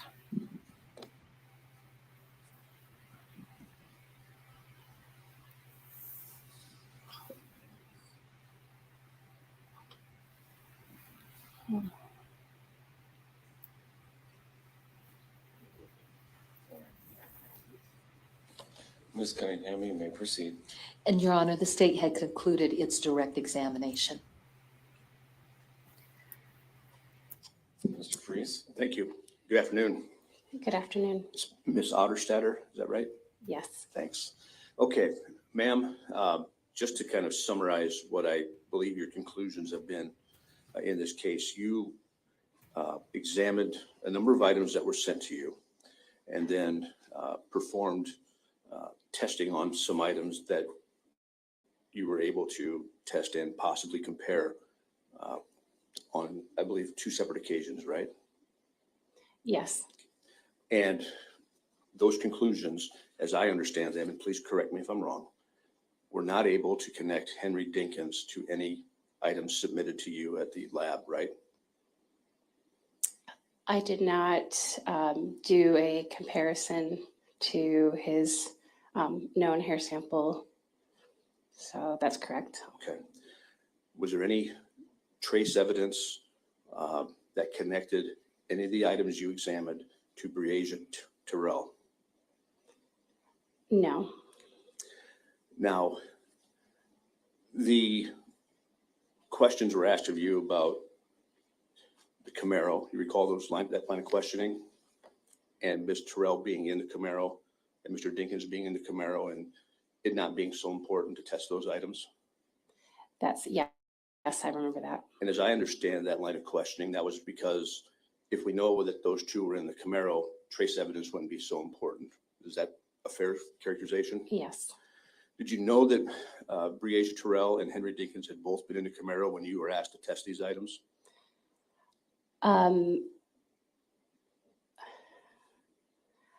I believe so.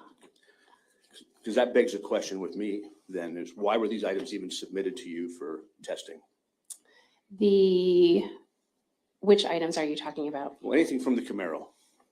I believe they were more interested to look for evidence in the trunk of the Camaro. But that is it. Was any trace evidence suitable for examination found in the trunk of the Camaro by you? I did not examine items from the trunk because I started out with examining the item 70 alternate known hair sample from Breasia Terrell, and because that was not suitable for comparison purposes, I did not proceed any further with any other exams. Okay. Item 78 on Stacy's Exhibit 46 are vacuum sweepings from the trunk in the 2012 Camaro. Were those ever tested? No, because I did not have a suitable known hair sample from Breasia Terrell. Okay, I understand now. After Breasia Terrell's remains were found, did you understand that we had hair at that point? No, I did not. I was not contacted when I did not receive any evidence after Breasia Terrell's remains were found. But after she was found, and let's assume there was hair found with the remains, it is possible then to take that hair and compare it to the evidence that was submitted to you, right? If there was hairs that were recovered from Breasia Terrell's remains, yes, that is possible that I could examine those and potentially use that as an alternate known or unknown hair sample from Breasia Terrell. So no one ever submitted any hair samples following the discovery of her remains to you for testing? No. And your testimony is those could have possibly been used to compare against, let's say, item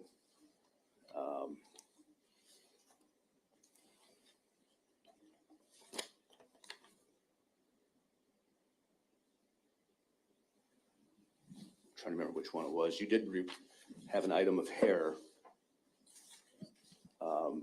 that was taken from the mobile home, correct? I believe it was item 45. Strike that, item 38 in exhibit 45. Item 38 was the washcloth, and there was one head hair exhibiting African ancestral characteristics recovered from the item 38 washcloth. So yes, I could have used. But excuse me, but that's the one that we determined was Breasia Terrell's because it was mixed in that plastic bag, right? I did not determine that hair was Breasia Terrell's. Okay. You also found one head hair from item 46, debris under foam padding in room D of mobile home. Do you see that? Yes. And that item was recovered from item 46 and were suitable for microscopic examination, right? Correct. So we have an item of hair from the mobile home, just so I'm clear, right? Yes. And that item is preserved for microscopic examination to this day, right? Correct. And if we have Breasia Terrell's remains that have hair, to this day, we could possibly compare those two to see if Breasia Terrell was in that mobile home. If there are hairs on her remains that are suitable for comparison purposes, yes, that can be conducted. And no one asked you to do that, did they? No, sir. And you and I conducted a deposition about a month ago, right? Yes. We did that over the computer, Microsoft Teams or Zoom or something like that, right? Yes. And I asked you that question then, didn't I? I don't remember that specific question. Do you recall us having a discussion about the same line of questioning about Breasia Terrell's hair?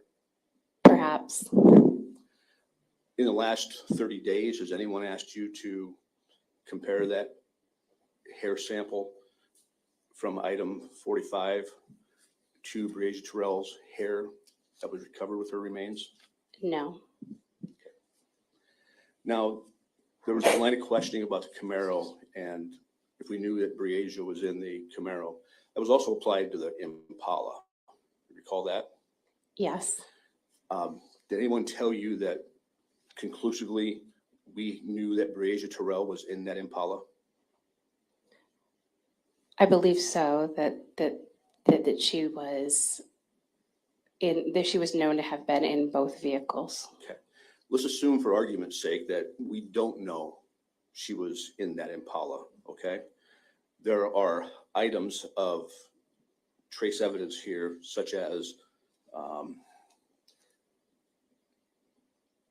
item 11, item 12, item 13 on Stacy's Exhibit 45, item 20, which are vacuum sweepings, which could have trace evidence that could be compared to the hair that was found with Breasia Terrell's remains if they wanted to be compared, right? Are you, so you're asking if there's hairs on 11, 12, 13, and 20? I guess maybe I got ahead of myself. Items 11, 12, and 13, first of all, were there any trace evidence found on those? There was debris that was collected from those items of evidence, but at that time I had no known hair samples, so I did not conduct an examination on those. So my question now is, assuming that we don't know Ms. Terrell was in that Impala, and we know that 11, 12, and 13 are items that come from that Impala, and knowing now that we have hair from her remains that could be used for comparison, could that be done? Yes, everything is collected and preserved, and if there are hairs suitable for comparison purposes from her remains, that could be conducted. Were you ever asked to do that? No. Is it fair for me to say that there's no trace evidence in that Impala that places Breasia Terrell in that Impala? Well, it would be inaccurate because we just don't know. Okay, the question then becomes, is it fair for me to say we don't know from the evidence and the testing that you have done that Breasia Terrell was in that Impala? Correct. There's no comparison that was conducted. And is it fair for me to say that you weren't asked to conduct any comparisons? Right? You mean after her remains are found? At any point? There was a request. However, I didn't have a known hair sample suitable for comparison purposes to do so at that time. And there was no additional samples submitted.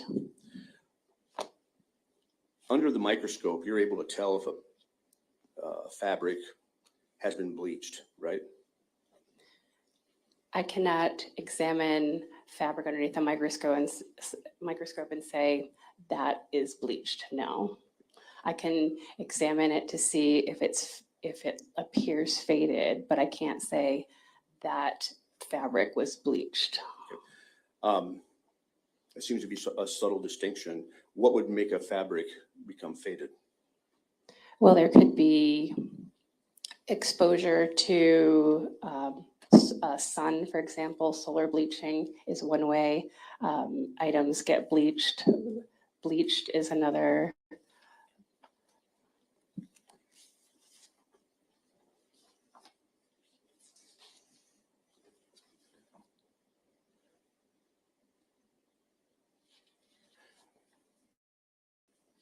Ma'am, are you asked to conduct any analysis for trace evidence on a 9mm SCCY pistol in this case? I don't believe so, no. Were you asked to conduct any trace evidence analysis on any ammunition in this case? No. Were you asked to conduct any trace evidence analysis on any .38 special revolver in this case? I don't believe so. Do you have item numbers just to cross-reference? I don't. I don't. If it's not in your report, is it fair to say you didn't analyze it? That's correct. There's been some discussion in this case about a baseball bat. Did you analyze any baseball bat for trace evidence? No. There's been some testimony about a pocket knife or a small folding hunting knife. I don't see that in your report. Do you recall testing a pocket knife? That was not submitted. Were you asked to test a small kitchen knife for trace evidence? If it's not in my report, I didn't examine it. Who made the decision to submit these items to you for analysis?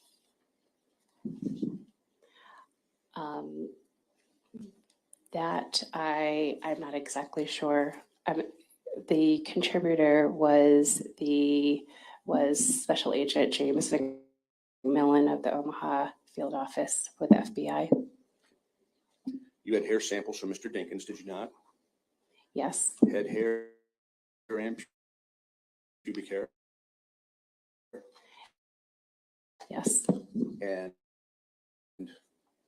you're able to compare them? Which items are you specifically asking about? Any item?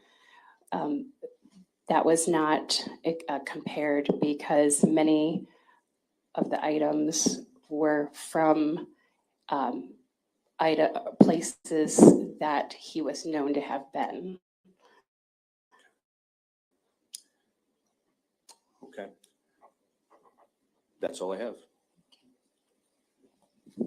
Ms. Cunningham. Yes, thank you. Your Honor, may the record reflect that I'm showing counsel what's been marked as States Exhibits 9-9 and 9-10.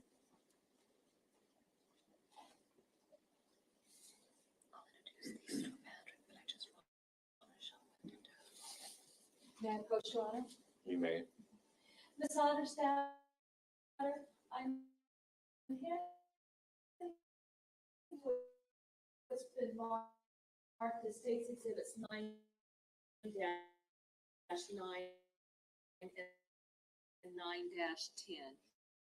9-10. I'm using this for purposes of foundation.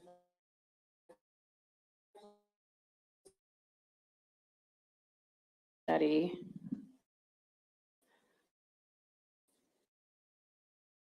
Okay. And was that the large knife or machete that you noted that there were trace fibers on?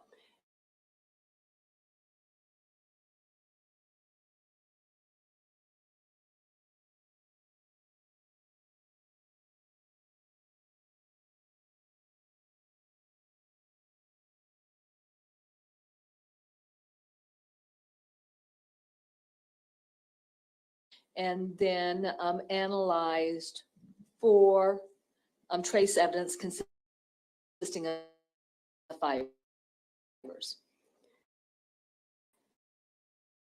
That item 47 was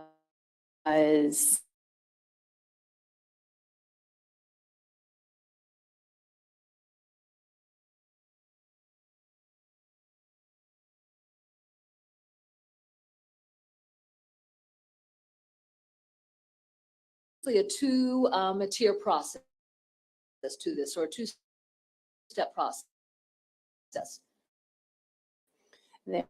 there is the processing or collection evidence, and the elected from the evidence are prepared on glass microscope slides for examination purposes. That could be like step one, for example. And then once those hairs and fibers collected are mounted on microscope slides, then as I testified earlier too. All right, let's approach that question in a different way. When you looked at States Exhibit 9-9 and 9-10, did that appear to be a large machete? Yes. Just based on what you could see with the naked eye, could you see some type of trace evidence consistent with fibers on that machete? I'm going to object at this point. She's talking about Your things Honor, inappropriate.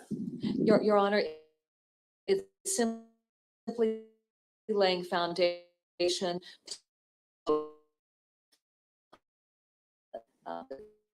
Patrick, less I'm trying. The question is, Sure.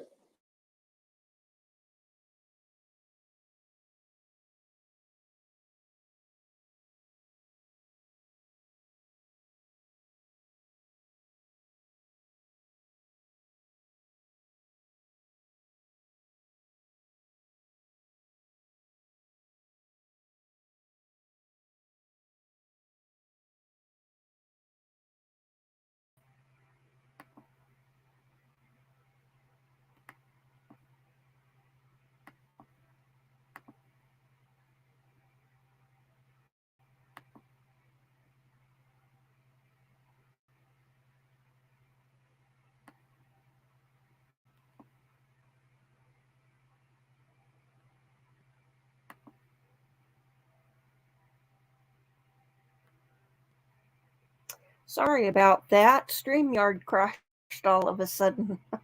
At least we were having a little sidebar, so it didn't interrupt anything. So in that respect, it could be better.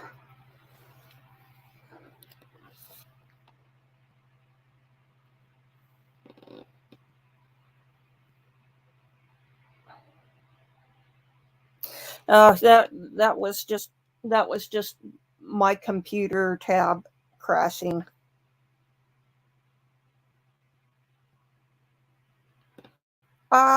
There were 2 bullets found. One in some of the hair from Breasia that was found, and one that was in with the remains. I don't know if there was any tissue at that point, but I understand the second one was misshapen, and that was all I remember about bullets. Let's see if let's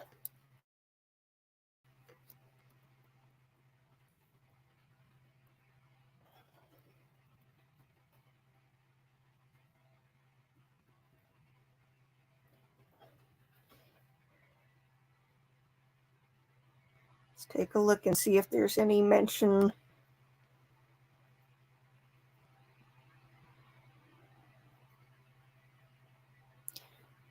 Let's see about the death.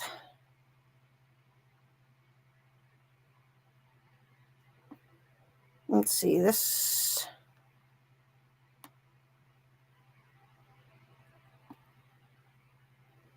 This is a thing which says new details about her death from July 25th. Let's see.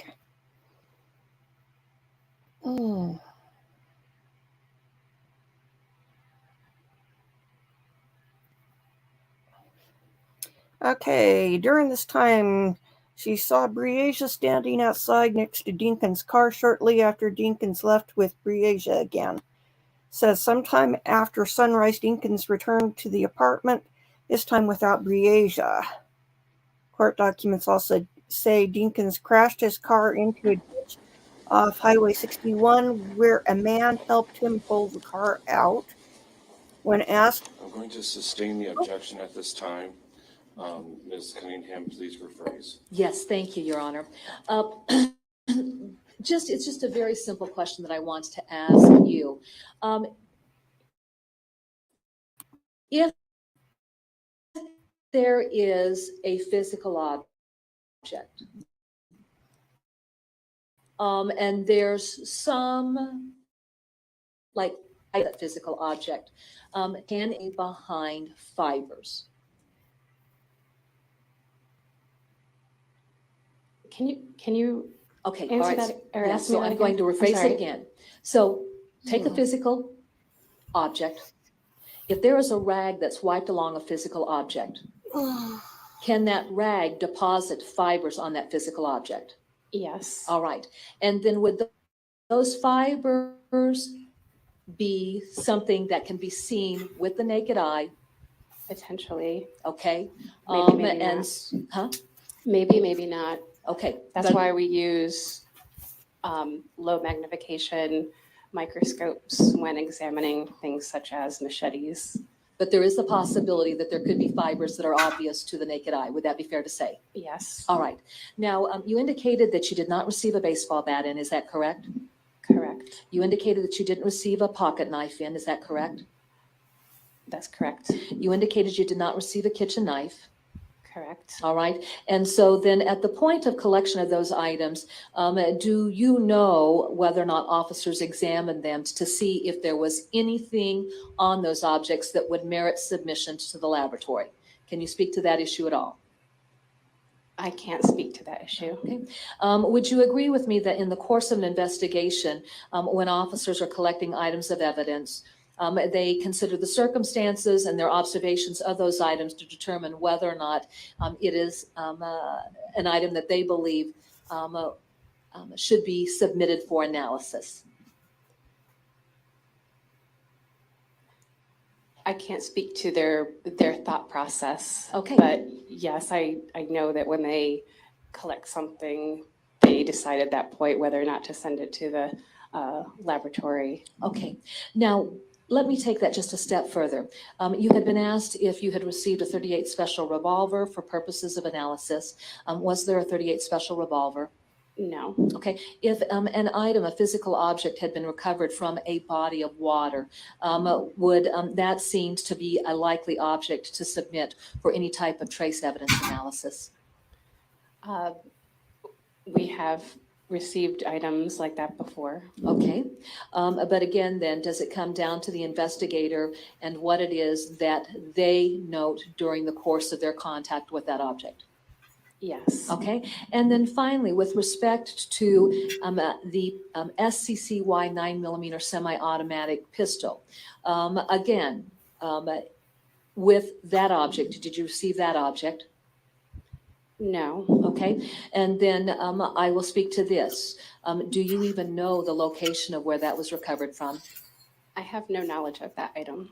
So therefore, we have to consider the knowledge of the investigators at the time that they found these objects, which would form the basis of decisions made to the FBI laboratory. Would that be fair to say? I'm not sure I'm one to answer that question, to be honest. That's okay. That's all right.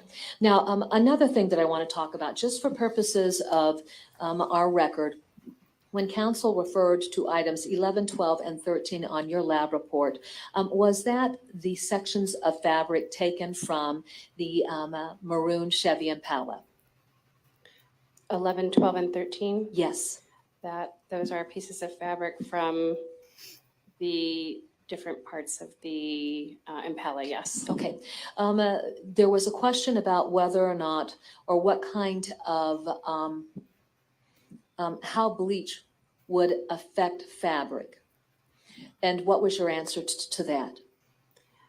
I testified that I cannot examine a piece of fabric and say definitively that is bleached. Okay. Now, just as a matter of common experience, though, if bleach is applied to fabric or upholstery, what does it tend to do to the color of the fabric or upholstery? Well, bleach tends to fade or make the colors lighter, depending on what type of bleach you use. And then you had mentioned the topic of solar fading. Give us an idea of what you mean by solar fading. Solar fading is when fabric is exposed. So if we all have purchased new clothing, so it's nice and bright, new, and then solar fading can happen when the fabric or fibers have been exposed to the sun over a period of time, and it looks faded or lighter, or it changes the color somewhat. Let's take that and let's apply that concept to a vehicle. Now, if you have a vehicle that doesn't have any tint to the windows, would it be fair to say that that fabric is going to be exposed to sunlight coming in through the windows of the vehicle? Yes, that's fair to say. And depending on the sun and the location of how the vehicle is parked and all those factors. Okay. And then relative to the topic of solar fading, then, if there has been solar fading to the upholstery, would you expect that fading to be consistent across a broad area of the fabric versus like maybe small square patches in a section of fabric? I would expect that the solar fading would be where the sun is exposing, or where the fabric's exposed to the sun. Okay, thank you so much.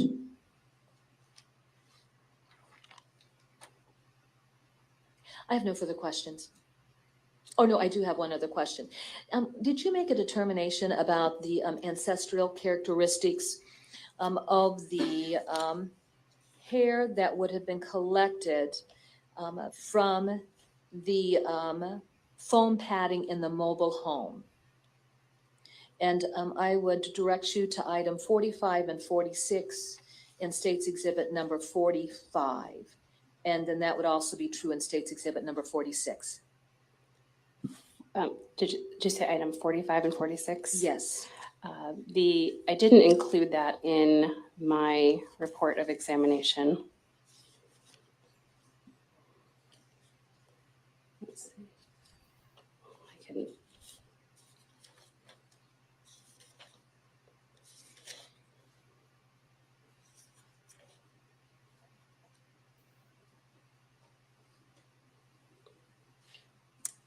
I am referring to my notes, if that's okay. Correct. For item 45 and 46. Item 45, the head hair has a little bit more information about it if you'd like me to read my notes. Could you please? It says one head hair approximately 4¼ inches in length, broken at root end, appears are artificially treated, appears dyed dark black, rendering hair nearly opaque. Hair is coarse with patchy pigment. Cuticle appears dyed, potentially stripped, and perhaps a wig type hair. Okay, thank you. I have no further questions. Mr. Freeze. Ma'am, item 47 on State's Exhibit 45, the machete from the top of the microwave. Did you physically lay eyes on that object? I did not process that item, no. Okay, so any analysis you did was simply looking at a slide with any items of trace evidence that was provided to you, right? Correct. So you're relying on someone else's collection of that item? Yes. Very well, thank you. Nothing further. The state has no further questions. You may step down.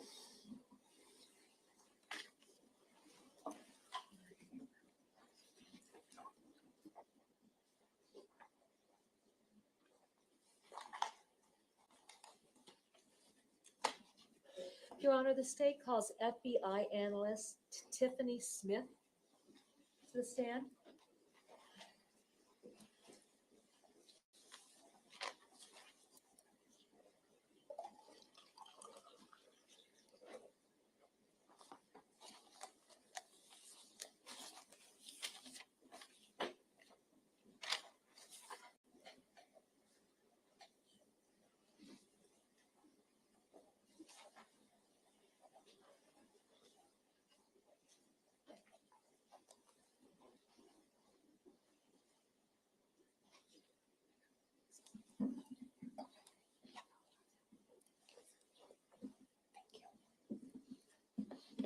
Would you please stand to be sworn in, please? Do you swear to tell the truth, the whole truth, nothing but the truth? I do. Please have a seat. Please state your name for the record and spell your first name. My name is Tiffany Smith, spelled Tiffany. What is your occupation? I'm a forensic examiner in the DNA casework unit of the FBI laboratory. How long have you been employed with the FBI? Since August of 2010. Can you describe your prior educational background? Yes, I have a bachelor's of science degree from West Virginia University in forensic and investigative sciences. And I have a master's of science degree also from West Virginia University in biology. When did you complete your formal education? In 2010. Once you completed your formal education, did you have prior employment before coming to the FBI? No, I was hired by the FBI laboratory directly after graduate school. Okay. Upon being hired, what unit were you assigned to?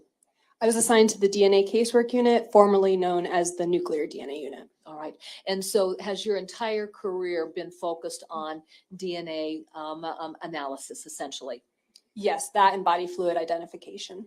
Can you describe the training that you've received involving DNA analysis?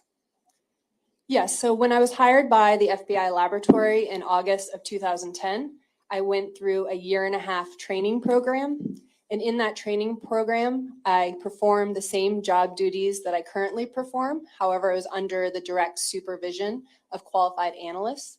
This included determining which items to test, directing a team of biologists to perform that testing, reviewing the results of that testing, writing reports that were then reviewed by qualified analysts. I also went through a series of oral board exercises and moot court examinations. And I also worked in the laboratory on mock items of evidence so that I could understand the practices and procedures done by the biologists. Okay. And following even that initial training, do you go through regular training or go through regular coursework throughout your career with the FBI? Yes, after that initial training was complete, we do something called continuing education, and that is requirements that we do every single year. We are required to have a certain amount of hours every year, and that could include going to conferences, presentations, reading scientific journals or articles, things of that nature. What is DNA? DNA stands for deoxyribonucleic acid, and it is our hereditary material. We receive half of our DNA from our mother and half from our father, and it controls not only what we look like, but also all the chemical processes going on within our body. Where is DNA found? It is found within our cells, and our bodies are made up of trillions of cells, and this could include blood cells, sperm cells, tissue cells, or like muscle cells, skin cells, and the DNA found within these cells is identical throughout your body. How do you examine items to determine whether DNA is present in an item?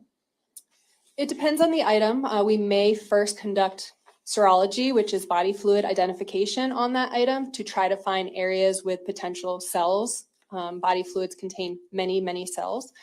We may also just swab or cut an item of evidence to try to collect possible skin cells or any other cells that may be present.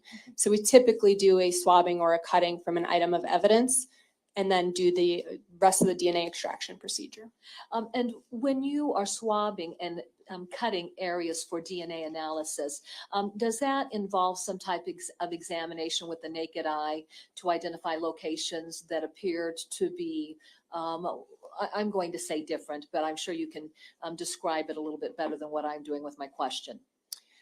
Yes, again, it depends on the item of evidence. So our biologists would be instructed to, depending on the item, either look for staining that might be present. So for instance, if we are testing an item for blood, the biologist would first look for any red-brown staining that might be present on that item and then conduct the swabbing or cutting from the item if there is red-brown staining being present. If we are trying to get skin cells, you don't really you can't see those, so you would potentially swab textured areas or areas that come in direct contact with an individual's skin, or for like a water bottle, you would swab the mouth of the water bottle because that's how a water bottle would typically be used. Now, then what steps do you take to process DNA samples from an item? So the first thing I would do is come up with an exam plan, and an exam plan is just a list of what I would like tested in the case. I would then direct my team of biologists to perform that testing. For DNA testing, the first step is the collection. That's where you're swabbing or cutting from an item of evidence to try to capture those cells that contain DNA. Those cuttings or swabbings are then put into a tube, a sterile tube, that chemicals and heat are added to that item to break open those cells, releasing the DNA. This also purifies the DNA by removing all the other cellular components, such as proteins or lipids, for instance. Once the DNA is purified, we quantify the amount of DNA that we are able to obtain. This just tells us roughly how much DNA we are able to obtain from the sample. Next, we go through an amplification process. And this is where just the regions of DNA that differ among individuals, or what we are specifically looking at, go through a copying process. Over 99% of our DNA is the same. There's only 1% that differs among individuals. So we focus on a small portion of that and make millions upon millions of copies of those differences. Lastly, the DNA is run through an instrument that separates the DNA out by size. And this, in essence, generates what we call a DNA profile, which is going to be a snapshot of what an individual's DNA is at the locations that we test. And we do this for both evidence and known samples. All right. Now, how would you compare DNA found on an item of evidence to the known DNA of an individual? So we would first do that same process on both an evidence item and a known sample to generate DNA profiles. The first thing I would do is look at the item of evidence to interpret the results. And that's before looking at the known sample. I would first determine, is that DNA made up of male DNA, female DNA, or a mixture of both? I would then look to see if the DNA originated from one individual or multiple individuals. If it is multiple individuals, that would be called a mixture. Then, after that is done, I will compare the known sample to that evidence profile to see if the results are the same or if they are different. If they are different, then I state that that individual could be excluded as a contributor, meaning their DNA was not detected on that item. If the DNA from the item of evidence is the same as the DNA from a known individual, I state that that individual is included or cannot be excluded as a possible contributor. And then I would calculate something called a likelihood ratio, which just provides a statistic that compares the probability of observing the DNA evidence under two alternate explanations. Okay. Now, what is it about the DNA strand where you can determine whether it belongs to a male versus a female? As part of our testing process, we have 3 locations on the DNA that are sex determining regions. So for instance, males have a Y chromosome, whereas females do not. And so some of these sex typing locations are found on the Y chromosome. So you would expect to see DNA results at those locations if the sample is from a male. If the sample is from a female, you would not expect to see those results. Now, you had indicated that there can be situations where there are multiple individuals' DNA on an item of evidence. In that situation, are there limitations to your ability to be able to identify who the DNA belongs to relative to all of those contributors? It's possible at the FBI laboratory, we interpret mixtures up to 4 individuals. So if the sample has 5 or more individuals, we no longer do comparisons for those. However, if the DNA is 4 or less, I can still do comparisons and still reach the same conclusions, an inclusion or an exclusion. Okay. Now, going back to the issue of quantification, do you need to have a certain amount of characteristics associated with an individual's DNA to make a positive identification?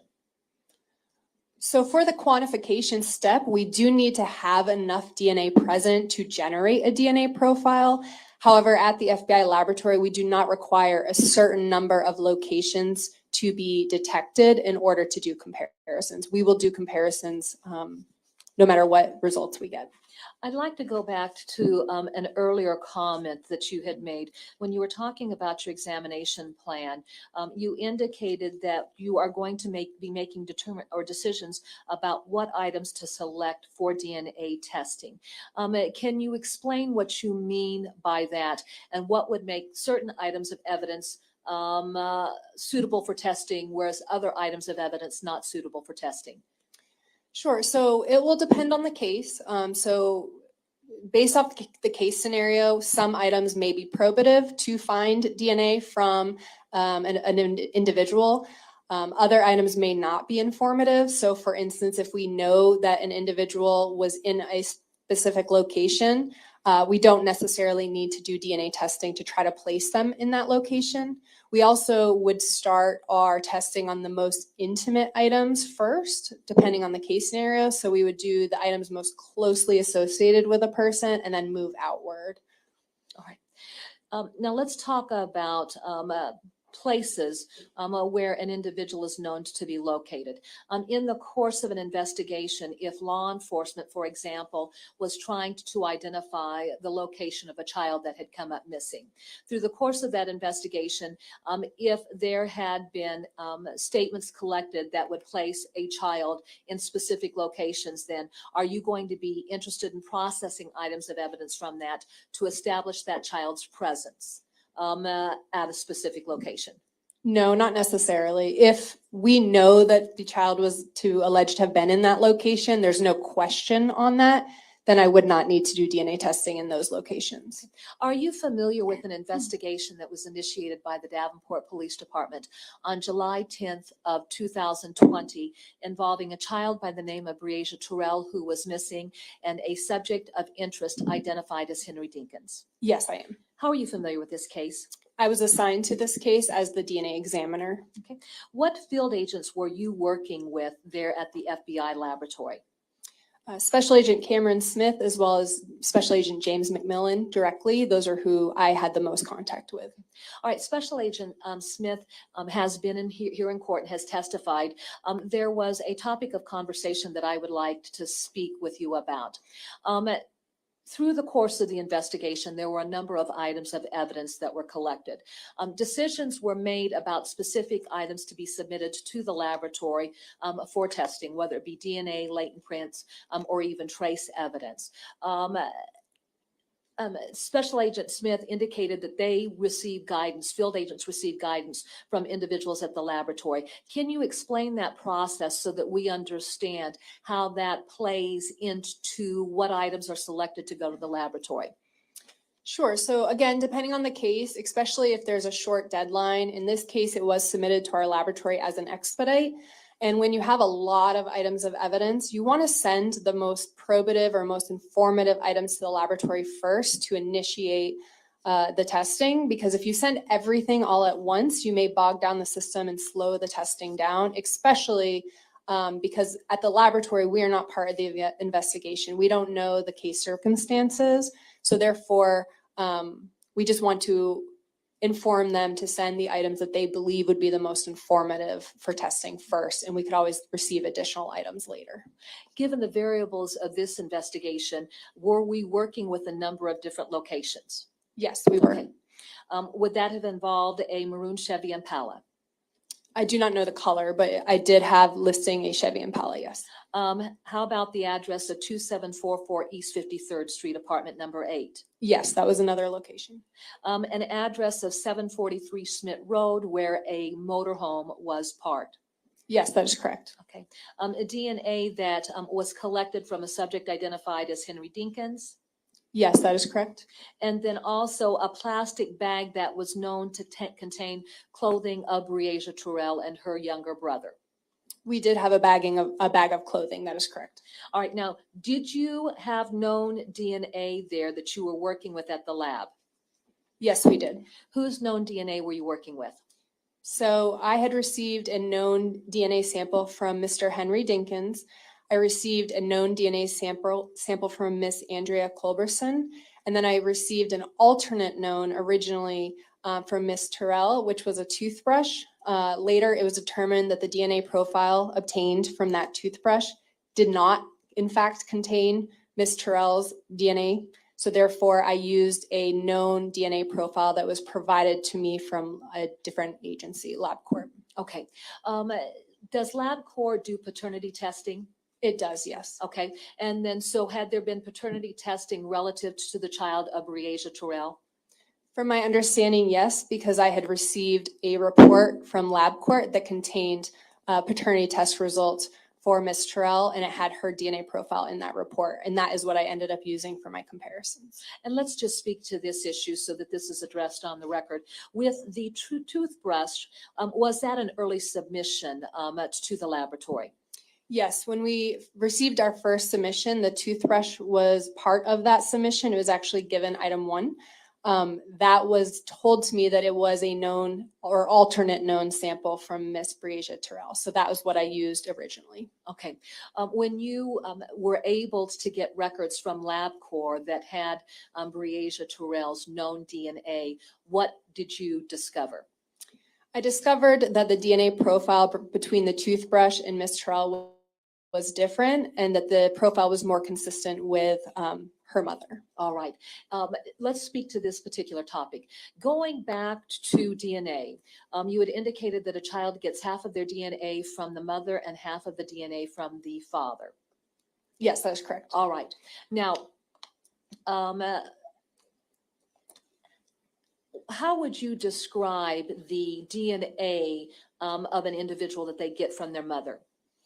You would share 50% of the DNA between a child and a mother. And is that the mitochondrial DNA that we're talking about? No, this would still be the nuclear DNA, which is the type of DNA testing I conducted. Mitochondrial DNA is passed down intact from mother to child, so those would actually be identical. I am not a mitochondrial DNA examiner. I strictly do nuclear DNA. All right, and that's where you're just identifying the individual specific DNA. Is that correct? That is correct, because for nuclear DNA is unique with the exception of identical twins. Okay. Once you made that discovery, then did you go through and redo your analysis? I did, yes. And then the report that we're going to be talking to today, would that have been a second report you authored once you'd received the known DNA of Breasia Terrell through documentation of LabCorp? Yes, my second report superseded my first report, so my first report no longer is applicable. The second report is the official report that outlines all of the comparisons between Ms. Terrell and the items tested. And then I want to speak to yet another issue. Did you author a third report as well? Yes, I did. Okay. Now, as to that third report, Andrea Culberson and her DNA, did it come in later on in the early stages of the investigation? Yes, originally the only sample, the true known I had was from Mr. Dinkins. Later on, I received a sample from Ms. Culberson. All right. Your Honor, may the record reflect that I'm showing counsel what's been marked as State's Exhibit number 52.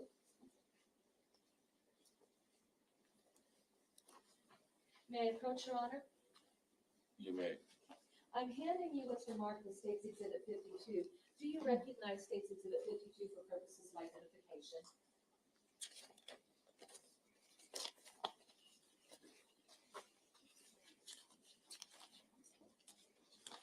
I do. Okay. I'm sorry, it's a copy of my report. All right.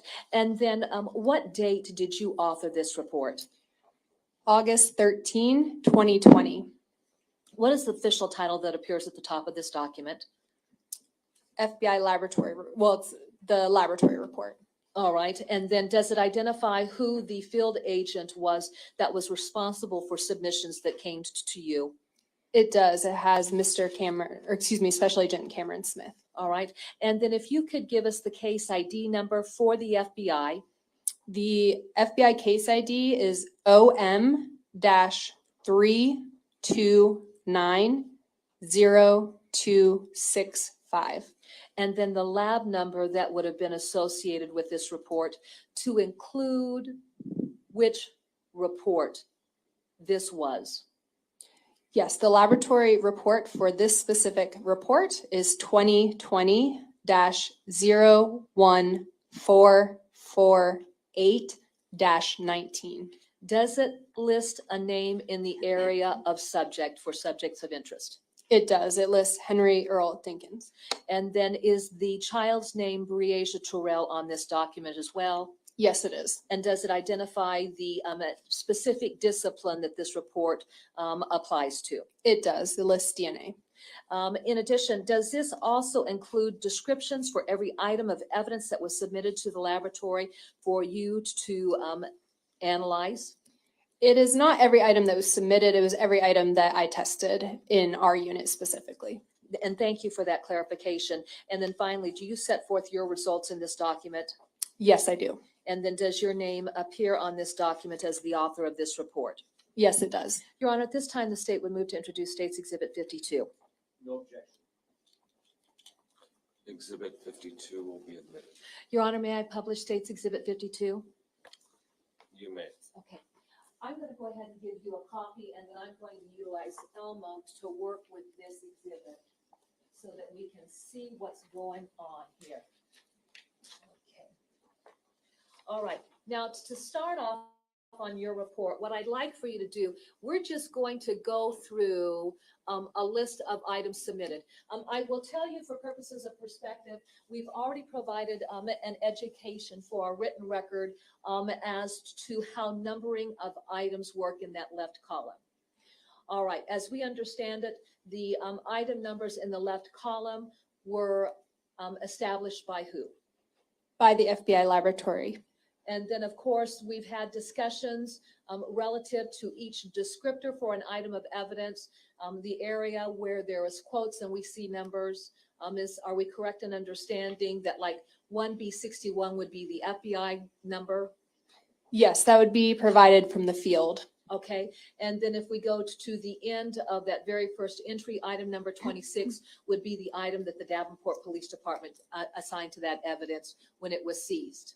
That is correct. Okay, when items are seized by Davenport and turned over to the FBI, does the FBI then give it its own item number?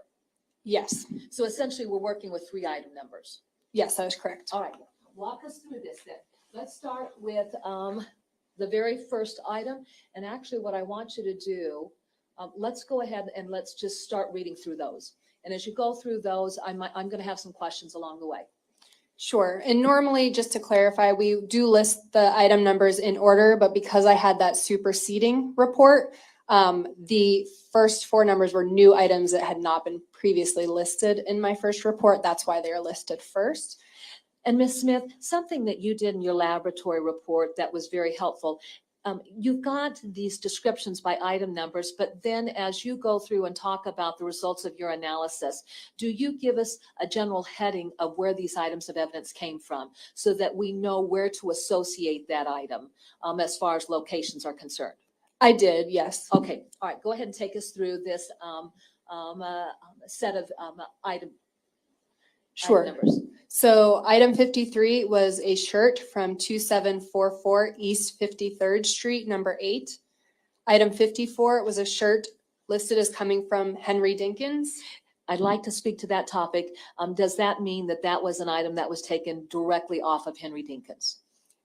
That's what I would assume, but again, I don't know because I didn't do the collections myself. That was just how it was described to us when we received it at the laboratory. Go ahead. We received item 55, which was a shirt from a plastic bag. Item 56, which was a shirt from bed from 2744 East 53rd Street, number 8. And then as to item 55, as we go through your findings, are you going to give us more information about the plastic bag and that shirt so we know who it is associated with? I will give results from the testing on that shirt, yes. Okay, go ahead. The next is item 1, which was the toothbrush submitted as a known sample from Ms. Terrell. Item 2 was penile swabs from Mr. Henry Dinkins. Item 3 was a left hand swab from Mr. Dinkins. Item 4 was a right hand swab for Mr. Dinkins. Item 5 and 6 were the left and right hand fingernail swabs from Mr. Dinkins. Should we continue to the next page? Yes, and then let me go ahead and turn the next page.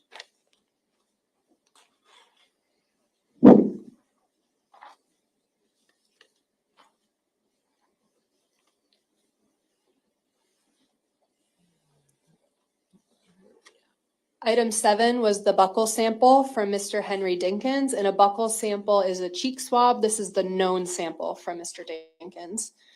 Item 8 was a swab from the left shoulder area on front passenger seat of 2007 Chevrolet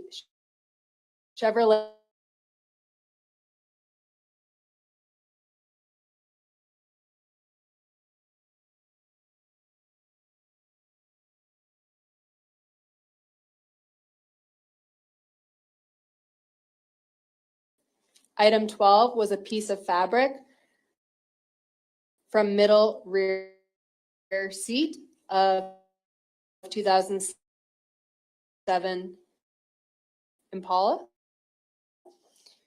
Item 13 was a piece of cushion from middle rear seat of 2007. Rag was a shirt from the trunk of the 2007 Chevrolet Impala.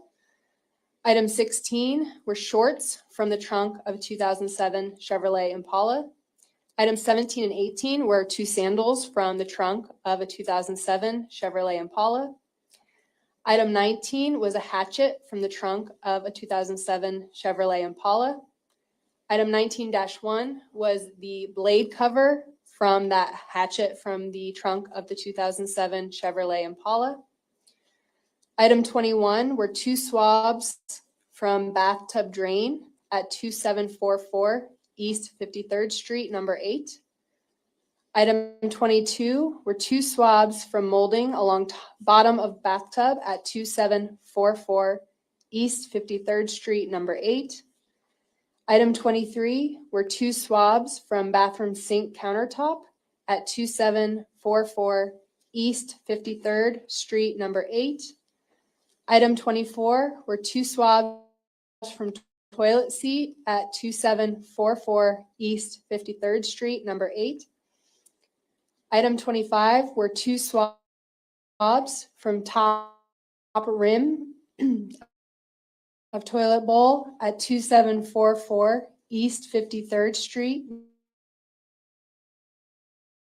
Toilet tank at 2744 East 53rd Street, number 8. Item 27 was a piece of mattress from 2744 East 53rd Street, number 8. Okay. Go.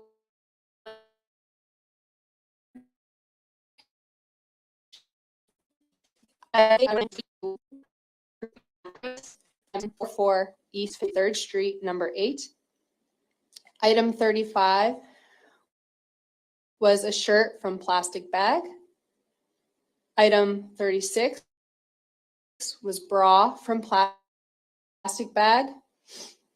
Item 37 was underwear from plastic bag.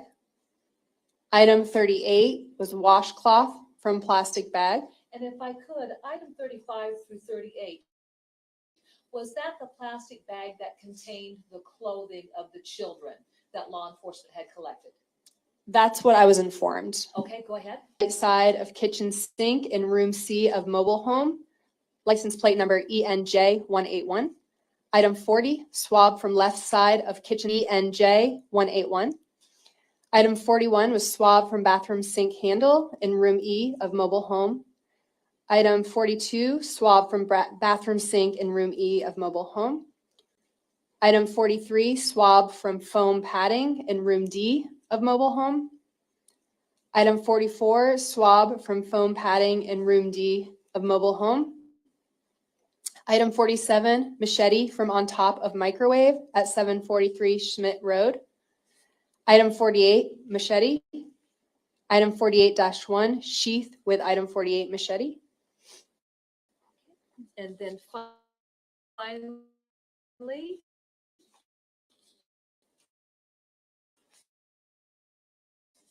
on page 4 of your report are final items that were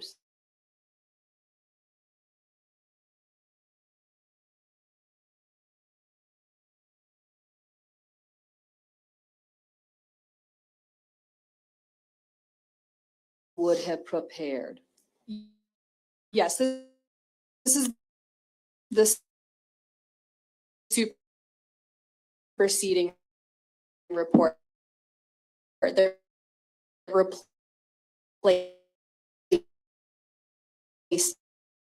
the original report. Thank you. And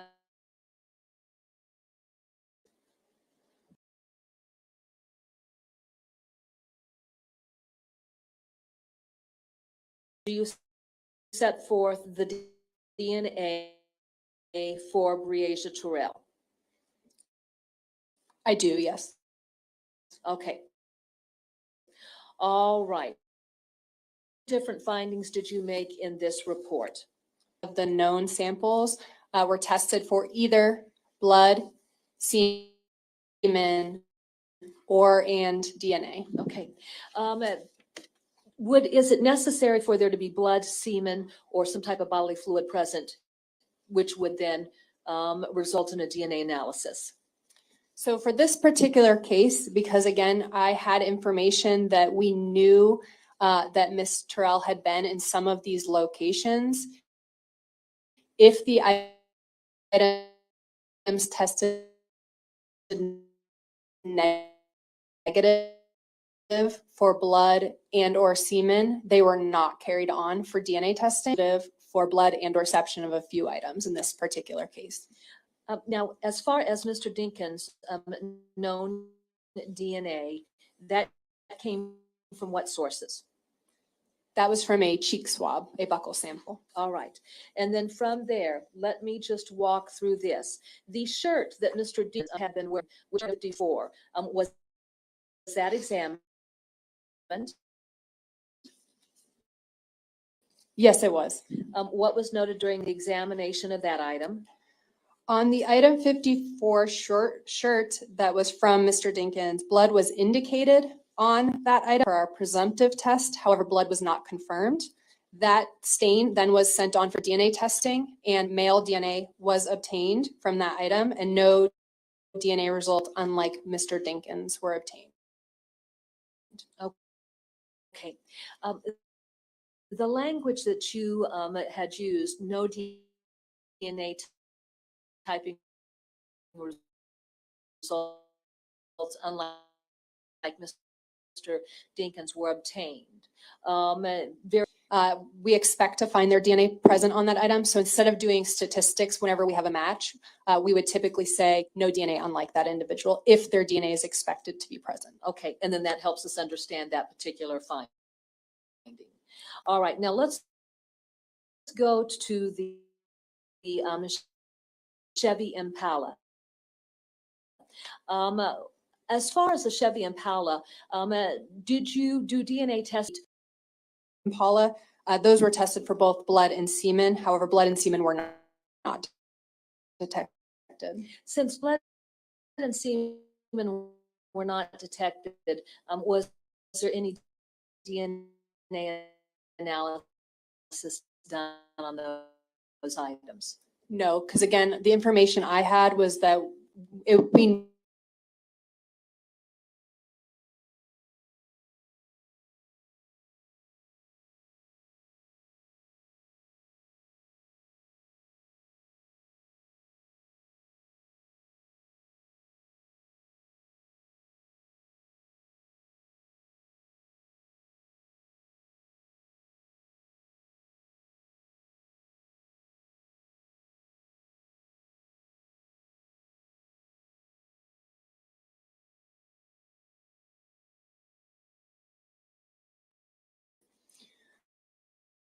So bleach itself is used to destroy or degrade DNA.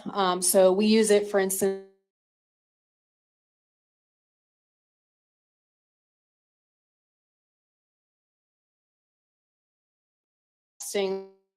on an item of evidence.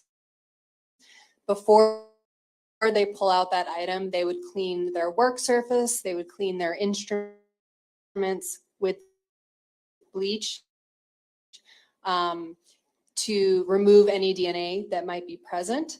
And then when they are done with testing, they would repeat and verify. Okay. I'd like to go to the end of the Chevy Impala that was of interest. Item number Parts from the trunk of the Impala. was it examined for the presence of blood or semen?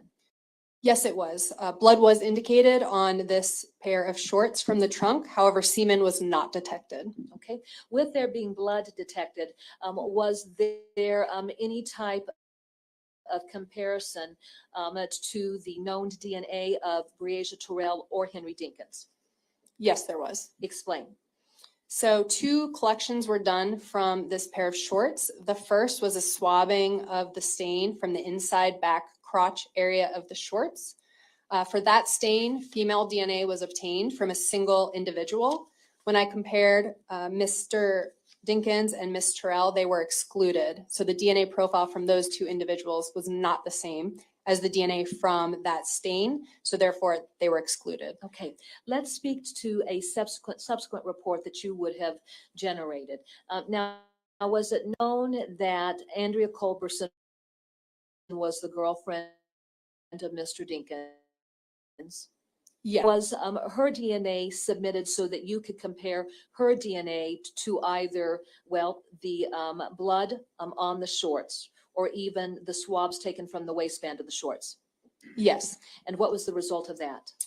Miss Culberson was excluded from both of those stains. Okay. And so then is the DNA, has it ever been identified as to who it belonged? From the swab of the stain from the inside back crotch area, that was a single female individual. I did get DNA from a female, but it was interpreted as originating from 3 individuals. Okay. And then so with it originating from 3 individuals, could you conclusively say that it was not Breasia Terrell or Andrea Culber?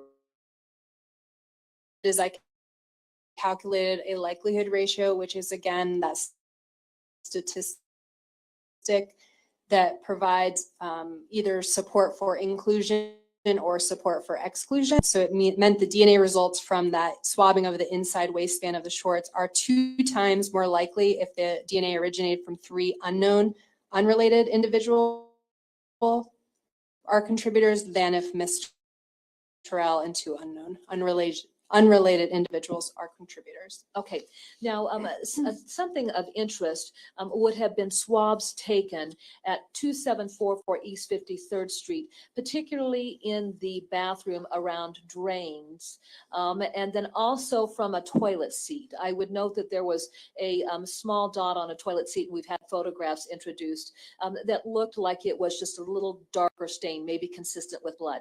Can you tell us what determinations that you made from all of the items that came from 2744 East 53rd Street that were subject to your analysis? Yes, so again,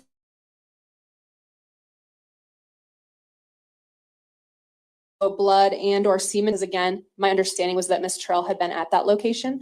If they were positive, then I sent them on for DNA testing. Okay, identify each location. For the items from 2744 East 53rd Street, from the first round of testing, I have swabs from bathtub drain, swabs from molding along bottom of bathtub, swabs from bathroom sink countertop, swabs from toilet seat, swabs from top rim of toilet bowl, swabs from top of toilet tank, broom from kitchen, bottle with cap and liquid contents, shirt and shirt from bed, and blood was not detected on any of those items. All right, now, were there multiple cuttings from a mattress at that address that were sent in for analysis? Yes, multiple cuttings were taken, and all of those cuttings were tested for blood, but blood was not detected on any of those pieces of mattress. Some of them, semen was identified. Okay. Relative to semen stains, were you able to attribute any of those semen stains to Mr. Dinkins? Yes, I was. And those final results would have been subject of my 3rd report. Certainly. And then I'll just ask you this. Were you able to attribute any stains from the mattress to Andrea Culberson? Yes, I was. Okay. Now let's just speak to that. With there being either semen attributable to Mr. Dinkins or even bodily fluids attributable to Ms. Culberson, is that what you would expect if they live in this apartment and they are involved in a relationship with one another?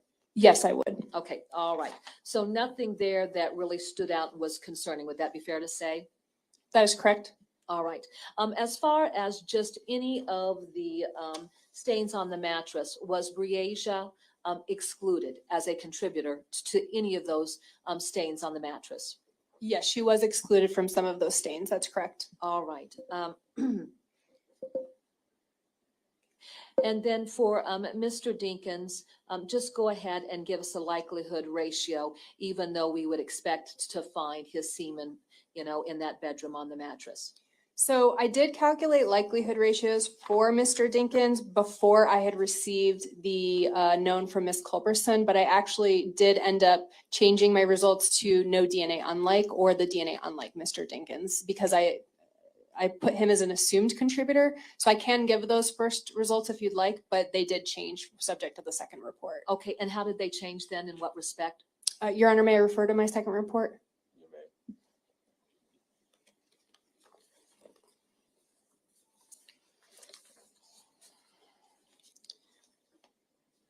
So for the item 27 piece of mattress, for that, male DNA was detected, and it was interpreted originating from 2 individuals.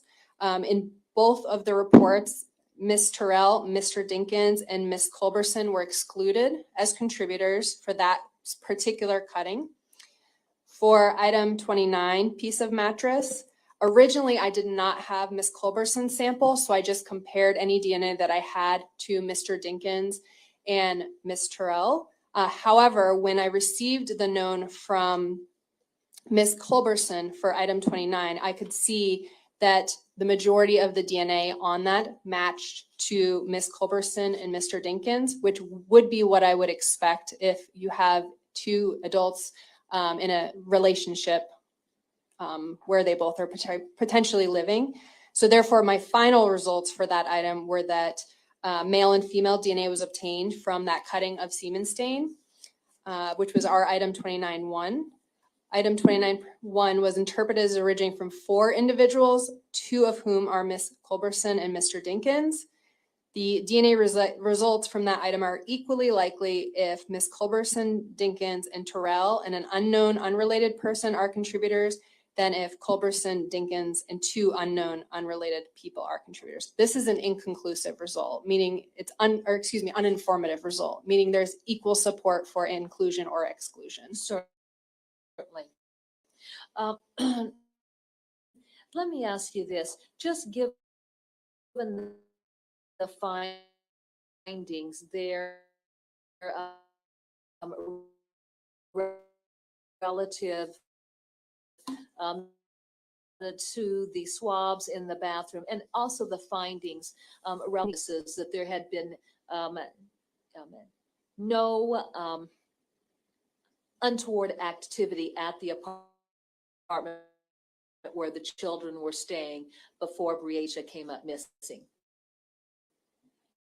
That is one explanation. As part of DNA testing, I can't state why or when DNA is left behind or why DNA is not found. But if nothing occurred at a location, I would not expect to find necessarily blood or semen at that location. Okay, now let's go to items taken from the items are for our record.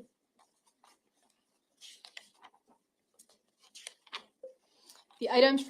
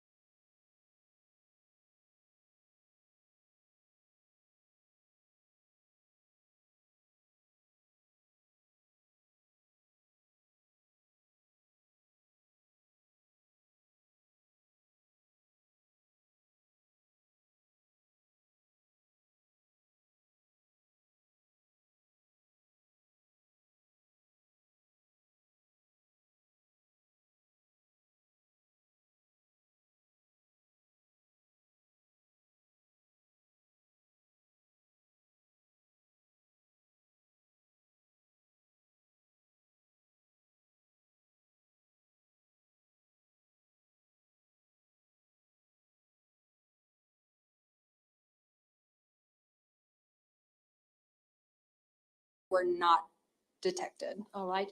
And then again, going back to my earlier question, if these items had been, I guess, gathered from the address of 2744 East 53rd Street, apartment number 8, and there was no statements provided by people that anything untoward had happened at that location, are these findings consistent with those statements?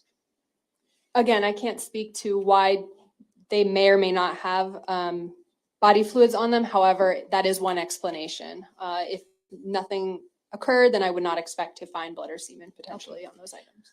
As for the final item that you noted in your report under miscellaneous, give us a descriptor for that. For the miscellaneous items, I listed them because I at the time of my testing, I was not aware of where those items were collected from.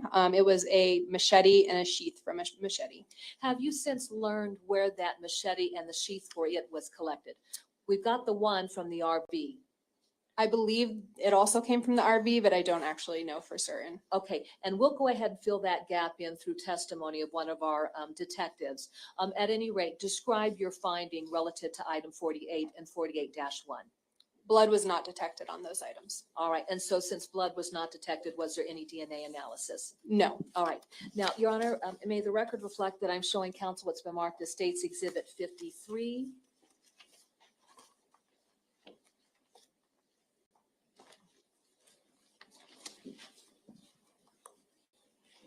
May I quote, Your Honor? You may. I'm handing you what's been marked as State's Exhibit number 53 for purposes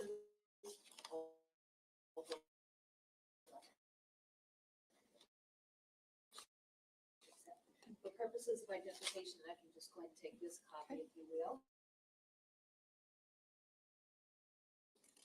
Report that I generated. All right. And how does this report differ from the earlier report? This report is just receiving additional items. So in this specific report is where I received the known sample from Miss Andrea Culberson, as well as a shirt from the trunk in a 2012 Chevrolet Camaro.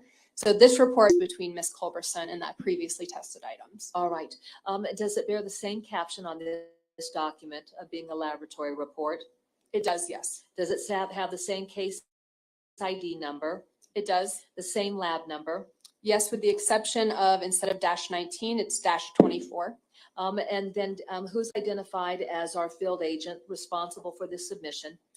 Special Agent Cameron Smith. All right. And then what date was this report generated? September 18th, 2020. And whose name, who authored this report? 3. No objection. Exhibit 53 will be admitted. And then, Your Honor, may I publish this particular exhibit? You may. Okay. All right. In this report, then, give us the item numbers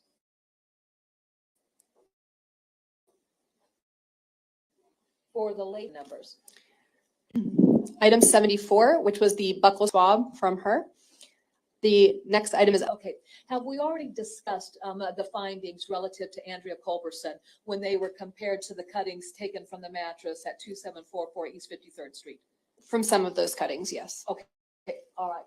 Now, I think really what I want to focus on then for purposes of this report is the shirt from the trunk in the 2012 Chevy Camaro. There was previously a photograph introduced of a white t-shirt that had some staining on it, creating the impression that it might potentially be blood. Tell us about the analysis of that shirt.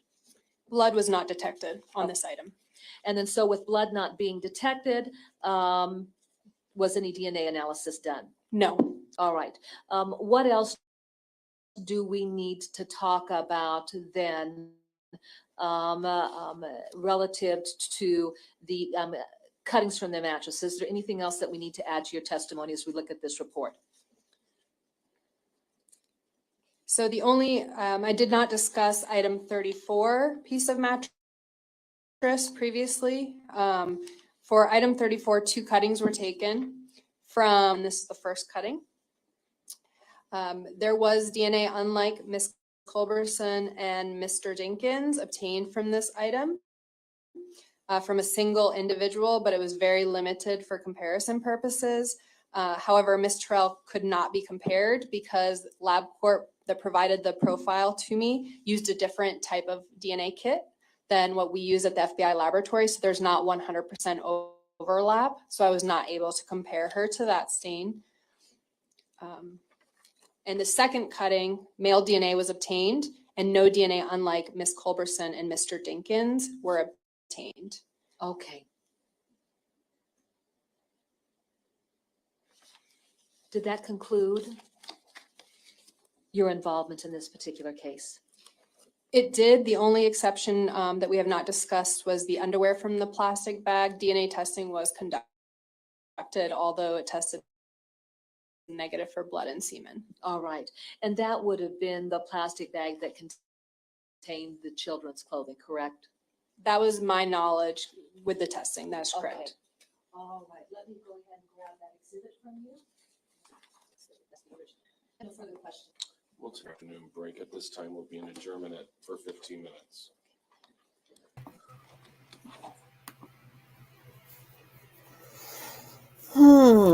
Okay, another break. Let's see. Were we through with? Oh yeah, we were doing a medieval crime. Let's see. We've got 2 minutes left on this video, so let's finish that up.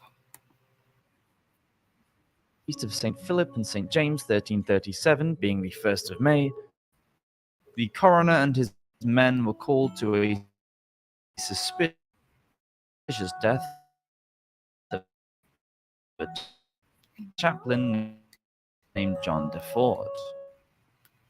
His body had been found in the High Street of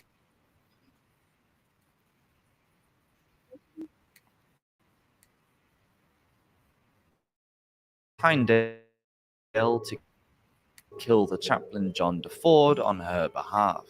Then on the, quote, preceding Friday after the hours of Vespers, they waylaid John LaFord, and Holm and John LeStrong met them, and Hugh Lovell struck John DeFord with a knife on the throat.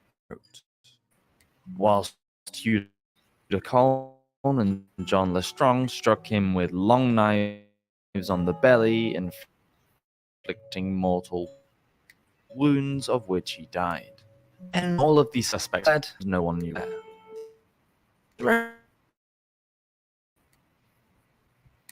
Trial for their alleged crimes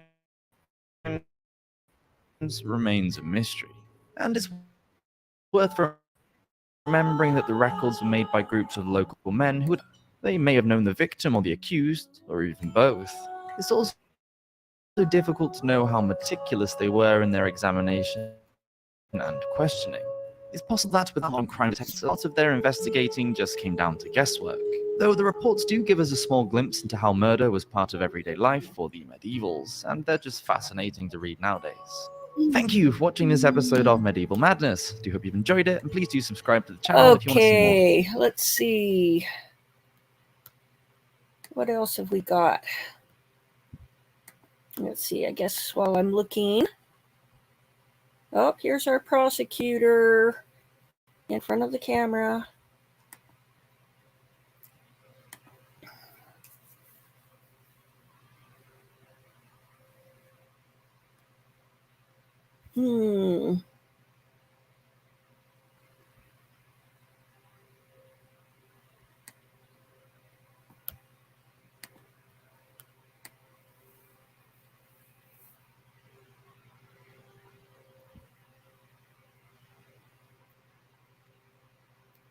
Oh, here's something from Crime Talk on Lori Vallow Daybell.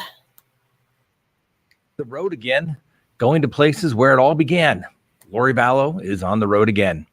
If someone was living under your house, would you be creeped out by it, and then our dumb criminal of the day. Let's talk about it.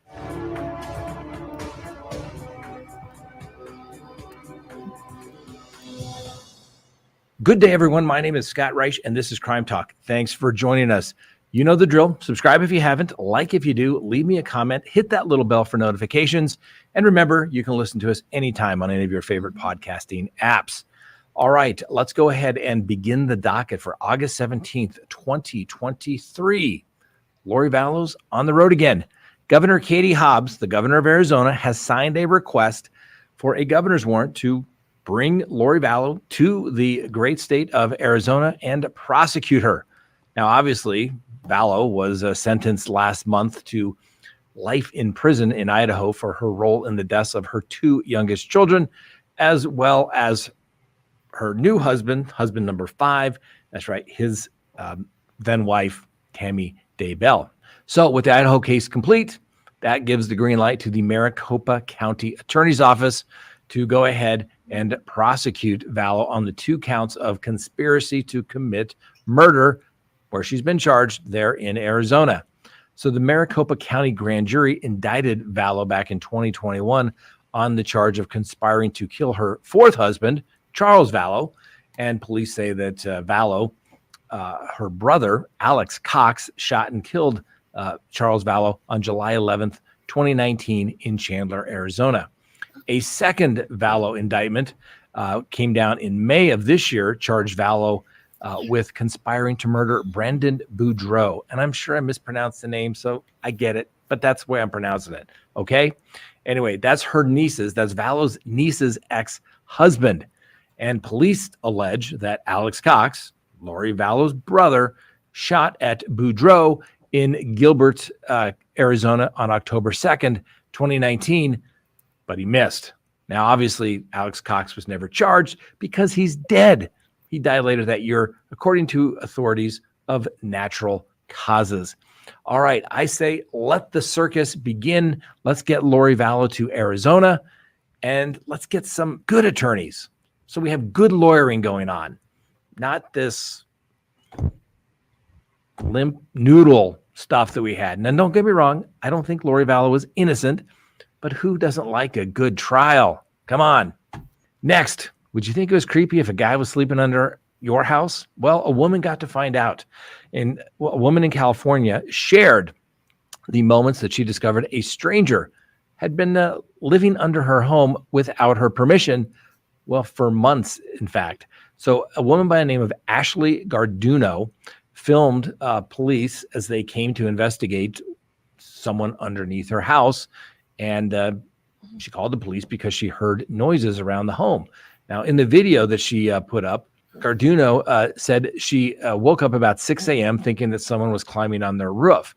She then said she poked her head outside the front door and spotted an arm reaching around from a hole in the side of her house there in California. She said that she immediately called police and told everybody on the video, do you know how creepy it is to see an arm coming out of this hole? And it's not a very big hole. Needless to say, the police show up. There's 2 of them there. One's at gunpoint. They bring a guy out who's been living under the floor for the last several months. So take a look at the video. Clearly creepy. What's the world coming to, ladies and gentlemen? I guess the good thing is at least they weren't inside the house without their permission, but somebody living under your house, that's creepy. And finally today on our quick docket, because yes, as you may notice, I'm very casual in intense trial preparation.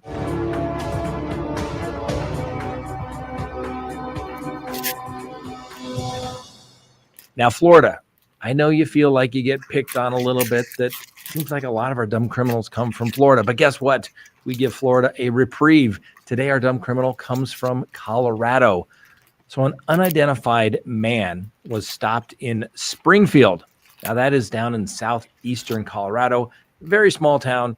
You could probably drive through it and not really know you've driven through it. I only know because I've gone to court on that particular route and driven through it rather quickly. Anyway, the police made a traffic stop for a driver that was going 52 in a 30 miles an hour zone. which everybody knows is a dumb thing to do in a small town because you're going to get stopped. Anyway, this unidentified driver attempted to switch places. That's right.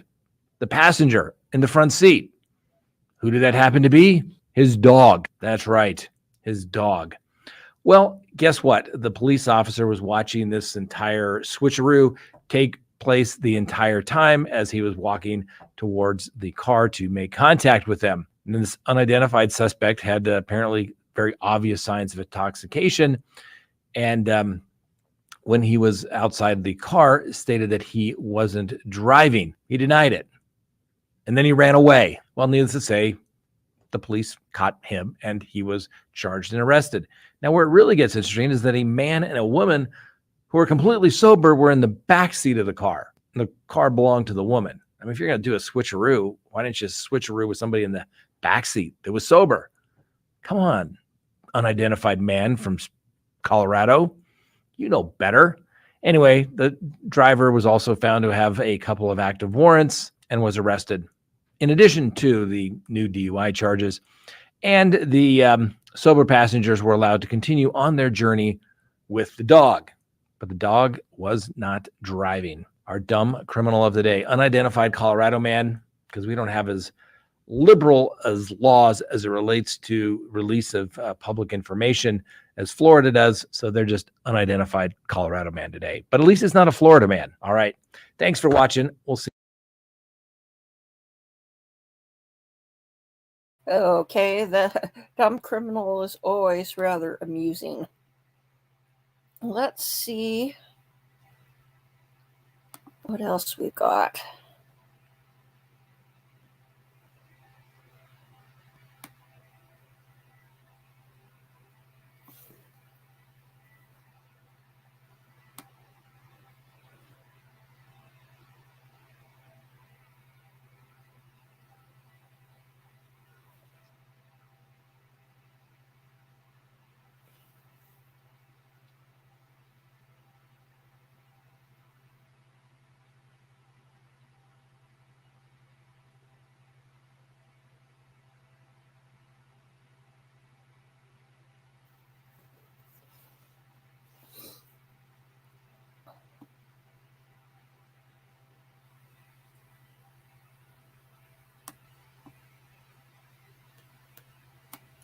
Let's see. We've got a post saying there is a press conference on Rachel Morin, who was found dead, and possible suspects. So that'll be interesting to see what comes of that.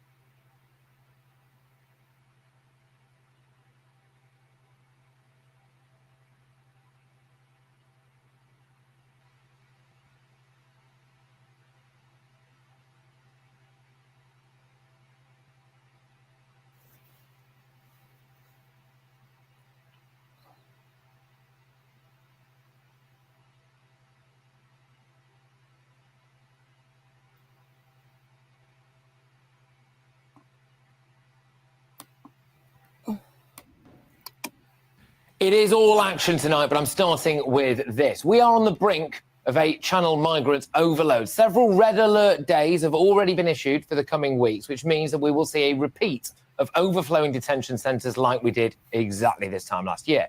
Earlier, GB News exclusively revealed that just 80 migrants are being housed at RAF Wethersfield, a site that was due to have 1,700. Now, part of the problem, just part of it, by the way, is that anybody who claims to be a victim of human trafficking or modern slavery apparently can't be housed at these sites, which is basically everyone, or at least everyone who's spoken to a lawyer.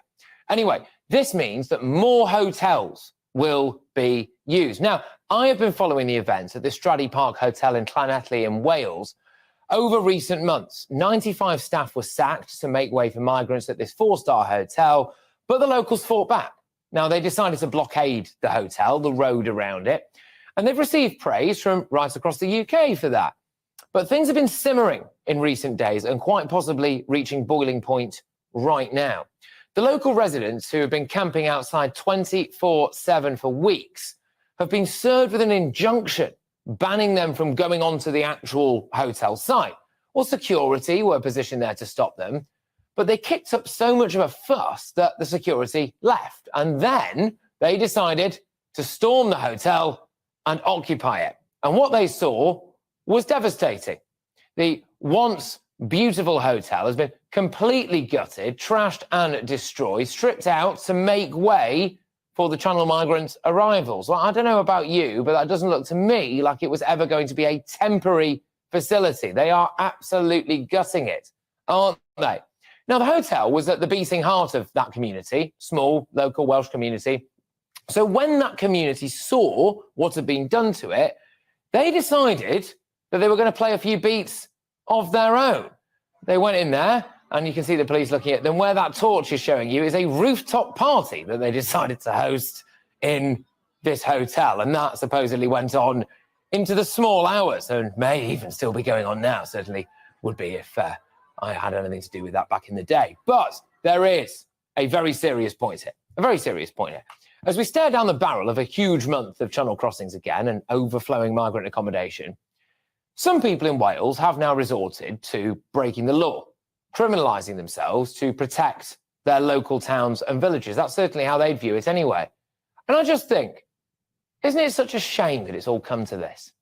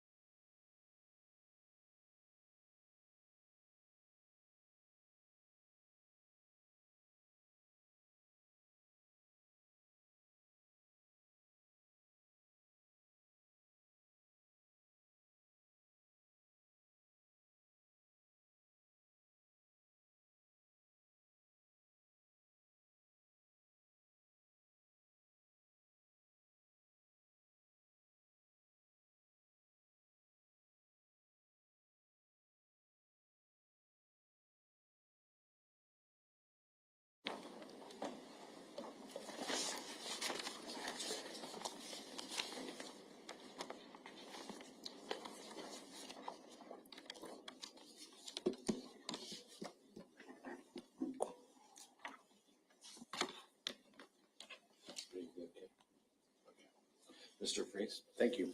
Is it Miss Smith? Yes. Thank you. Good afternoon. Good afternoon. I want to clarify a few things. First of all, with respect to DNA, DNA is everywhere. We're sloughing DNA off continuously, aren't we, as human beings?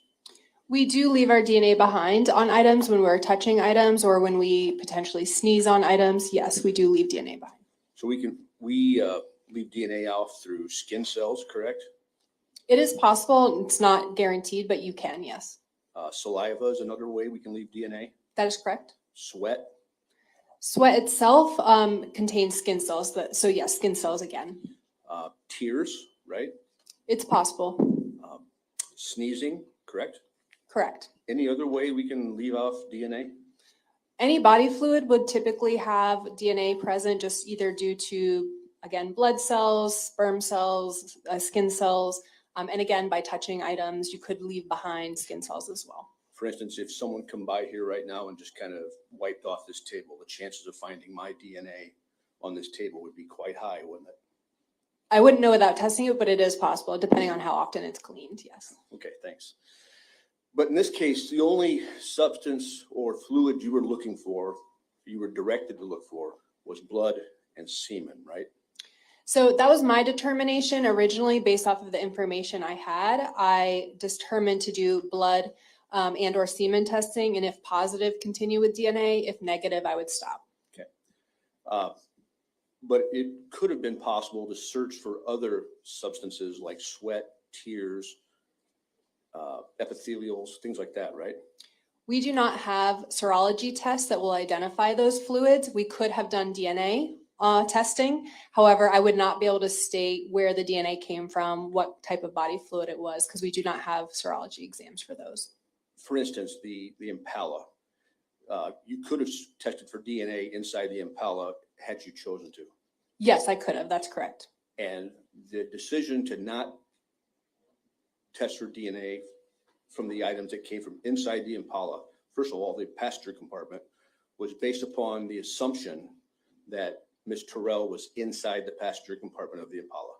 The information I was given was that there was no question whether she had been in that vehicle, so finding her DNA in that vehicle would not have been informative. So that was what my determination was based off of. Who gave you that information? I believe it was either Special Agent McMillan or Special Agent Smith. And the trunk of the DNA of the Impala, were items submitted there that could have been tested for DNA? Again, they could have been, but again, I wouldn't be able to state how or when the DNA got there, whether it was through direct contact with the trunk or if an item was just placed into a trunk. So therefore, again, I determined not to do DNA testing if they were negative. Very well. Now, if you had been told that Ms. Terrell had never been in that Impala, would that have changed your analysis? If I was told she had never been in the Impala, I might have done DNA testing on some of the areas, not all of the items again, because items that can be placed into a vehicle, again, it doesn't necessarily mean the individual was in that vehicle. However, I might have sent some of the swabs on for testing. Sure. Were any swabs or cuttings taken of the liner or the carpet of the trunk of the Impala? I don't know if any were taken. I did not receive any. Okay. If you had received some and were asked to test them, you would have done that, right? Yes, I would have tested them again for blood, and if positive, I would have sent them on for DNA. And if they were sent to you for testing, that would have been included in your two reports, State's Exhibits 52 and 53, right? Yes, if they had been tested, I would have outlined them in a report. I want to talk a little bit about your report, ma'am. Item number one was the toothbrush that was submitted for testing. Do you know where that item came from? I do not. Okay. But you asked for a known specimen of Ms. Terrell's DNA to be submitted, correct?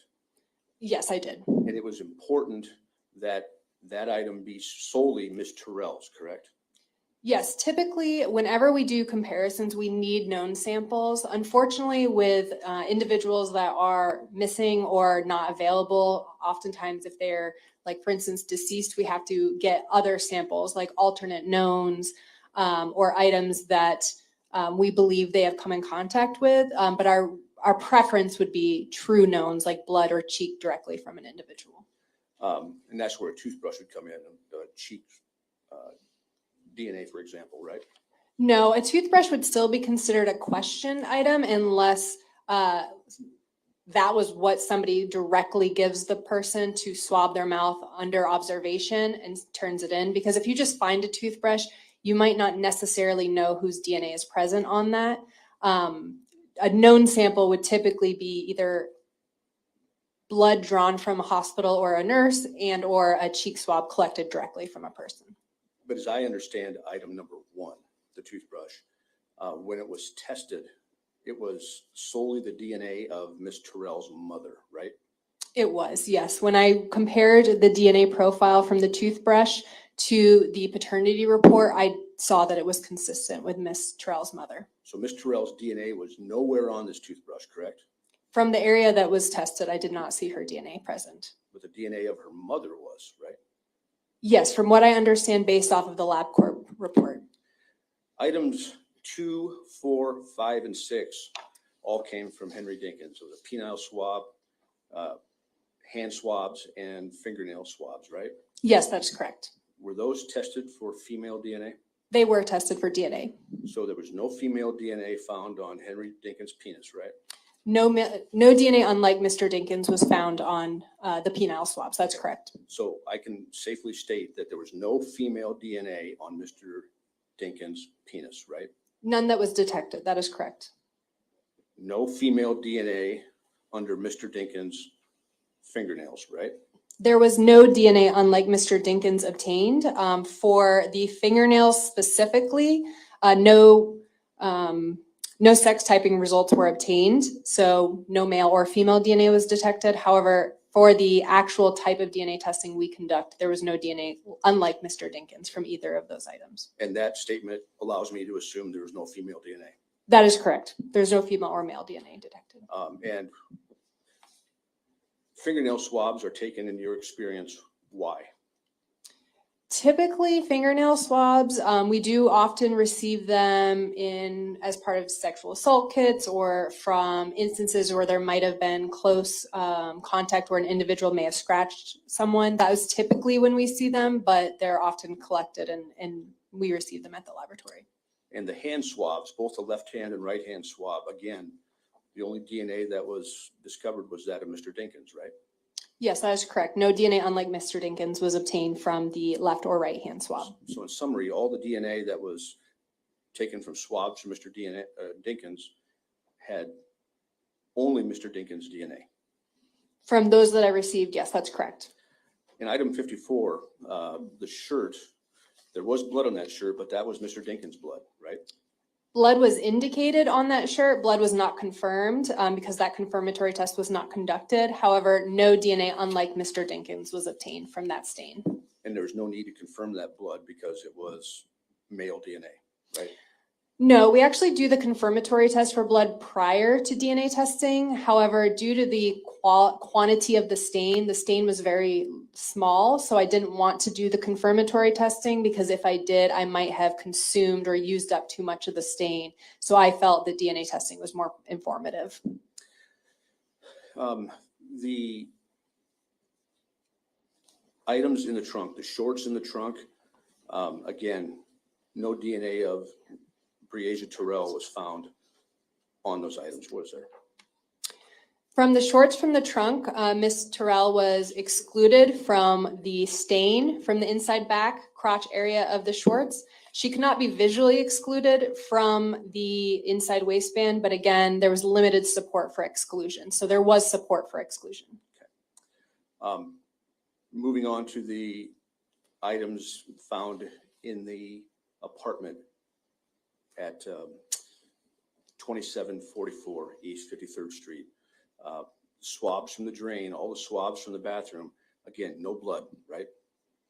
That is correct. Blood was not detected on those items. So if there's been testimony or if there's blood preliminarily thought to be found there, confirmatory tests done by you indicate there was no blood on any of those items, correct? That is correct, but I want to clarify, blood was not detected. It doesn't mean blood couldn't have been there. It could have been below our limit of detection. Okay, but for evidence of this record, you have no evidence of blood on those items. That is correct. Blood was not detected using our exams. And the only evidence of semen stains you have are from the mattress at that location, right? Yes, that is correct. Semen was identified on some of the cuttings from the mattress. And that's not to be unexpected on a bed, correct? That is correct.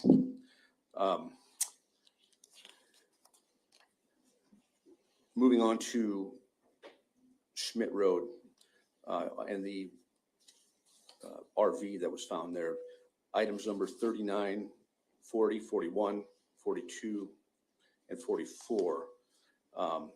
Those are swabs from the sink and swabs from foam padding found inside the RV. Those were tested for blood? That is correct. Was blood detected? No, it was not.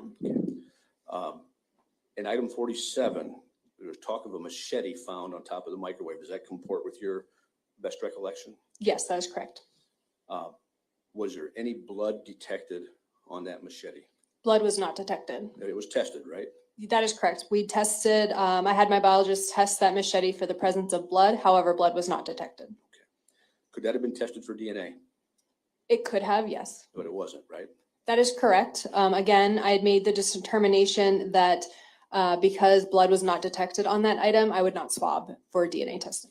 The likelihood of finding DNA in that machete without blood would be fairly low. It depends on what the DNA is from. If there was saliva or other body fluids present on the machete, there could have been DNA. However, based off the case and circumstances, I was strictly looking for blood in this case. Okay. What do you mean when you say case circumstances? Again, there was a missing child, so the information I had was they wanted to determine if there was potentially blood on these items. No other semen was found in this case, was there? As far as you know. From the items that I tested, no semen was not detected on any of the items besides the mattress cuttings. And the machete that was item 48 and number 48-1, the sheath from another machete, no blood detected on that, right? That is correct. Was Breasia Terrell's DNA located anywhere that you tested? Yes, there was one item where when I compared Miss Terrell, her DNA did match, and this was a pair of underwear from inside a plastic bag. Blood and semen were not detected on that item. However, when I did the DNA testing, because typically with underwear, we would still swab the inside crotch region of the underwear to see whose DNA it might have been. Female DNA was obtained from that item, and it was interpreted assuming one individual. That was compared to Miss Terrell, and she did match to that DNA. The likelihood ratio I got was 84 trillion, which means very strong support for inclusion. And that was in this plastic bag of children's clothing, correct? Yes, it was a plastic bag of clothing. And that one positive hit for DNA, I'm going to call it, for Miss Terrell, was Mr. Dinkins' DNA found anywhere on that sample? No, Mr. Dinkins and Miss Culberson were excluded from that. So other than that DNA that was discovered in that plastic bag, Miss Terrell's DNA is found nowhere on the items that you tested, right? For the limited items I tested, I did not have any support for inclusion for Miss Terrell on those other items, with the exception of that underwear. So we have no DNA of Miss Terrell in the Impala, correct? From the items that I only tested one item from the Impala for DNA, and her DNA was not detected. Okay. And we could have tested for DNA had we chosen to, correct? Yes, that is correct. No DNA of Miss Terrell in the Camaro, correct? For the Camaro, I don't believe any, there was no DNA testing done on the Camaro. It was only blood testing. Okay. Could have done that if we wanted, correct? It's possible. Again, the only item I believe I received from that was a shirt. And her DNA was not discovered in the apartment either, correct? For the mattress cuttings, I could not compare her to one of those cuttings, so I can't state one way or the other. For another cutting, she was uninformative. So again, it's more of an inconclusive result, but there was no support for inclusion. That is correct. But other than the mattress, there was no DNA located anywhere in that apartment, correct? Again, DNA testing was not conducted because they were negative for blood. Okay. Could have been had the test been done. That is correct. I could have sent additional items on, but again, because the information I had was that Miss Terrell had been in that apartment previously, finding her DNA was not informative in my opinion. And on Mr. Dinkins' person, no DNA of Ms. Terrell was located, correct? Correct. From the penile and hand swabs as well as the fingernail swabs, no DNA, unlike Mr. Dinkins, was obtained. And on any clothing that was taken from Mr. Dinkins, there was no DNA from Ms. Terrell, correct? Ms. Terrell was excluded from the one stain that I sent on for DNA testing from the shirt from Mr. Dinkins. That is correct. And was that shirt identified as the one he was wearing on July 10th? I do not know that information. That's fair. Very well, thank you. Ms. Cunningham? Yes, thank you. Ms. Smith, can you explain what a serology examination is? Sure. Serology is the identification of body fluids on forensic items. At the FBI laboratory, we test for blood and semen. All right. And then if you are doing some type of serology examination, are there light sources that have to be utilized so that you can observe bodily fluids that may not be obvious to the naked eye? Yes, for when we're testing an item for semen, the biologist would use an alternate light source that causes semen to fluoresce or glow under the lighting. So we would use that if we're looking for semen. If we're looking for blood, we would typically just use natural light or maybe a lamp that has a stronger light. Okay. Now let's go to the conversation that counsel had with you about whether or not there were any carpet samples taken from the trunk of the maroon Chevy Impala. With the FBI's evidence response team, are you familiar with the processes that they utilize where one of the things that they will do is they will use alternate light sources to identify the presence of blood? Yes, I am aware of the fact that they can do that. I don't know specifically what any ERT unit will do because there are multiple tests available. All right. And then so very simply, as far as informative testimony relative to the trunk area of the Impala, we should look to the testimony of the agent who was involved in the processing of that vehicle. Would that be fair to say? Yes, I was not present during any of the collection of evidence, so I can't speak to why or when specific items were collected. Okay, and if there's testimony, that did not indicate the need to collect any type of what I'm going to call carpet from the trunk, you have no reason to, you have no basis for why that decision would have been made. Would that be fair to say? Yes, that's correct. Okay, all right. Now, let's talk about this. Say, for example, a subject has DNA. Somebody else's DNA on their body, potentially under fingernails, or, if there's been some type of sex act, maybe the transfer of an individual's DNA into the area of their penis. How would bathing affect the presence of DNA on an individual's body? Typically, when an individual bathes, they remove their DNA on the surface of the body, especially if they it's going to obviously depend on the amount of scrubbing, what type of chemicals or soaps they're using, but we do expect that bathing will remove DNA. All right. And so if an individual's whereabouts and movements are unknown for a period of time before law enforcement comes into contact with that individual and collects samples such as buccal swabs and penile swabs and even swabs underneath fingernails, would that be something that needs to be recognized and considered? Yes, typically when we're doing our testing, finding out the information of the length of time between when the alleged incident occurred and when the items were collected is helpful. Because in my experience, the longer the amount of time that goes on, the less DNA you would expect to find on an individual's body because of the fact that they can wash, go to the bathroom, things of that nature that can help remove DNA.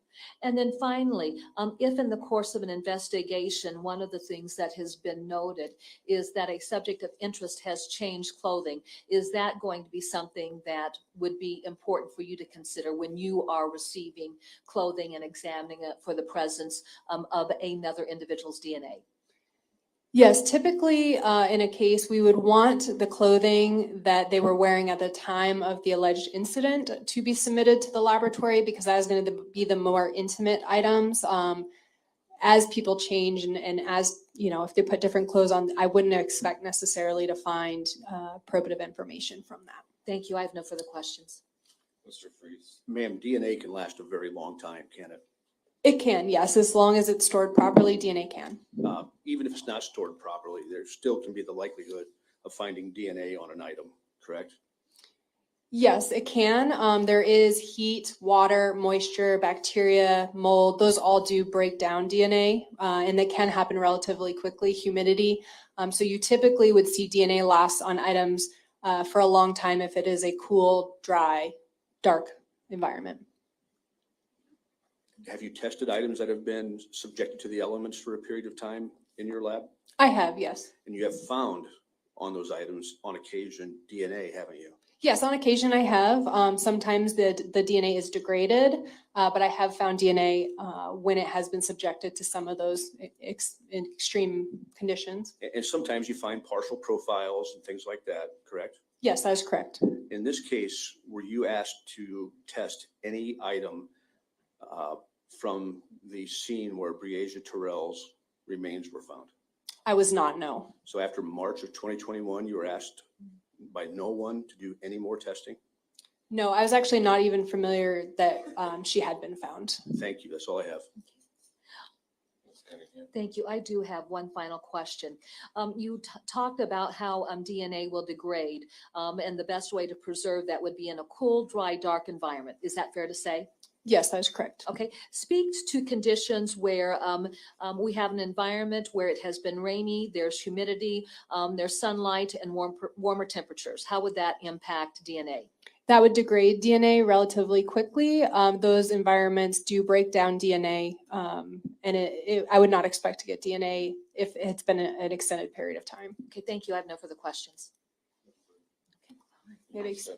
Thank you, Your Honor.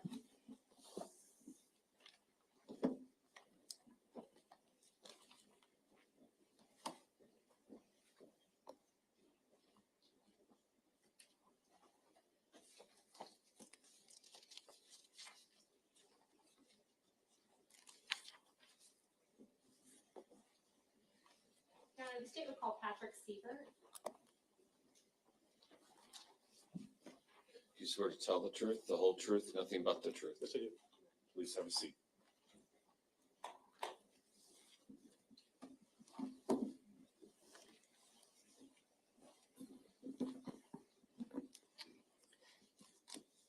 You may proceed.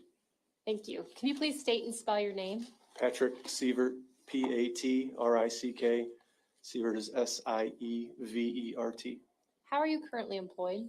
I'm currently employed as a police officer with the Davenport Police Department. How long have you worked for the Davenport Police Department? 17 years. And currently, what capacity do you work for the Davenport Police Department? I'm currently assigned as a corporal on afternoon shift patrol. Have you held or worked in different areas within the Davenport Police Department? Yes, I have. What other areas have you worked? Besides patrol, I've worked in our major case unit, our narcotics unit, our NETS unit, and our street crimes unit. Can you briefly describe your educational background and any training that you've received for your positions? I attended college at North Central College in Naperville, Illinois. Afterwards, I was hired by the police department, attended the Iowa Law Enforcement Academy. After the academy, received field training through the department, and then there's yearly training after that. Did you say there's yearly training after that? Correct. And that's something you would have participated in throughout your entire employment with Davenport Police Department? That's correct. Now, back in July of 2020, in what capacity were you working for the Davenport Police Department? At that time, I was a detective in our narcotics unit. And on July 10th of 2020, were you asked to assist in executing a search warrant at a motorhome or RV located at 743 Schmidt Road? Yes, I was. Do you recall approximately what time you would have began executing that search warrant? I believe it was early afternoon.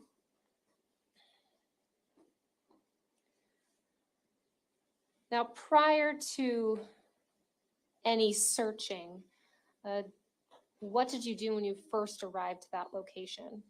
When I first arrived, we did not have the warrant signed yet. We were preparing, so we did a search of the parking lot, looking for any evidence.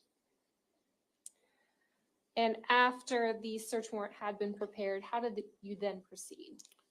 Initially photograph the exterior of the camper, then make entry and take overall photos of the interior. Now, at that particular time, what was the purpose of that search warrant? I believe it was to check for Breasia inside the camper. And so really, were you going in trying to look for any evidence of a crime scene or anything at that point in time?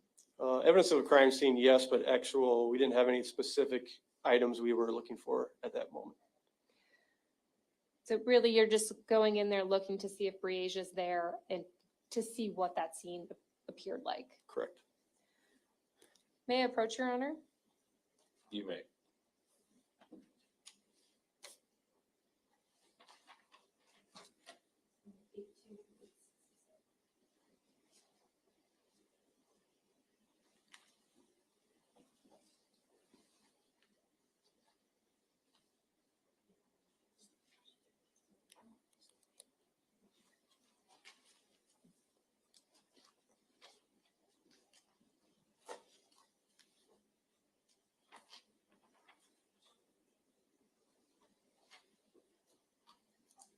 So handy listed marked the state's exhibits 8-1 through 867.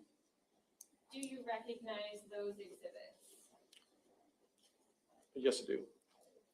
And what are these exhibits? These were the photographs taken by me during the search warrant, the first search warrant. And do they fairly and accurately depict the condition of this RV when you executed the search warrant, the first one, on July 10th, 2020? Yes, I do. At this time, Your Honor, the state would offer exhibits 8-1 through 867 into evidence. No objection.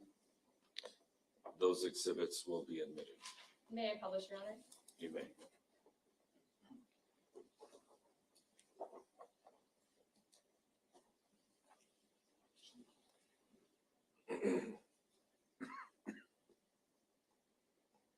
All right, so showing you first state's exhibit 8-1, what are we looking at here? This is the front end of the camper that the warrant was executed on. State's exhibit 8-2, what is this? This is the front passenger side of the same camper. And then state's exhibit 8-3, what is that? This is the passenger side of the camper.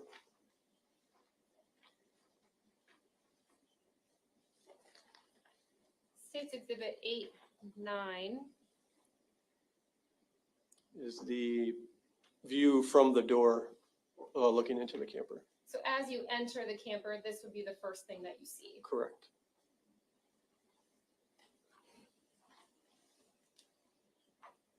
So state's exhibit 8-10. This is basically from the door looking towards the rear of the camper. And can you just describe what different items are being shown here in this photograph? This shows the kitchen and then a hallway leading to a bedroom.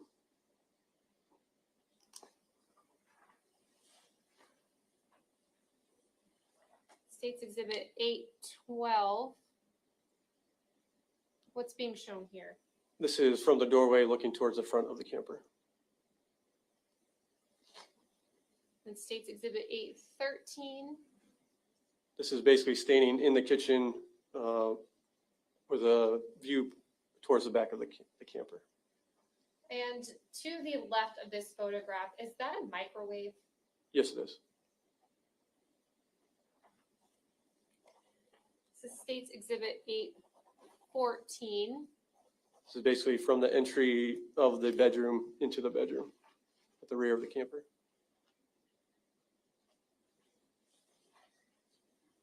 So 8-17. What's being shown here? This is the bed and the exterior windows.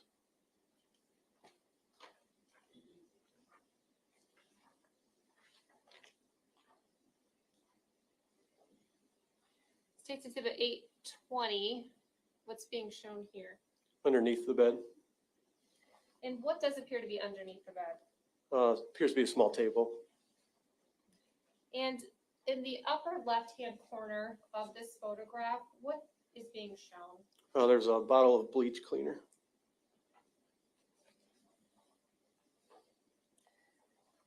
Showing you State's Exhibit 821, what is being shown here? This is the closet in the bedroom.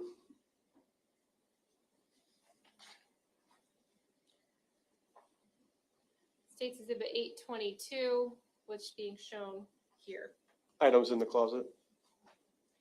And then State's Exhibit 823, More items in the closet.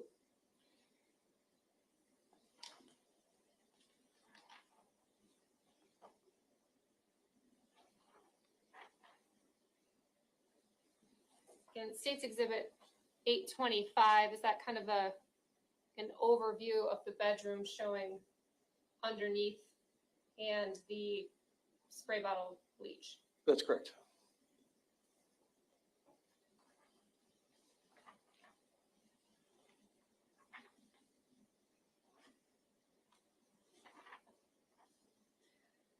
It says State's Exhibit A26. What's being shown here? This is a blue laundry basket that was located on the floor of the closet.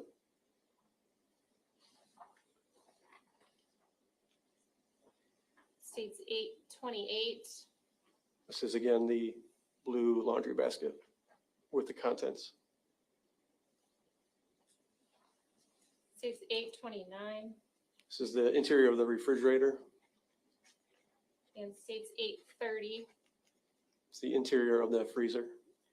Fair to say both are pretty empty. Yes. And State's Exhibit A31. Where was this located? This was, I believe, on top of, I'll be honest, I can't remember exactly where this was located. It was on top of some shelf, but I do not know exactly which one. And what appears to be depicted in this photograph? Spray bottle, some type of brush, and a mat of some sort.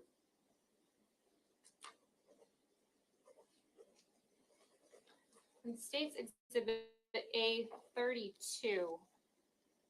This is there's a machete located on top of the microwave. This is depicting an overview of where that is located. Now, when you were in this RV, approximately how tall are you? I am 6 foot tall. While you were standing there looking at the microwave, were you able to observe that machete just visually from how high you are, or how tall you are, excuse me? Yes, I could see the machete from my height, yes.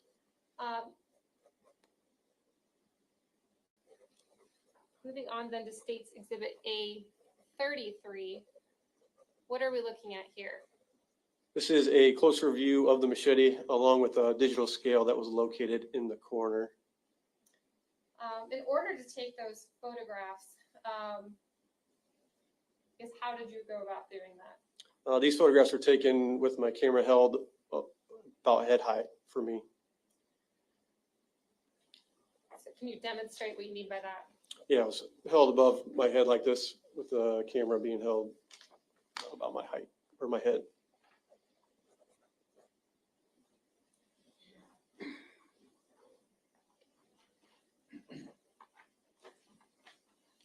Going back just briefly to State's Exhibit 832, might be somewhat difficult to see here with the glare, but what portions of that machete are visible, I guess, if you weren't standing there looking right at it? The handle is hanging off the edge of the microwave about 4 inches, I believe.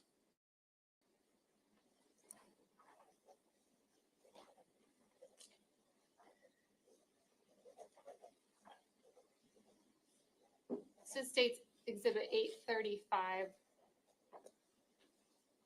What is being shown here? The idea of this photo was to show the stains on the carpet. And then State's Exhibit A36, What's being shown here? This is the chair and table with Paw Patrol blanket and a Home Sweet Home pillow. You indicated that's a Paw Patrol blanket. Correct. Do you know what Paw Patrol is? I do, yes. What is that? It's a child's cartoon about dogs that rescue people. On State's Exhibit 838. It's a teddy bear on the chair.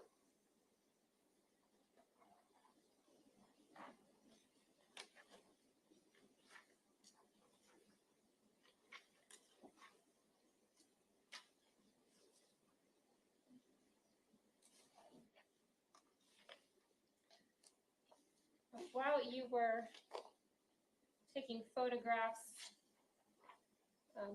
in this RV, I'm showing you State's Exhibit A47. What are we being shown here? This is the registration for the camper in the name of Nita McQuay. Do you know who Nita McQuay is? I do not.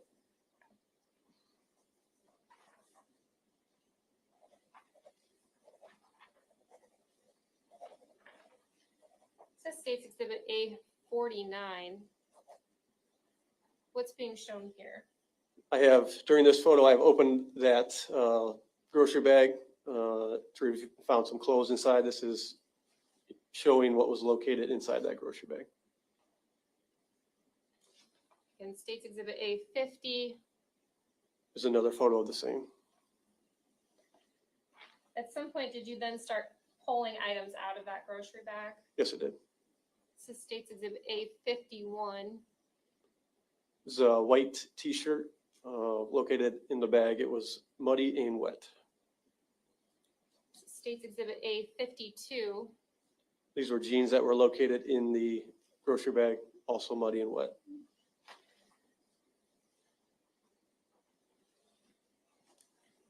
State's Exhibit A55. Showing the size of the jeans. To your knowledge, size 1 to 2, is that an adult female sizing? Yes, I believe so.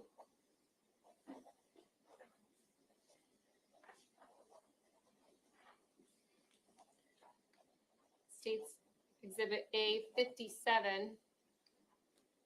These were Under Armour shoes located in the grocery bag.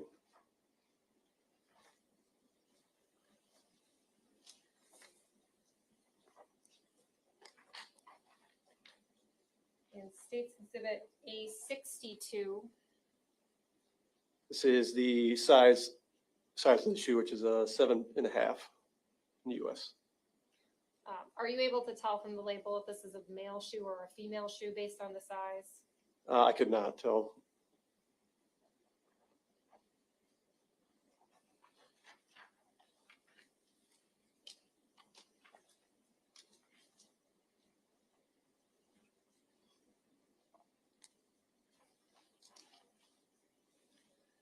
Now, any of the items that we've talked about here that were documented in these photographs, were they collected at this point in time? The only item that we showed in the photographs that was collected was the digital scale. Now, you've already mentioned a first search warrant being executed. At some point, was there a second search warrant executed at this same RV? Correct. Basically, during the search, we notified our bosses of what we had located. The warrant we had didn't cover any of those items, such as machete or clothing, so another search warrant was drafted. At some point, were you provided information that there had been a report of a machete and some involvement regarding a machete? Yeah, there was information passed on to me that a knife of some type may have been used at some point. And so at that point, application was made for a second search warrant. And did you execute that search warrant? Yes, I did. When did that occur? Several hours after the first one. But on July 10th? Correct. And during that search warrant, did you take additional photographs? Yes, I did. May I approach, Your Honor? You may.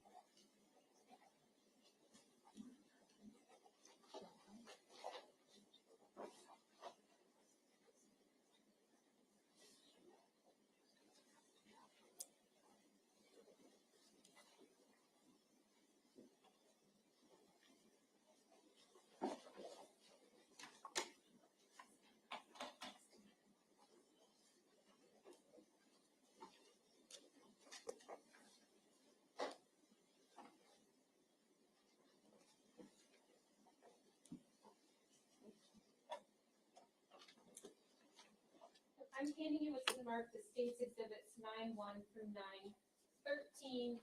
Do you recognize these exhibits? Yes, I do. And what are these exhibits? These are my photos of the second search warrant. And do they fairly and accurately depict the photographs or the condition and the items you would have collected during the execution of the second search warrant at this RV on July 10th, 2020? That's correct. At this time, Your Honor, the state would move to admit exhibits 9-1 through 9-13 into evidence. No objection. Those exhibits will be admitted. May I publish? You may. All right, so States Exhibit 9-2, again, same RV that we were talking about in those previous exhibits, right? Correct.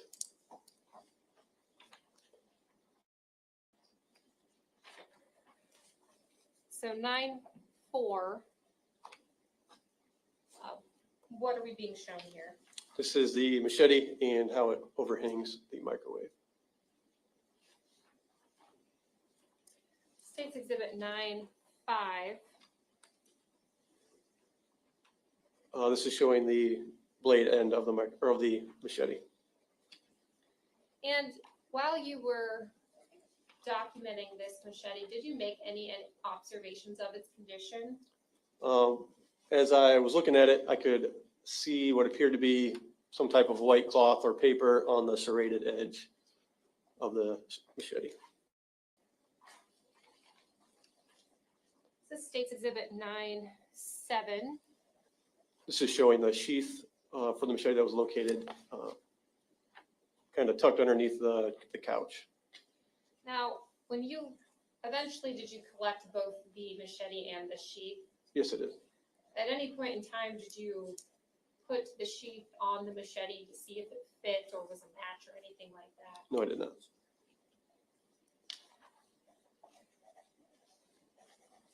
This is States Exhibit 9-9. So this is the machete removed from where it was located on the microwave and placed in a box. This is, again, highlighting the paper or material located on the serrated edge. And showing you then States Exhibit 9-10, is that just a closer up of that serrated edge and the white pieces of what appear to be cloth or something along those lines? Correct.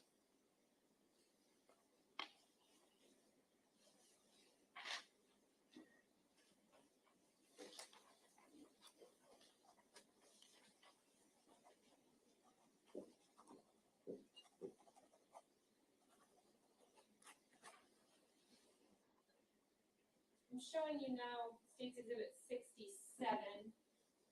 You had previously testified that you did collect the machete.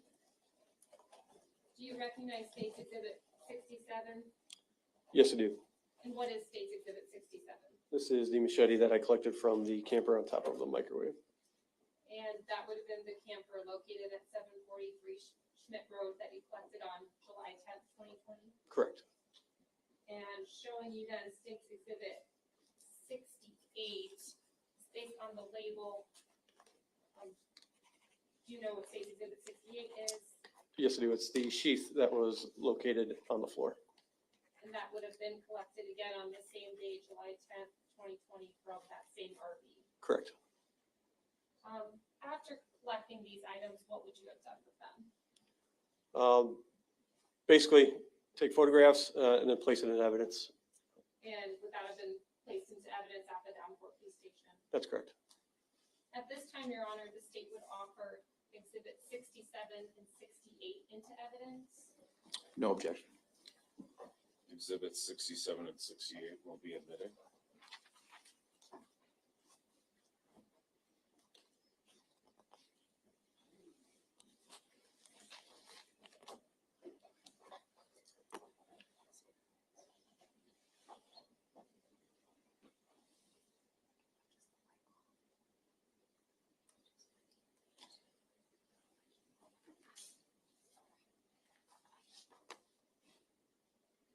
May I publish 2 more photos, Your Honor? So I want to show you again, this is State's Exhibit 833, which again would have been photographs taken the first time that you were at this RV. Is that fair to say? Yes, it is. And again, the first time you were there and you were reaching out your arms to take pictures of this machete, again, are you able to observe any of that white cloth or fibers, whatever that might be, on the machete here? Yes, you can. And again, in State's Exhibit 834, again, a closer up image of that serrated part of the machete. Are you still able to observe those white pieces of cloth at that point? Yes.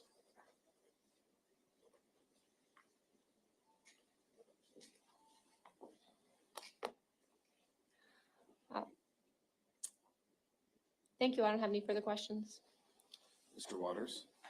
Thank you. Good afternoon.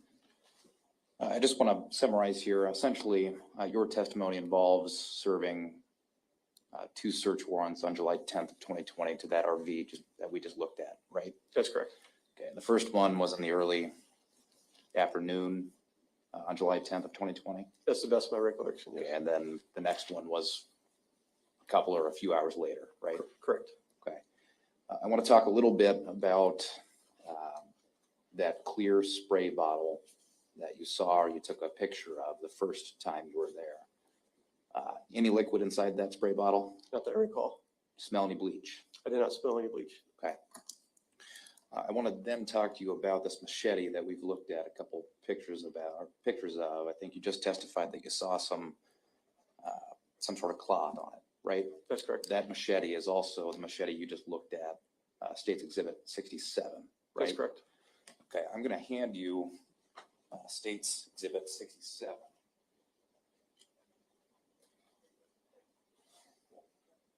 And you would have been the person to collect this item, correct? That's correct. You can open it up and look at it. You would have also been the person to put the label on that box, right? That's correct. Okay, can you just read the label on that box? Silver machete with black handle located on top of microwave. Appears to have blood fingerprint near the handle. Okay. Can you tell me where you see blood? There's also some photos of it, but there are a fingerprint and then there's some type of reddish brown spot on the blade, or on the blade near the handle, which I noted just to make sure other people were aware of that as well.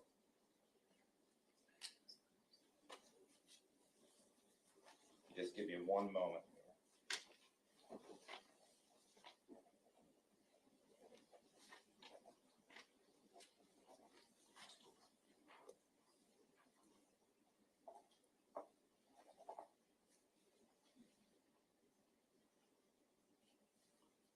This is State's Exhibit 9-4. If you could use the pointer next to you, I can grab it.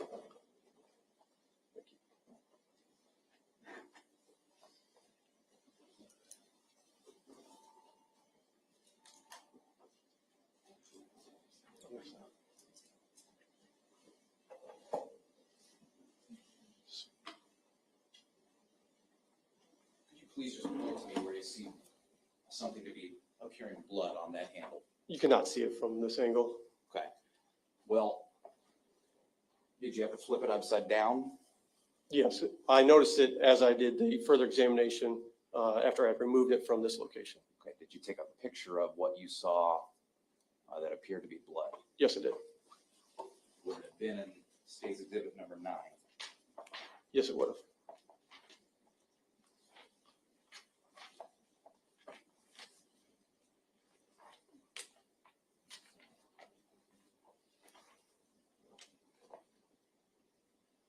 Showing you State's Exhibit 9-6.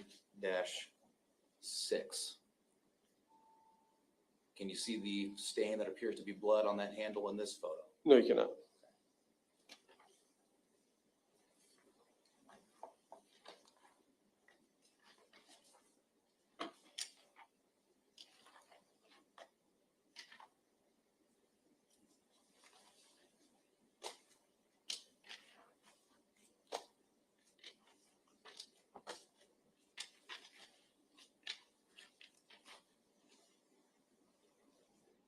showing you State's Exhibit 9-9. Can you see it on this photo? So the spot that I was indicating on for as far as the blood is located right.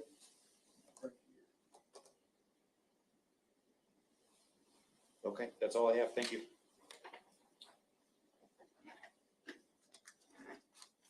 Ms. O'Donnell. Thank you, Your Honor.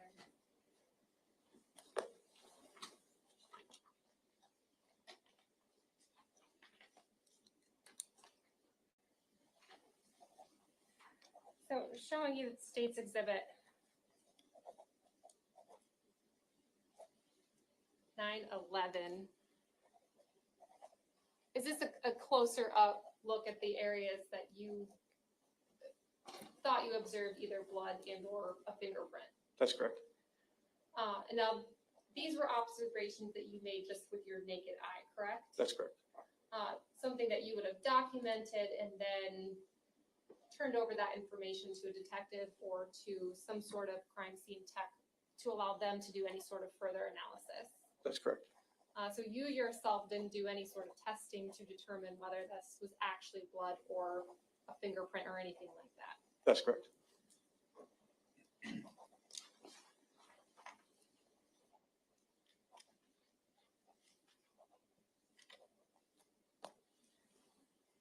Do you know if there was any additional testing done on the machete yourself? I believe so. I do not.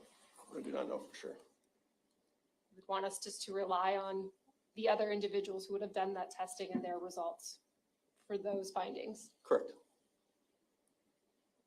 I have no further questions. Sir, in your training experience, does that machete that we just looked at appear to be wiped down? Yes, it does. Okay. Why do you say that? Oh, there's some look to be cleaning marks, I guess would be the best way. Water spots maybe on it would be the best way for me to describe it. Your training experience, does it look like rust? Possibility of rust, yes. Okay, that's all I have. Ms. O'Donnell, Nothing further, Your Honor. you may step down. Thank you.